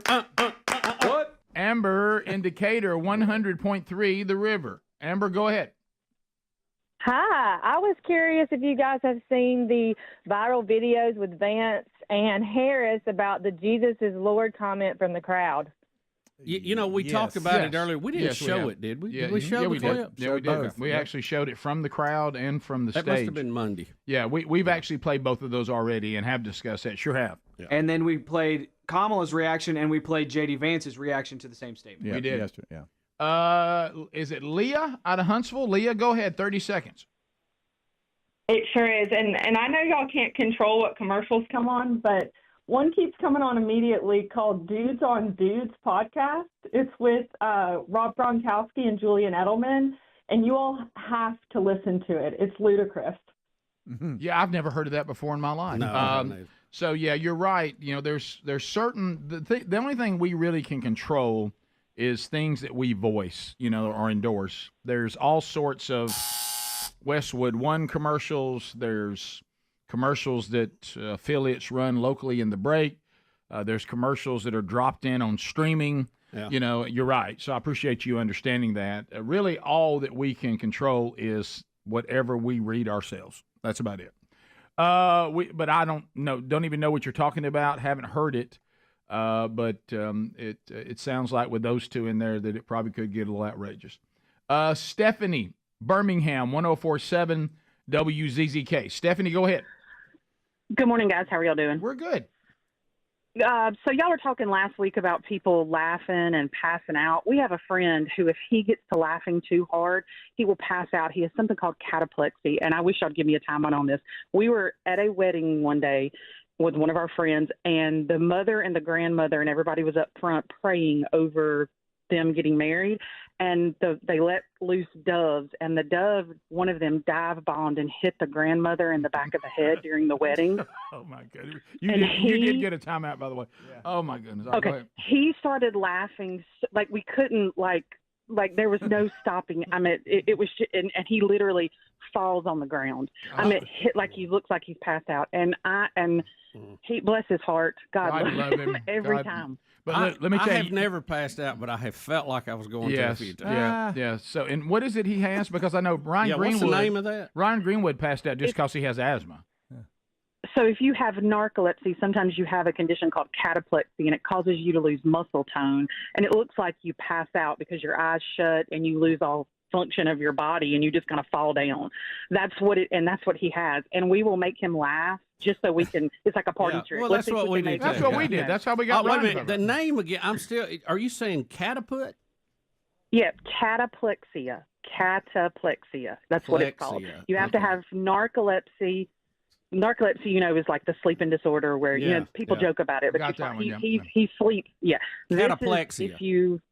Cataplexia. Yeah. You look up videos of people on YouTube. It is the funniest thing ever. So thanks, guys. Yeah, see, we've been doing that all along. Anybody we thought was about to pass out, we pile on. Oh, yeah. So y'all try to do that to me. We did. Ryan has asthma. That's why it was easier for him. It was easier. Cecil in Georgia. Cecil, go ahead. Hey, what's up? Hey, man, I'm a big Trump supporter. Okay. But everybody needs to just get ready to have a disappointment. They ain't gonna let that cat win. You don't think they won't let Trump win? Nah. So what are they going to do? You think? I don't know. I guess you just have to deal with it. I don't know. Bubba, Y'all have a great day. Okay. All right. I really wanted a timeout, Bubba. I don't know that he could do anymore. Yeah, I was considering that, but I thought, I really needed to see a little life at the end of the tunnel. Right. Just to open any question, and it's pretty easy to realize who's screening phone calls, isn't it? Did you see him waving? Go to line 2? Yeah. He loves it. Screaming. Loves it. Yeah. Anonymous in Alabama. Anonymous, go ahead. Hey, I was watching live the other day. It was Trump when he was in Swannanoa. There was a guy that prayed over him, and it was just so powerful. I don't know if y'all caught that or if you got to see it, but it didn't end with that. People just kept on saying, God bless you, and it was just really powerful. So if y'all get a chance to watch that, it's definitely worth. Yeah. I haven't seen that. Was that before or after the Arnold Palmer comment? Yeah, this was before was for it? sure. Okay. It was actually a local business owner who lost everything, What in the world? I got you. And he had some great moment for him. Oh man. Well, let's go to Larry. Larry, welcome to Rick and Bubba. 30 seconds. Go ahead. Good morning, man. The bank your vote thing Laura Trump's promoting is the concept of not letting the Democrats get ahead of everybody on the votes with the mail-ins and the early voting. Right. And once your vote's in the bank, they can forget about you and concentrate on other people to get voted. That's kind of the concept. And then the other thing I wanted to say is Trump is going to win this thing. There's no question about it. Now, from November 6th until January, it's going to be a fight the whole way before he gets seated. That I can promise you. Yeah, they're gonna try to nullify the election if Trump does win. You're right. Over the felony charges. Right. A lot of people on the text line wondering what Cecil, how he started his day. I'm going to guess with some gummies. Top of the hour. Rick and Bubba, Rick and Bubba.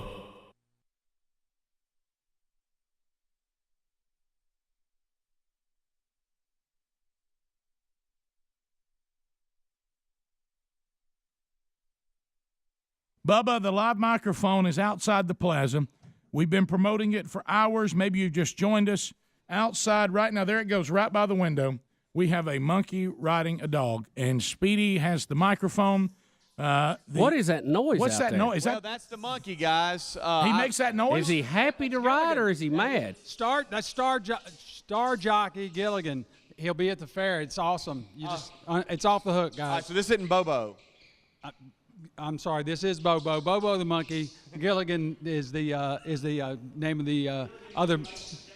Yes, that's right. He's the one. Sir, that takes you're the not money used to being up this time of day, are you? Well, so now, what's the name of the dog?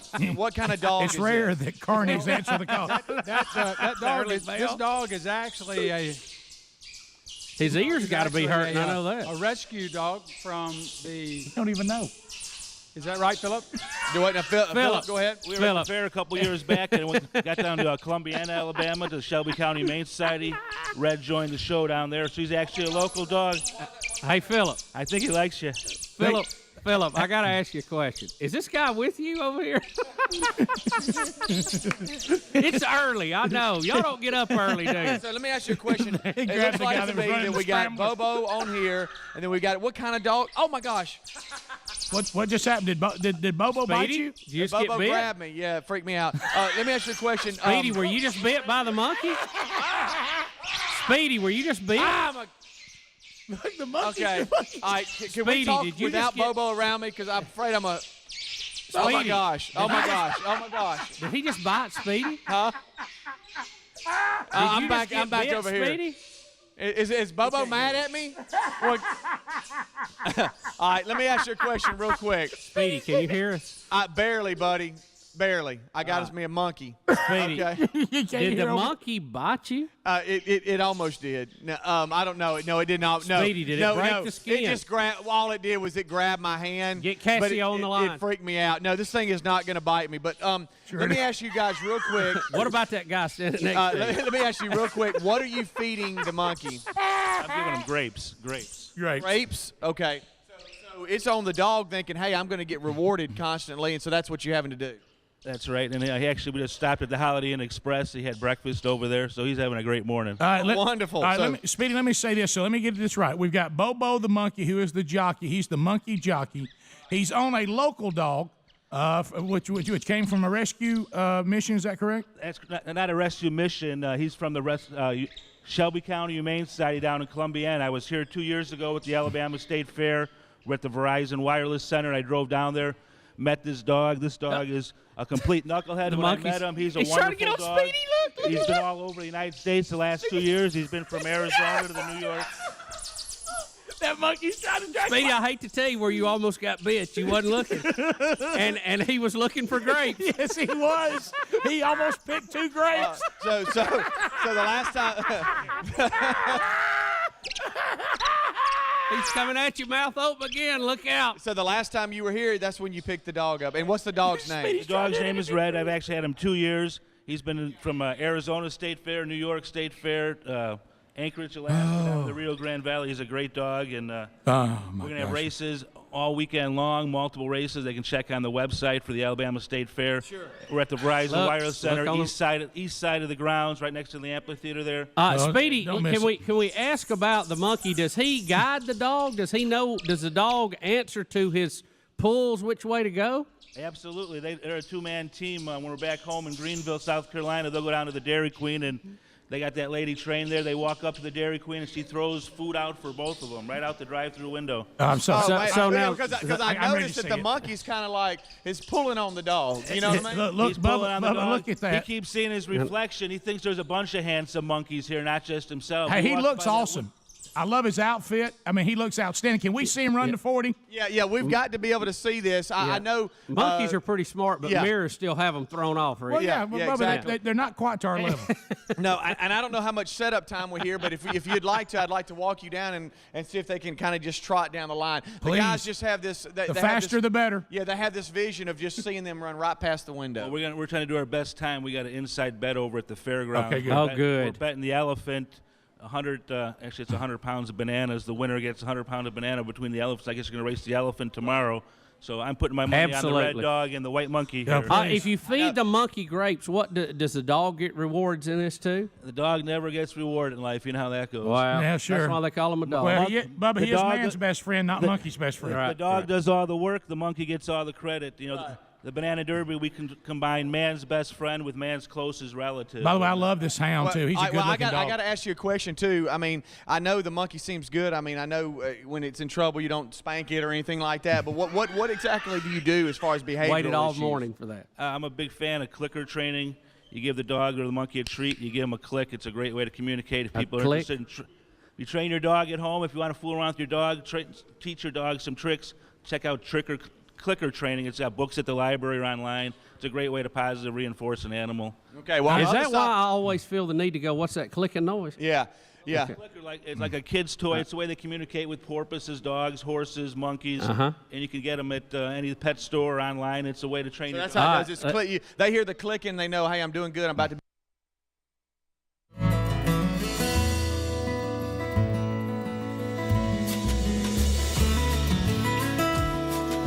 Are y'all ready? Here we go. The gang's all here today. Speedy, the real Greg Burgess, Eddie Van Adler in the mix today. And welcome back, Bill Bubba Buster. Rick, glad to be here. Thank all of you for joining us. We only ask for 5 hours each and every day. Okay, so looking at some other things that are going on today.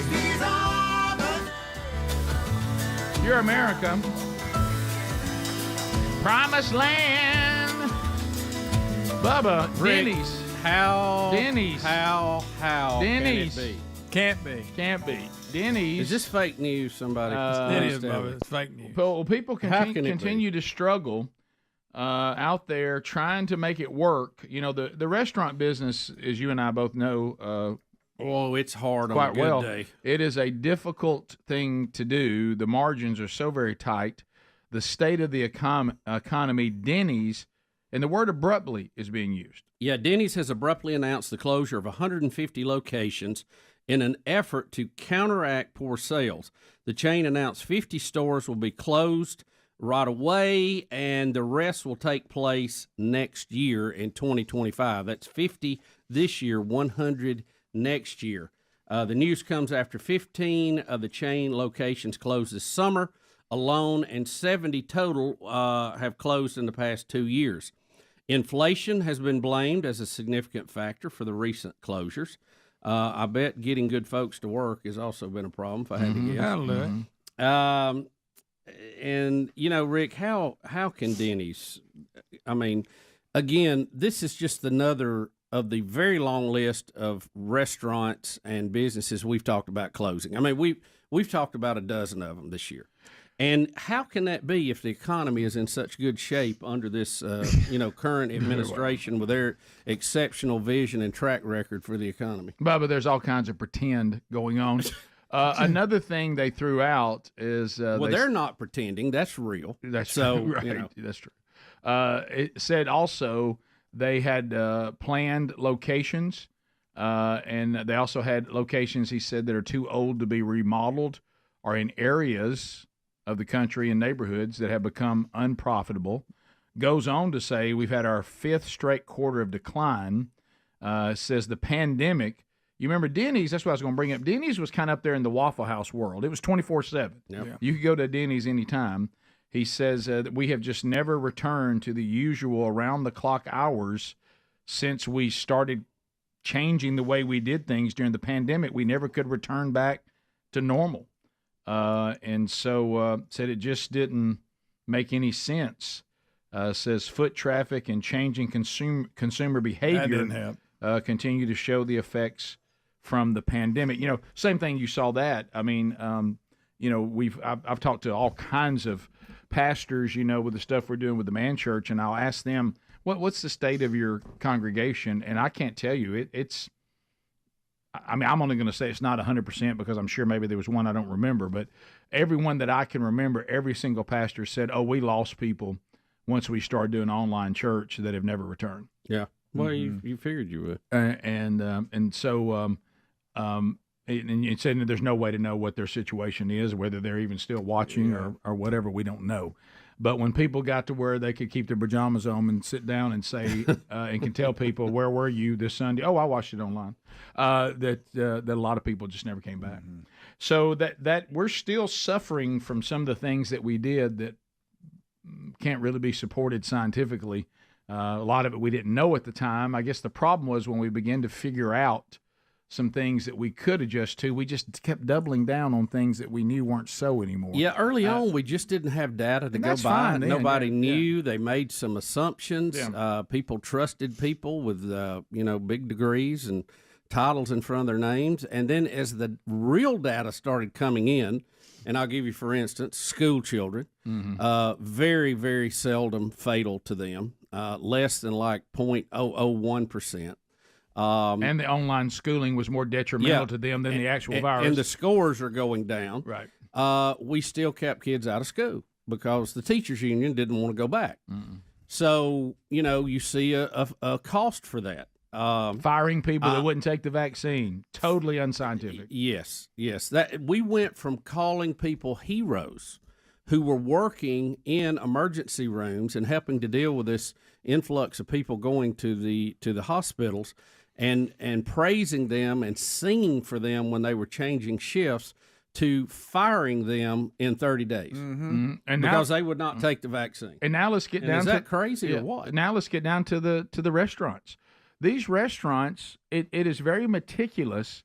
They plan out the number of tables in their square footage based on profit. We also came to them and said, no, you can't sit people at all the tables. Why? Well, because they'll spread the virus. And then you're like, well, okay, so what? And then you had to wear a mask standing, but you could take it off when you sat down. Absurd. It was a virus of height. Right. It was absurd. But think what that did to the restaurants. They all tried to scramble and say, all right, now let's make it work with fewer tables. But the restaurant is designed, if it has 12 tables, that 12's not a random number. No. That's based on what they think they can keep full and keep turning over to make a profit. Now think about this. Under congressional testimony, under oath, Fauci has admitted the 6-foot rule was just something he made up. Random. It was a guess. Grabbed it out of the air. It was a guess. Pun intended. We also know that the mask do absolutely no good unless you have a certain type of mask, okay? And crazy, you have to wear it. Correctly. Most people were not. They would take it down under their chin, or they had one of these cheap. You had to have that one. It had the very small filter on it because of the size of the virus. Tiny. So we've had viruses before, and what was crazy about a lot of it, Rick, we didn't do with this what we did with other viruses because there had been such a fear factor when it first started that they treated it different. And we finally got it under control, but I feel confident now, and history will show that if we had not locked down as long as we did, we would have got rid of it quicker. Now, that does require people to get sick and build up an immunity to it who can deal with it. Of course. The young, the that old. Happened anyway. That happened anyway. Yeah, the ones with physical problems. But most school kids, if you were normal, had no problem with it, and it was primarily older folks. Now, there's some that did pass. I know several, and I hate it for them. But overall, I think we would have been better if we would have not locked down so hard. Absolutely. Adam, I know you have something. Hang on a minute. First of all, let's on Denny's. So here's something right now that David Urban has put out. So when they did the Grand Slam breakfast honoring Hank Aaron, it was $1.99 and went up $4 over the next 43 years. Right. Just in the 4 years of Biden-Harris, it's gone up to a staggering $7 from $5.99 to $12.99. So at $7, it's gone up in 4 years, and it crept up from $1.99 to $4 over 43 years. Yeah. Well, it just shows you the inflation curve. Yeah. I mean, that's real. We deal with business people every day. I know what they're dealing with. I see what they're dealing with. And what the people are telling you, some of them on the national news, is just simply not true because and people know that. They're out there. They see it too. You don't have to trust me. I'm no authority on it. Just go out yourself, or if you run a business, you really know. And all with what y'all are talking about, the New York's Supreme Court. New York's Supreme Court just issued a huge victory for those that lost their jobs for failing to take the experimental jab. You guys might have remembered it was mandated, and many people lost their jobs. Well, the New York's Supreme Court sided with the plaintiffs, and the court ordered all New York City employees who were fired for not being vaccinated to be reinstated with back pay. Oh. So the court further stated that if you took the jab, and their reasoning for this coming to this conclusion is because if you took the vaccine, it didn't actually stop you from getting or transmitting the disease. Of course it did. Right. It was like a flu shot. So you basically fired me over something that scientifically wasn't happening. And remember, Trump has said he will reinstate and back pay people in the military that was in the same situation. This was about 1,700 employees that they'll get their jobs back and back pay. Many of those employees were police officers and firefighters. When we come back, interesting comments from, believe it or not, Joe Biden is still the president. I forgot. Yeah, and we have a comment from him. Hang in there. We'll be right back. Rick and Bubba, Rick and Bubba. Be rewarded. You got it. Okay, good. All right, well, on the other side of the break, you're going to get down there and you're going to run this son of a gun. This monkey and Red's going to run with Bobo on his back. I hope so. If you want to find out more about the Alabama State Fair, they'll be appearing there this weekend. You can go to rickandbubba.com. All the information is there in show notes. We'll do a quick break, and we come back. It will be Bobo the monkey. We'll be riding on Red the dog, and they will roll through the 40. And if you have Ustream, you can watch it live. If not, you can catch it on Rick and Bubba, the TV show, later today or in your Extreme Club membership, because today we announced the Rick and Bubba TV show now archived in the Rick and Bubba Extreme Club every single day. So you'll get the Rick and Bubba TV show, the version today as well. We'll be back. It is 15 minutes past the hour. Monkeys riding dogs when we come back. Rick and Bubba, Rick and Bubba. $3 more. See store for restrictions and detail. Get to AutoZone today.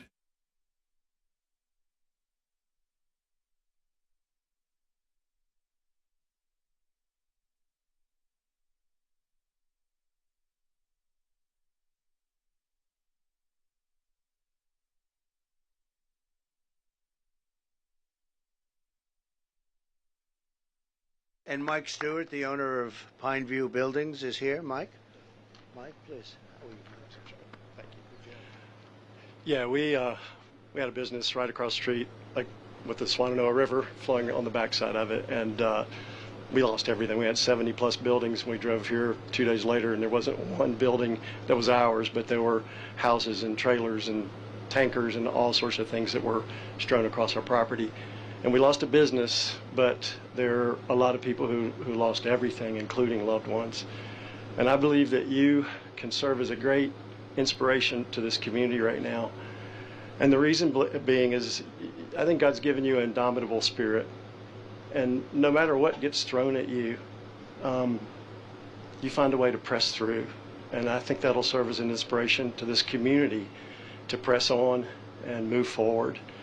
I can't think of anything I'd rather have than a warrior leading our country, a warrior who, with the help of God and with faith and prayer, will lead this community, these communities, and this country to greatness. So thank you for being here today. I appreciate it. Come here. I never heard anything. And that was from the heart. No speechwriter could write that. Thank you. Right? If you don't mind, just because my heart's Yes. about to be, do you mind if I pray for you? Yes, please. Okay. So, and all those that are prayers, would you join with me in this prayer? Father, I thank you for this man that you have raised up in this moment, in this season, for your purposes. And I pray that you would anoint him, that things aren't done just by might or by power, but by your spirit. So I ask that you would anoint President Donald Trump and give him a spirit of wisdom and understanding and insight as he moves to lead this nation back to greatness. In Jesus' name I pray. Amen. Amen. Bless you. Wow.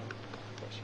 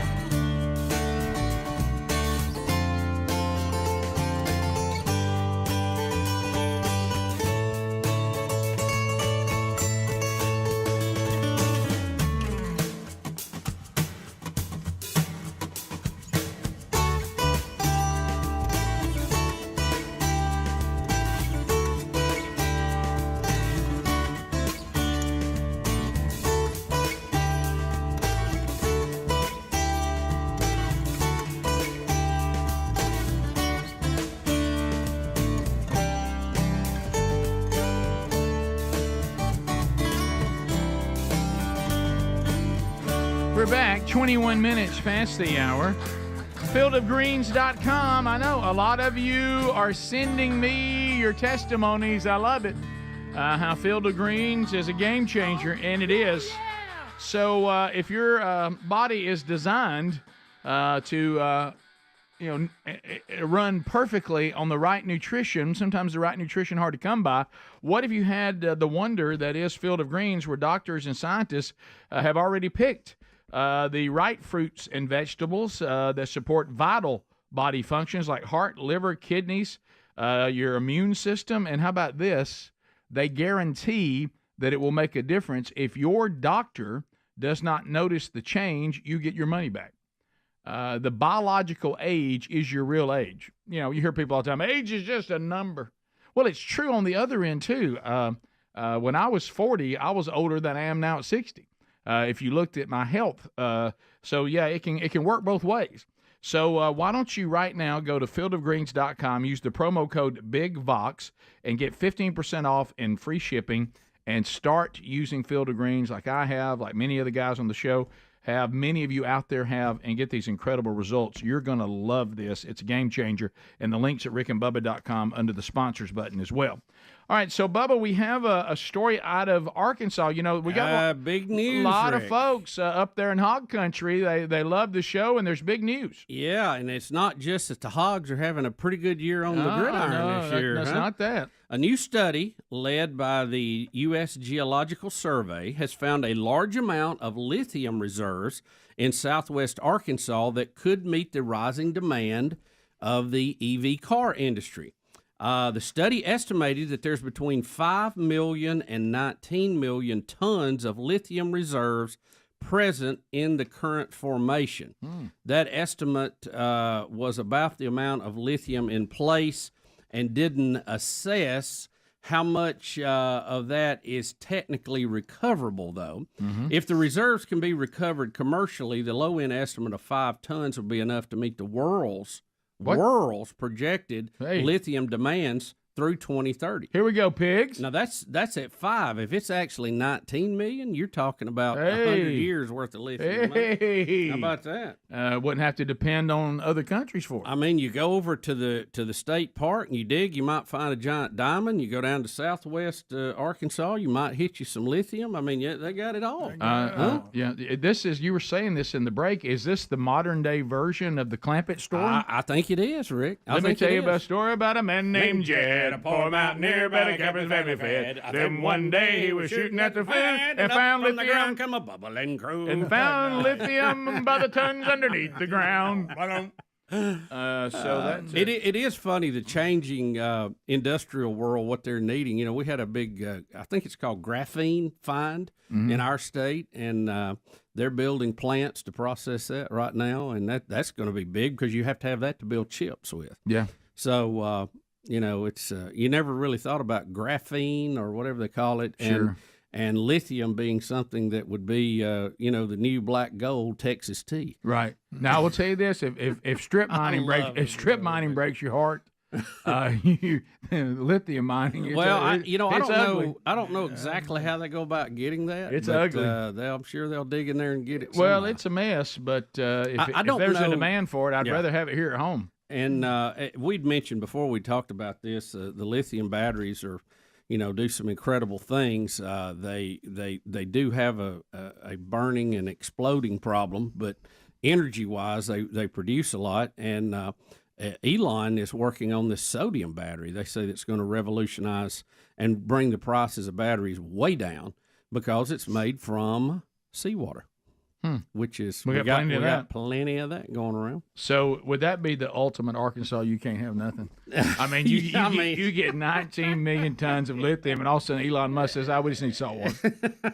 I mean, you can't even have lithium. Even the from what I understand, Rick, I'm not an expert on it, but Sure. what Well, I've seen that's never stories. stopped us. Yeah, Let it rip. I just play one here on the air.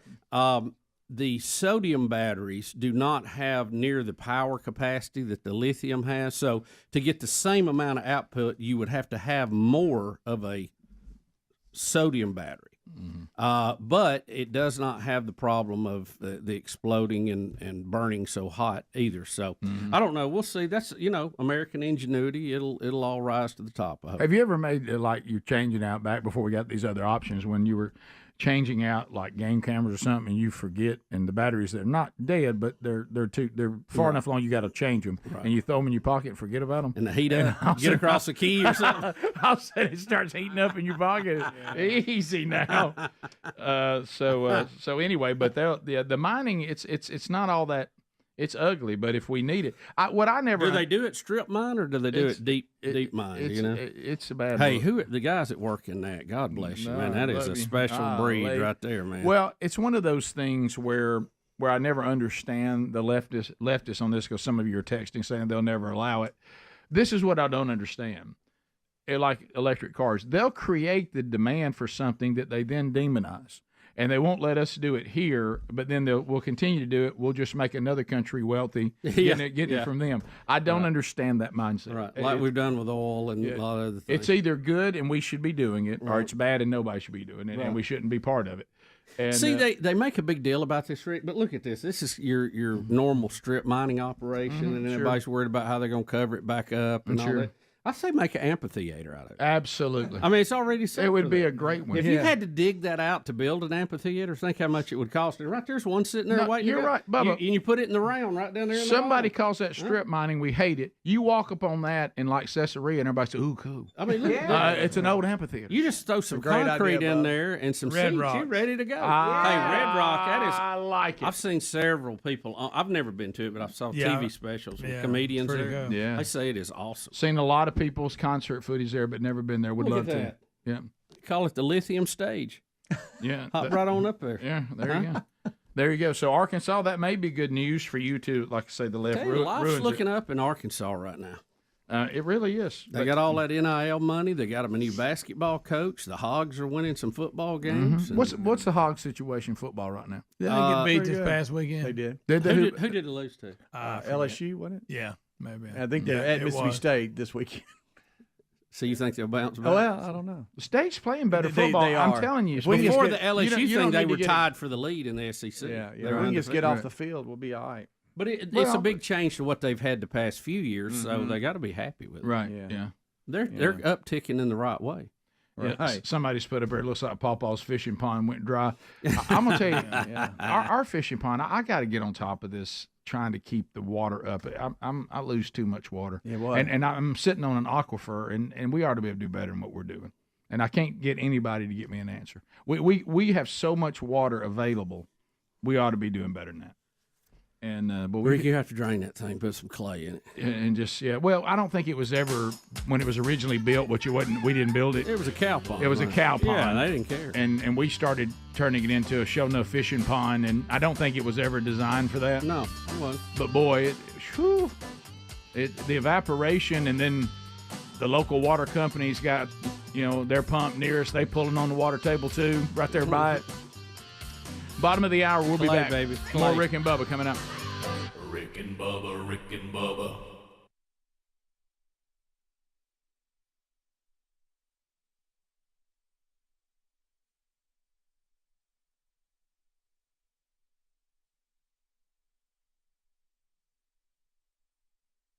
Another call here to help out Greg with his pose down this Saturday night.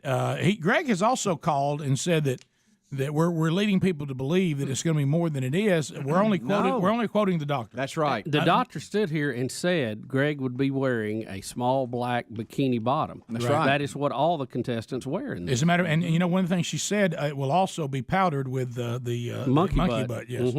Mm-hmm.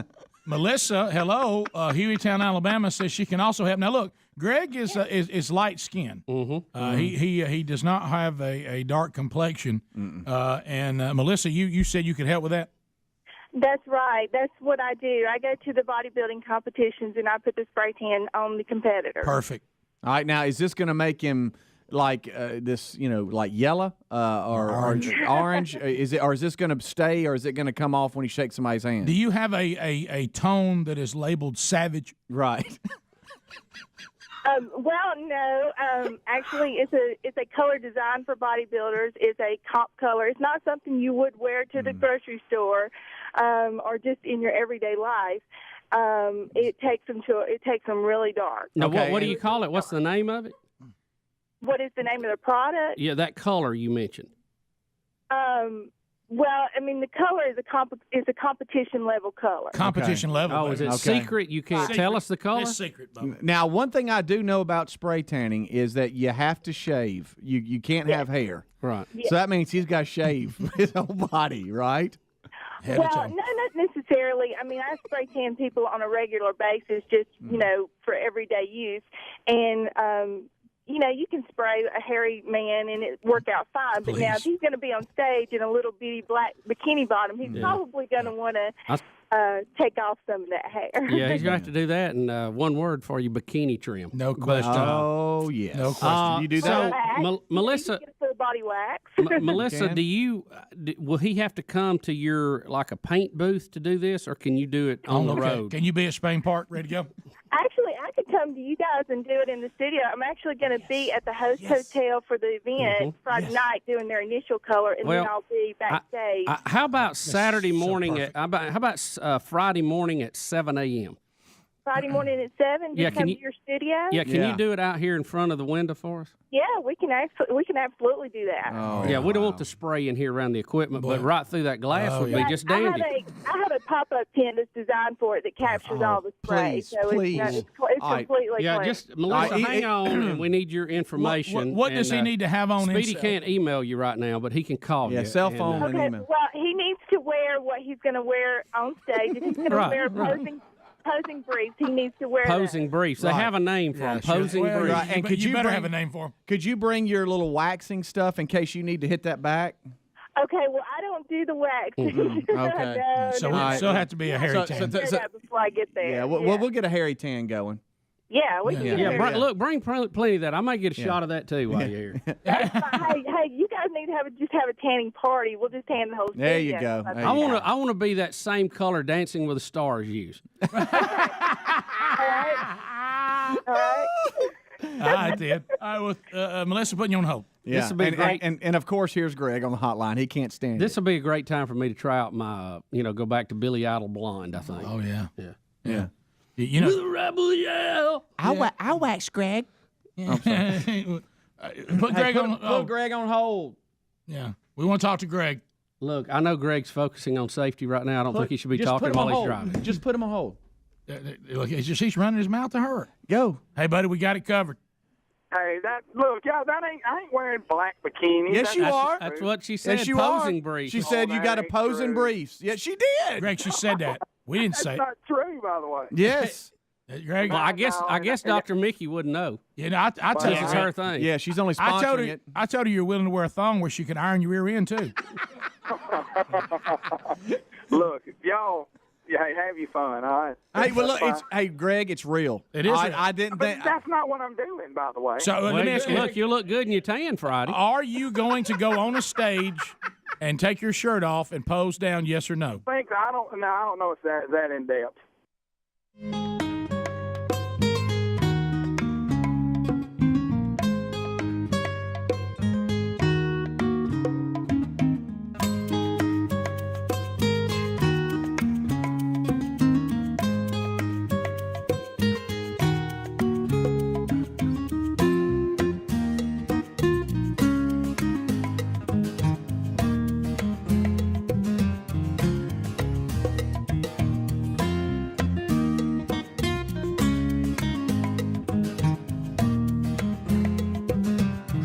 35 minutes past. Glad you're here.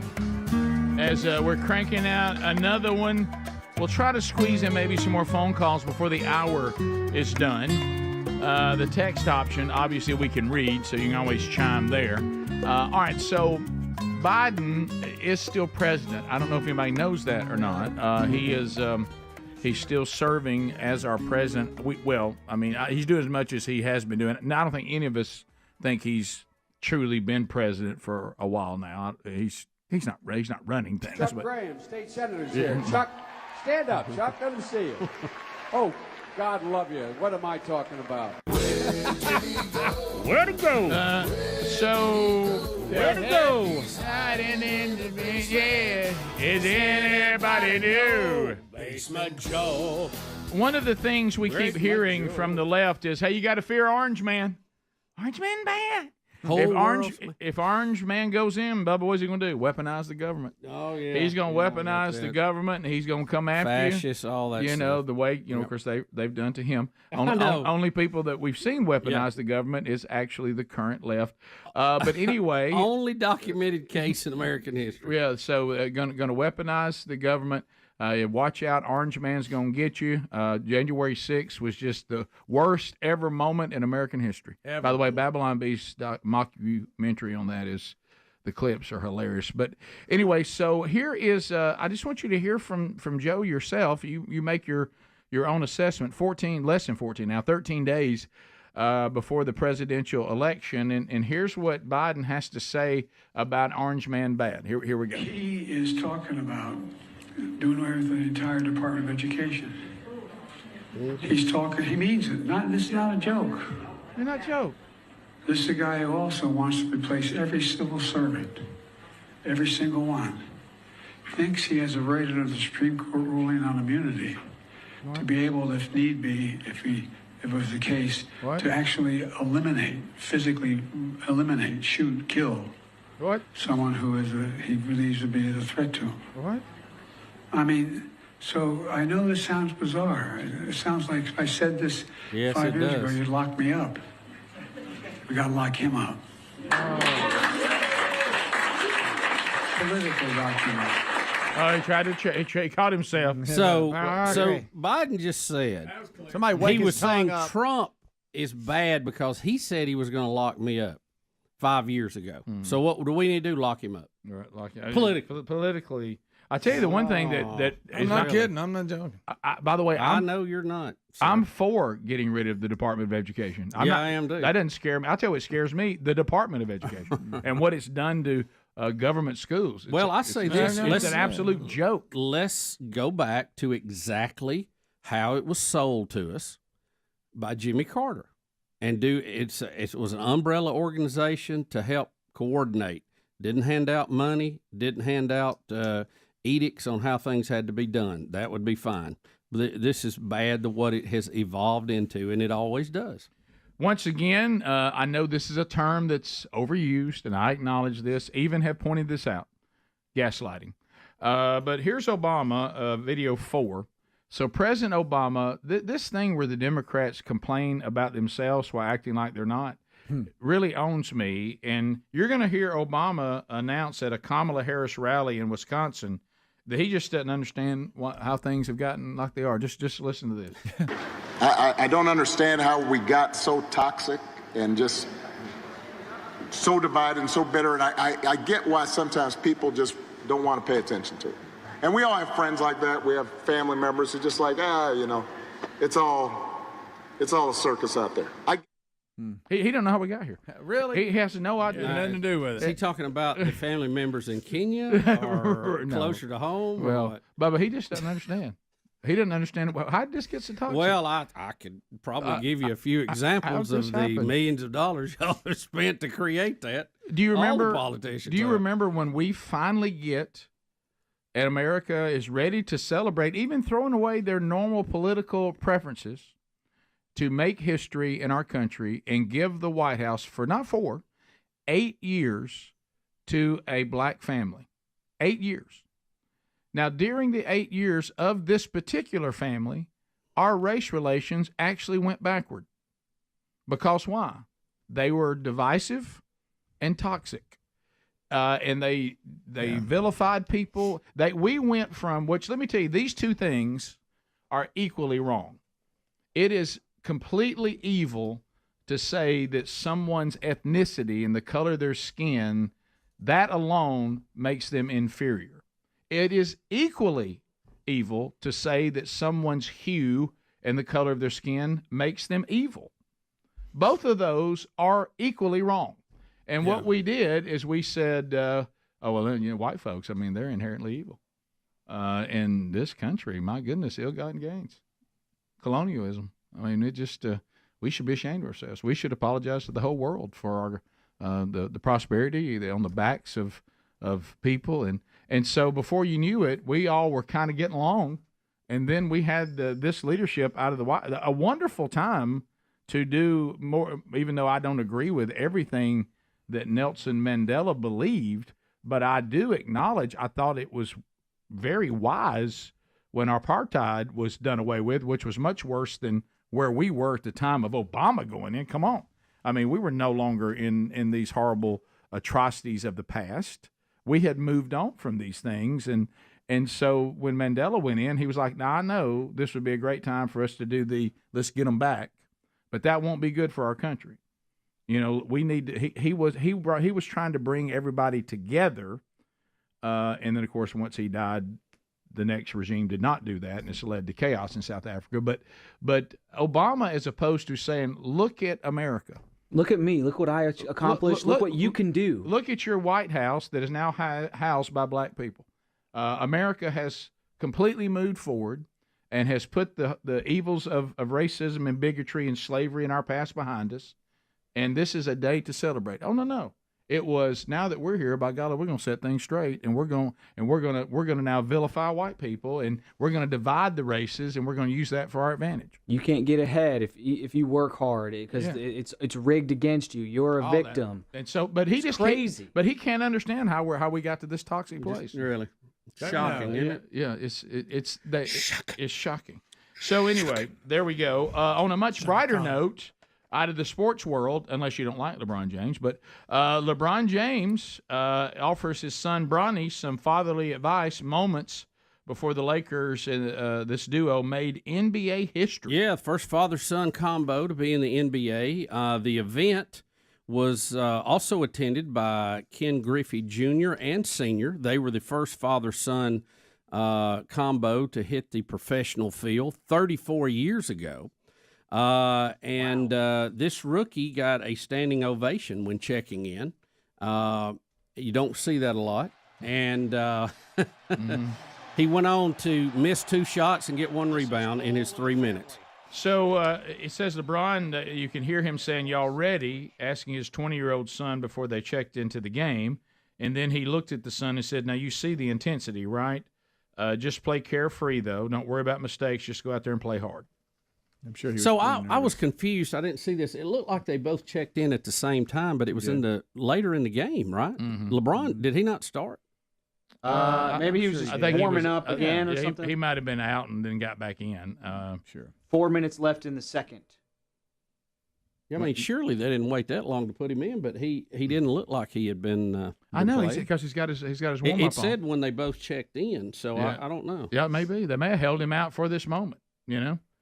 So pretty good news for the Laker fans. They did go ahead and win the game. It looks like 110 to 103 over the Timberwolves. Do you remember when Ken Griffey Jr. ran in front of Senior and took a ball away from him in the outfield? Yes, and was grinning as he was running by.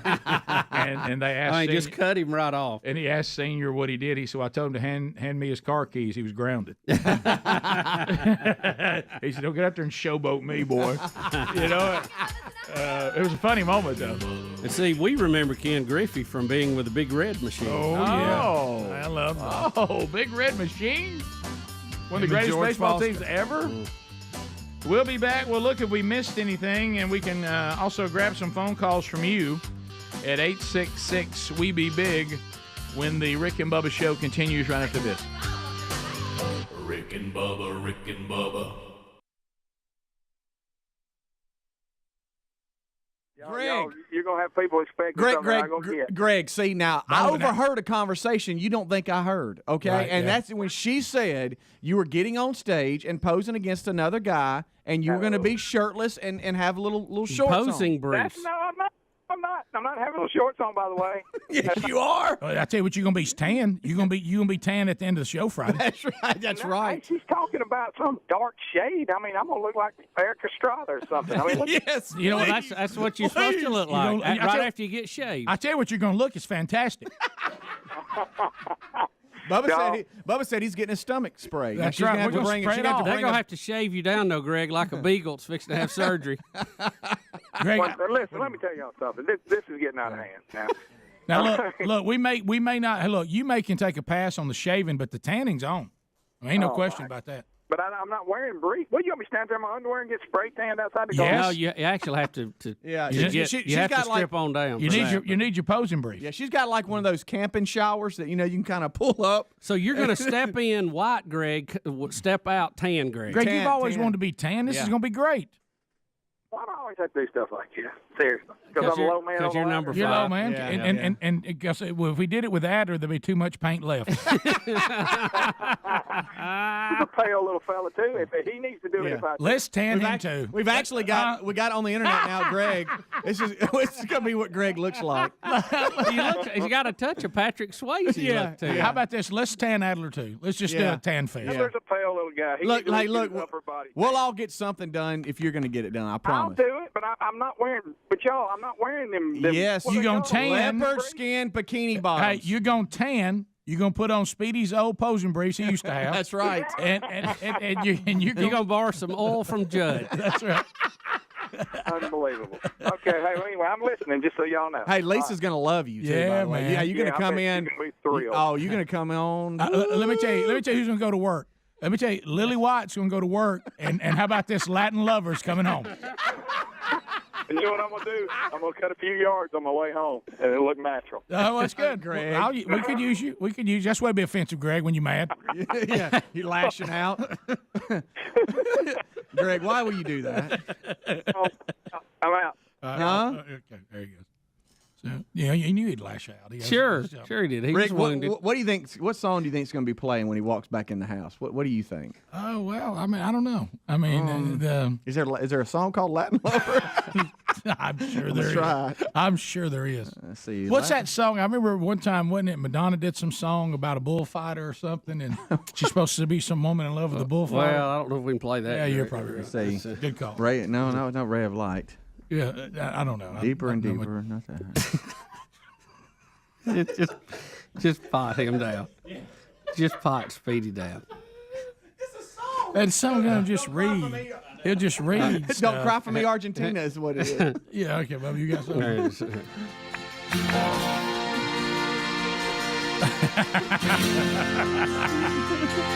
Yeah, I got the new job. Get off work a little early now. I guess I got the sun up. Gonna find my baby, gonna hold her tight, gonna grab some apple.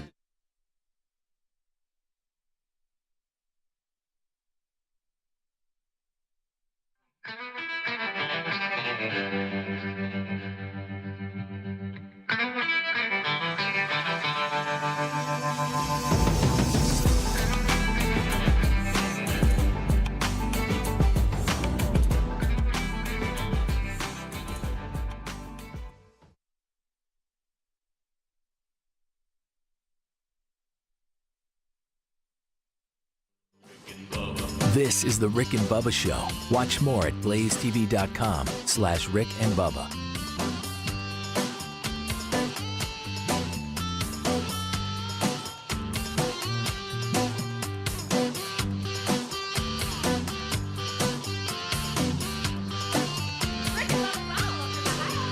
Rick and Bubba, Rick and Bubba.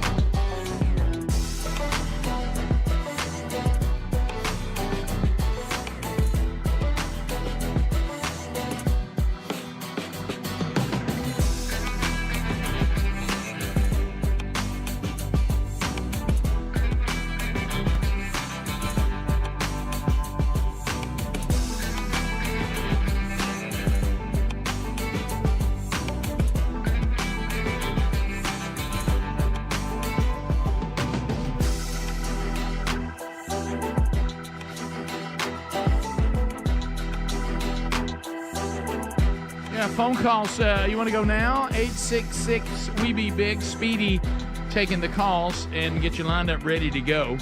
Wednesday Bible study back today. We continue to walk through the book of Daniel.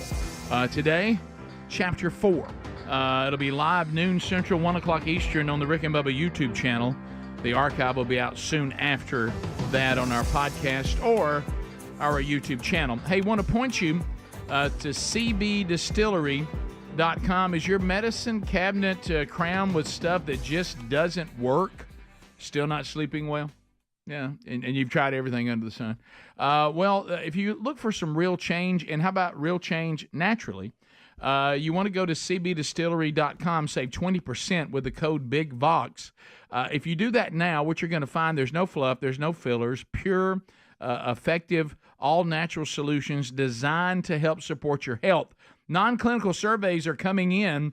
81% of customers said that this worked for them, that were anxious and struggling with anxiety. Also, it's 90% said they did sleep better using CBD. So if you'd like to find out more and you have a health concern and you haven't found a remedy, maybe there's an all-natural option for you.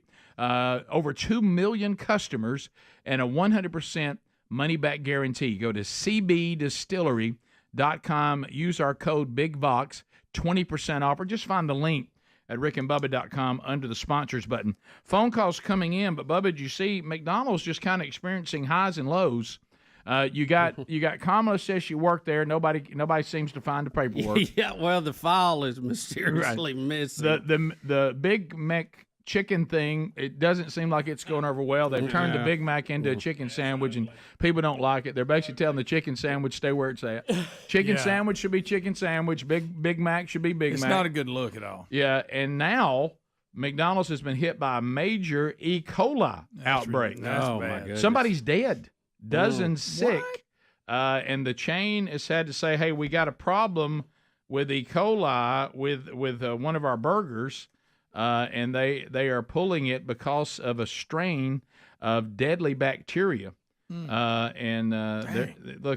is not good. This has happened in Colorado, and we were happy to hear that, even though it's, I'm not saying that we want anyone to be in trouble, but we're glad that didn't say Alabama. I mean, we're glad. And this is the one you're going to hate. It's affecting the quarter pounder. See, that's my favorite. No. It's Rick, I'll go double quarter pounder and drop the hat. Well, by the way, you remember when we were younger, I brought this up the other day, and everybody was like, what? And I realized then that I was so much older than everybody in the room, I guess. Do you remember when they offered the quarter pounder and then the quarter pounder with cheese? It was two separate. Yes, it was. Yeah. And the quarter pounder came in the white box with Yep. the blue, and then the quarter pounder with cheese in the more yellow box, the For represent some cheese. reason, I went without then. What? I think I did. So did they just realize that nobody ate a quarter pounder without I cheese, guess and they just stopped I was doing the it? only person eating it. I guess now you just ask for it with no cheese if you want it. Yeah, you can have it your way now. All right, so let me ask you this, and I don't like to see the quarter pounder or people in trouble with E. coli at McDonald's. I hope that gets worked out. Oh, no. But let me ask you this. If you were going to go to McDonald's, because I know what your number one would be, Greg, so I'm not going to ask this, and I think it's probably all of our number one. May not be, Bubba. I don't want to speak on What is yours, Greg? quarter pounder with cheese. Okay. So if you went to McDonald's. I'll go with the double, too. Okay, we got I ain't that. scared of the You've double. made that clear. Right. If you go to McDonald's and they will not let you order a quarter pounder with cheese or a double, you order what? The I two get the cheeseburger meal. Two cheeseburgers, good. I've had that before. I love that. I'm pro that. But don't we do that because riding it's easier to eat that? Yes. But It's if we're easier to sitting, handle. if we're sitting down, we wouldn't do that. I probably would get it. It's just easier to handle. Wouldn't be first. And the one for me is, if it's being offered, is the McRib. But Bubba, stop saying don't that. eat a You do that McRib. just to be controversial. Ain't nobody eating a McRib. I love the McRib. Well, maybe daredevils. I'd rather go to Colorado, eat a quarter pounder than eat a McRib. I think you're safer. You don't like mystery meat when No. it's formed into the shape of ribs? No. That's the best part. Golly. I love when they show pictures of them frozen before they cook them. Oh, my goodness. And you throw a lot of barbecue sauce on it, and you don't really know the difference. Right. So, no, I do like the McRib. Whenever I see it being offered, I've grabbed one several All right, let times. me be clear. So quarter pounder with cheese is in the number one slot. Two cheeseburger meals in the number two slot.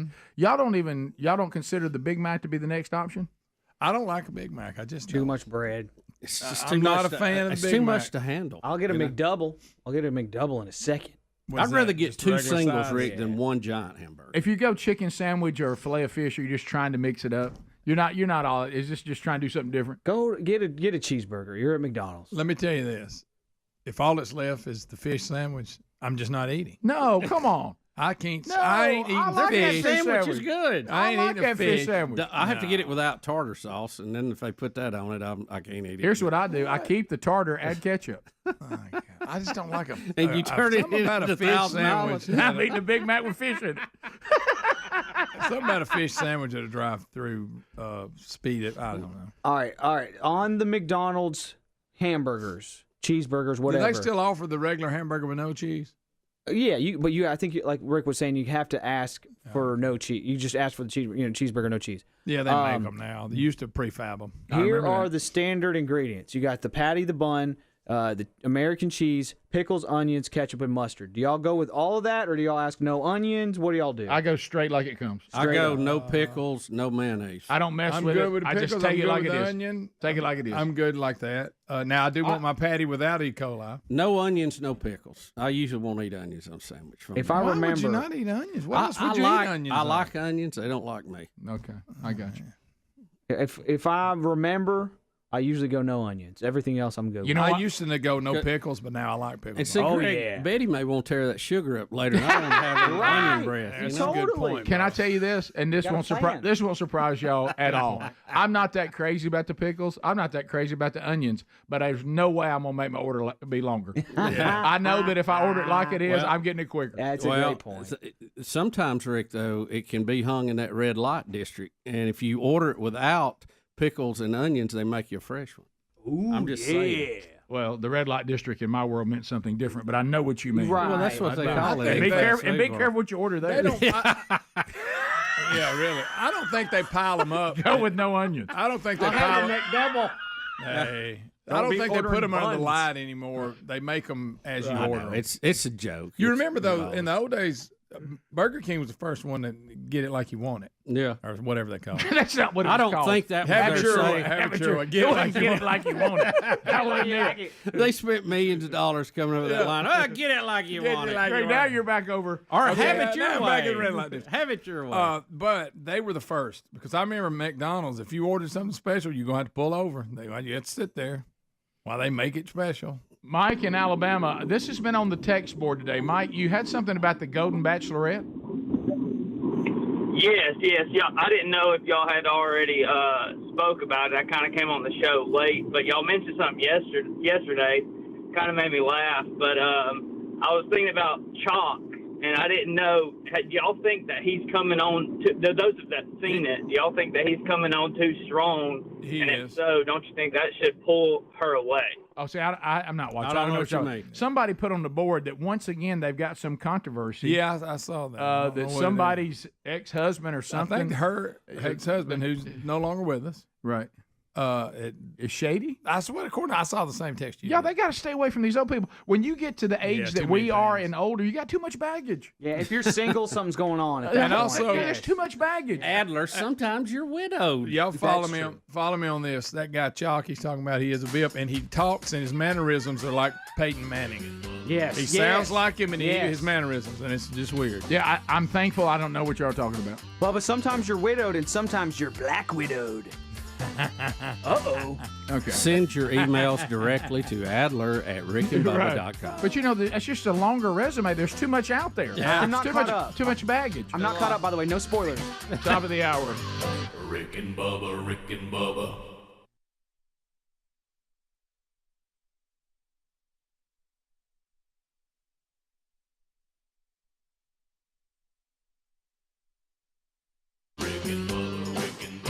This is the Rick and Bubba Show. Watch more at blazetv.com/Rick and Bubba.